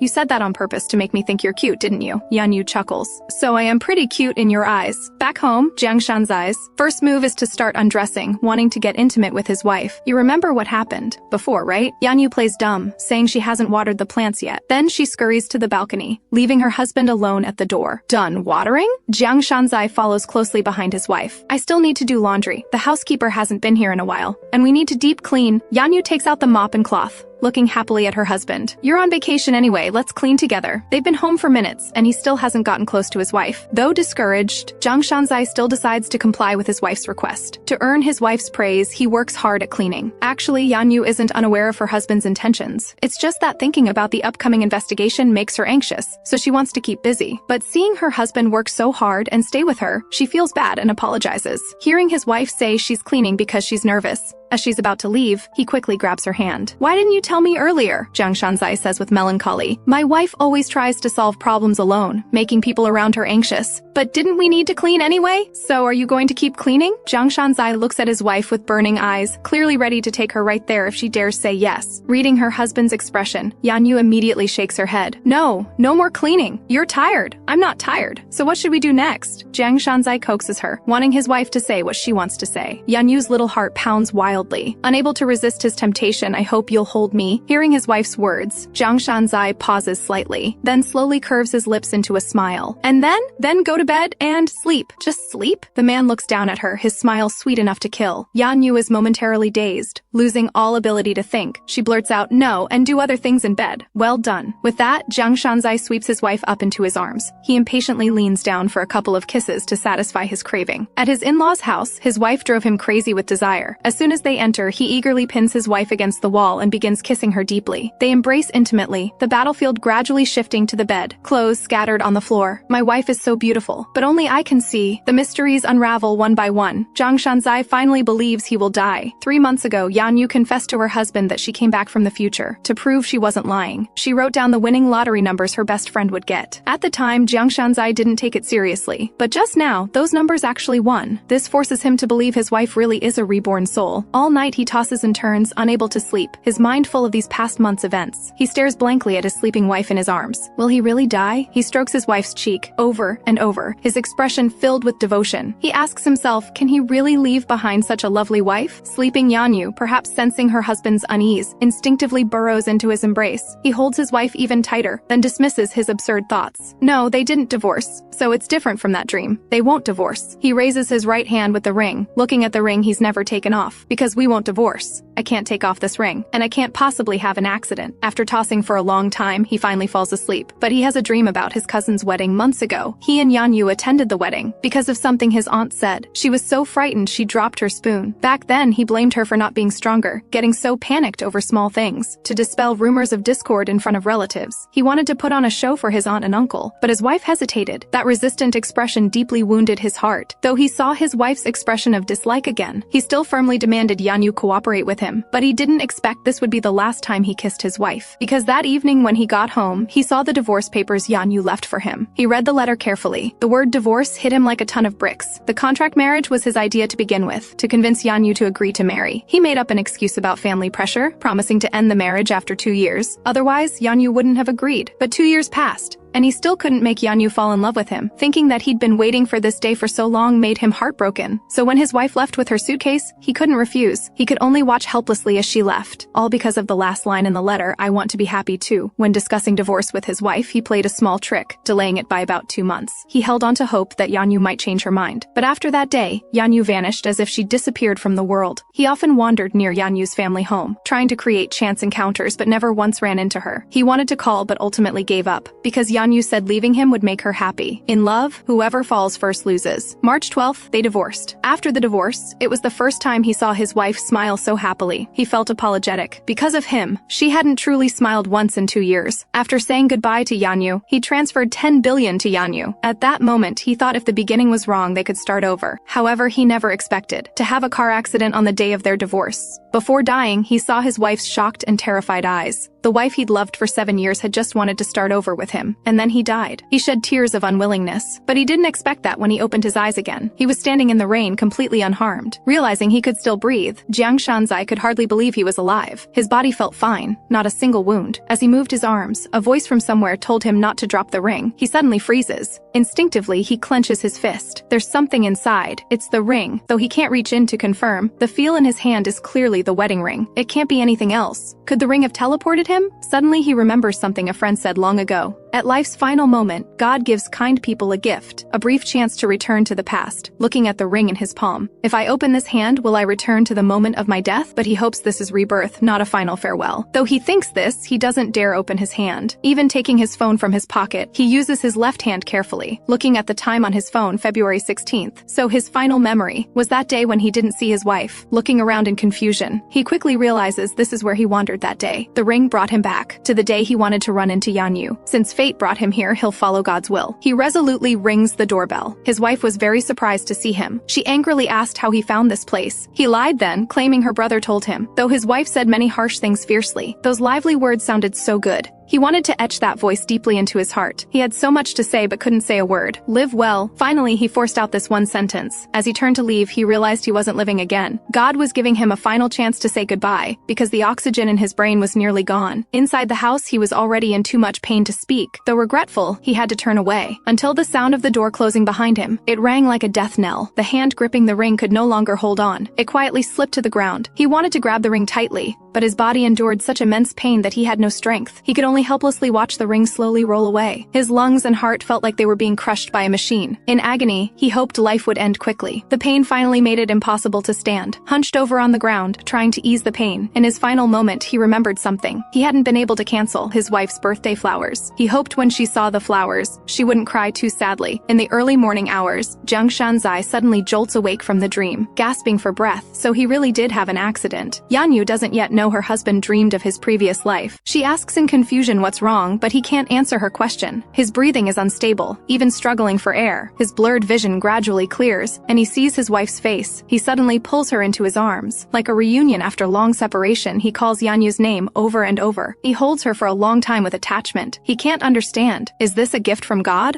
A warning? Is it because he doesn't have much time left? So it's reminding him to cherish every day? But he truly loves his wife so much. He really doesn't want to leave her behind. After that night, Jiang Shanzai lives in a daze. Even when his wife changes clothes in front of him, he just watches quietly, not pouncing on her like before. Yanyu looks worriedly at her listless husband. After that night, her husband seems different. She thinks he dreamed about the fire from 20 years ago, which is why he's in a bad mood. Until after school, she remembers her husband's poor spirits are because he heard the phone call about her friend winning the lottery. So the lottery win means what happened in the previous life is approaching. Thinking of her husband, Yanyu's mood grows heavy too. She blames herself for telling him those numbers. Dad wants to hold a grandchild, but he doesn't dare pressure his daughter-in-law. He actually suspects his son has physical problems. Married for 2 years and still hasn't gotten his wife pregnant. Seeing his son's pale complexion, Dad thinks he guessed right. Your head's steaming. Go rest. So young, yet your health is so poor. How can you get your wife pregnant like this? As soon as the words leave his mouth, Dad quickly covers it. Thinking of grandchildren, he blurted out what was on his mind. So Dad wants grandchildren. Jiang Shanzai looks at his father with amusement as he warns him like a child. You absolutely must not tell your wife I said this. If you dare tell her, I'll disown you. After warning his son, he tells him to go rest. A lot has happened at home recently. You must be exhausted. If you go before me, you'd be an unfilial son. Hearing Dad's careless joke, he falls silent. If he left this world, how heartbroken would his parents be? Meanwhile at school, the shameless Wang Shenghui just got released from detention and comes to school to verify something with Yanyu.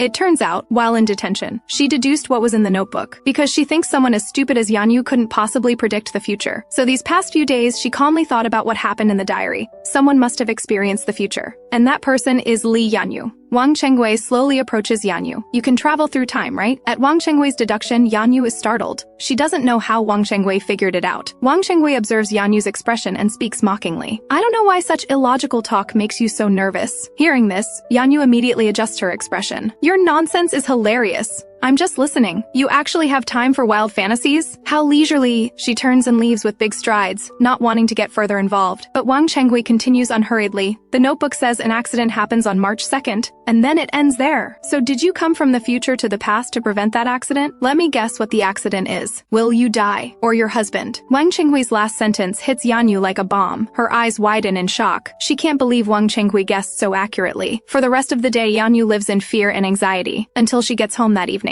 She discovers her husband, who usually works late, came home early, but she didn't expect her husband, who's never been sick, actually has a high fever this time. This is the first time she's seen him ill. After getting sick, her husband becomes very clingy. Yanyu asks if he took medicine. Hearing her husband say he already did, and that he's very sleepy now, Yanyu watches as her husband slowly closes his eyes. The next morning, when Jiang Shanzai wakes up, he finds his wife curled up at the edge of the bed, sleeping restlessly. She's been sleeping with her head on his hand with the ring. He regrets sleeping so deeply, worried the ring will leave a mark on her cheek. He carefully tries to withdraw his hand, but this wakes Yanyu. The first thing Yanyu does upon waking is check check if her husband's hand is numb. Her worried look is so adorable. To hide his stinging eyes, he pokes his wife's cheek. You have a ring mark here. Feeling her husband's finger temperature is normal. The fever's gone. Her worry subsides too. She tells her husband about Wang Chenghui coming to school today. Jiang Shanzai comforts his wife not to worry. Once the prosecution period arrives, Wang Chenghui won't be able to jump around much longer. Yanyu hugs her husband, feeling a bit sad. I wish you'd infected me instead. Then you wouldn't be sick. Hearing this, Jiang Shanzai sternly corrects her thinking. Don't say that. Thinking of sacrificing yourself to protect me is wrong, because the one who should be happy isn't me, it's you. However, the gears of fate continue to turn. What's meant to come can never be avoided. Just leaving the office, Jiang Shanzai breaks his leg saving a little girl. Having learned a different future through his dream, he knows more about his own body than what his wife recorded in the notebook. February 1st, received divorce papers. On the way back, fell down the stairs and broke his leg, and wore a cast for 4 weeks. Everything is happening now. Even though the circumstances differ, the injuries remain the same. No matter what, he gets injured. This fall from the stairs also caused a fracture. How worried will his wife be knowing this? Will she be scared? Remembering when he was burned and his wife cried uncontrollably, he feels deeply guilty. To keep his wife from knowing about his fracture, he has the doctor use a removable cast. After going home, he hides the cast under the bed. This way his wife won't discover it. He thinks sadly, the fracture came 2 days earlier than in the dream. Will his death date also come earlier? Jiang Shanzai goes home with complicated feelings. Ever since learning he will die, Jiang Shanzai has been distancing himself from his wife. They've been sleeping in separate beds for several days now. Yanyu begins to wonder if their marriage has reached a stagnant period. A few days ago, they were burning like fire. Now they're alarmingly cold. Tonight, while her husband isn't paying attention, she suddenly climbs onto the bed and burrows into the covers. No matter how her husband pleads, Yanyu pouts and refuses to leave. It turns out he's worried. His wife will discover his broken leg, so he makes excuses to sleep separately. However, Yanyu is very clingy now, eager to climb into his bed every night. Seeing his wife looking like she's about to cry, Jiang Shanzai finally softens. I have a cold these days and might infect you. We can't sleep together. When the cold is better, okay? Yanyu happily agrees. Thinking that his wife will be heartbroken after he's gone, his mood grows heavy. Determination shows in Jiang Shanzai's eyes. He absolutely won't die. If that day really comes, he hopes to spend all remaining time with his wife. Honey, do you want to go on a honeymoon trip? Yanyu is surprised. Why is her husband suddenly bringing this up? As soon as the cold is better, we'll go right away. Yanyu happily nods repeatedly. All previous unhappiness swept away. Just as she's slowly falling asleep, she suddenly hears her husband softly calling her. Honey, what was my funeral like in the previous life? Hearing that calm voice, Yanyu's heart aches. She doesn't want to answer this question, but her husband seems very curious. He keeps asking. After her husband's repeated requests, Yanyu finally speaks. Her pillowcase is soaked by now. There were many people, many reporters. Dad was silent the whole time. Mom cried terribly. Yusola cried the whole time too. Did you cry too? Not much, because we were already divorced then. She didn't cry at the funeral, but after receiving the flowers, she cried heartbrokenly. But she doesn't tell her husband this. I see, Jiang Shanzai murmurs. He sounds somewhat relieved. This was exactly his final wish in the previous life. He didn't want his wife to blame herself for his death. Was there no one cursing? Me? No, not a single person.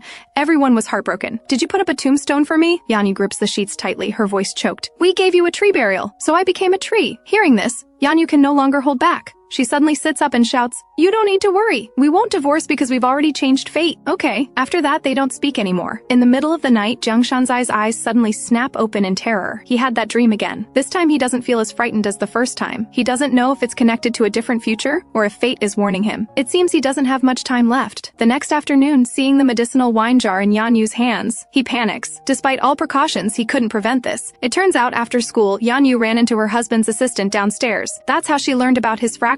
Watching his wife crouch down and roll up his pant leg, he shrinks back in panic, but the cast still shows. He sighs helplessly. Seeing his wife sad and upset, his heart breaks with pain, but fate still can't be avoided, so he apologizes to his wife. I'm sorry, I didn't mean to deceive you. But Yanyu can't comfort herself. Tears stream down. How much pain were you in this whole week? In so much pain, but you didn't say anything. Yanyu thought her husband had nightmares because of the notebook, but hearing him say he dreamed about the previous life, she finally knows the truth. Yanyu is stunned. She never expected her husband would remember the previous life. Yanyu frantically grabs her husband's arm, telling him not to worry. She absolutely won't let anything happen to him. This is her only goal for coming back. Besides her husband, she wants nothing else. He calmly calls out, Yanyu. He wants her to calm down. He understands his wife's character well. If anyone died in front of her, if she came back, she would definitely save that person. But he's already very lucky. In this parallel world, his wife came back and fell in love with him. This was something the previous life him wouldn't dare dream of. Even if he can't escape fate and dies, he has no regrets. Compared to the desolation revelation at the end of his previous life. This is truly God's grace. But Yanyu doesn't want to hear this. Her husband truly is her everything. In the previous life, she didn't understand love and missed him. Now she finally fell in love with him. Why be so cruel and make her experience separation by death again? She can't do it this time. Watching his wife cry inconsolably, he can't help but shed tears too. Yanyu, not many people know their own death anniversary. I didn't tell you because I didn't want you to worry. Yanyu swats away her husband's hand in distress. She shouts hysterically, "Why do you always say such unsettling things? I told you I'll save you. Please don't give up." When she shouts, he raises his voice too. "I believe you. I'll do what you say. I'll do whatever you tell me. I'll fight desperately to stay alive. But I want you to promise me one thing. If by chance we really can't avoid it, promise me you'll live well." He begs his wife not to live in pain because of him. He didn't want it in the previous life, and he doesn't want it now. "No, I can't do it. Without you, I won't try to live either." Yanyu ultimately refuses her husband's tearful request. He goes on a date with his childhood friend. However, his wife, who's giving him the cold shoulder, catches him. He suddenly feels inexplicably panicked. The two of them are already in a cold war, and his wife sees him getting out of Yusola's car. Jiang Shanzai asks guiltily where she's going. "Don't you see the wristband on my hand?" Going to a nightclub, of course, before getting in the car. Yanyu fiercely warns him not to follow. Jiang Shanzai is instantly confused. "What? No, don't!" Watching his wife's angry appearance, there's no time to be dazed. He hurriedly gets into his car behind her, anxious as anything, pointing at the car ahead and telling the driver to follow. The driver understands. Woohoo! Time for a long-awaited wife-chasing battle? Then tells him to hold tight, floors the gas pedal and shoots out like flying. But by the time he catches up, Yanyu has already entered the club. Jiang Shanzai gets out of the car and rushes straight in, but the staff stops him, thinking they're checking age. He pulls out his ID card, telling them he's already in his early 30s. However, the staff tells him it's because his clothes are wrong. They don't fit the club's style. Jiang Shanzai sneaks a glance around. Taking this look, he seems to understand, so he snaps off his tie. "Can I go in now?" The security guard laughs awkwardly. "Well, even with the tie off, it's still a bit fine, then I'll take off my jacket. That should work, right?" But the security guard still thinks he's dressed too formally. "It's our opening day. Not this time, but next time for sure." Jiang Shanzai's anger rises level by level. He really wants to buy this club. No sense at all. He can't help but shout at the staff. "What matters now isn't that, but my wife who ran away from home is in there." At this moment inside the venue, Yanyu nervously stands in a corner. It turns out earlier today after school, Yanyu ran into Little Yellow, who'd been missing for a long time. She wanted to thank Little Yellow for looking after her all this time, but she didn't expect him to give her a shocking secret. It turns out the main villain is Little Yellow himself, because he's the little boy who was burned to death in the fire. He resents that Jiang Shanzai didn't save him as a child, so he's pursued him for 2 lifetimes to take him away. However, he gave Yanyu a challenge. If she can find him in this newly opened club, he'll tell her the answer. Just as she's lost in memories, someone suddenly pins her against the wall. A red-haired guy lewdly invites her to play together. Yanyu politely tells him she's not here to play, but the man is relentless, grabbing her hand and not letting her leave. His other hand even touches her stockings. Yanyu's eyes widen in shock. She immediately turns and shouts angrily, "Get lost, you jerk! Let go!" The more she resists, the more excited the red-haired guy gets. He teases that he can't hear what Yanyu is saying. Suddenly, someone grabs the back of his neck, forcing his head down. Jiang Shanzai asks darkly, "Can you hear clearly now?" His powerful aura hits like a wave. The red-haired guy is scared stiff, not daring to move. "Get lost, you lunatic!"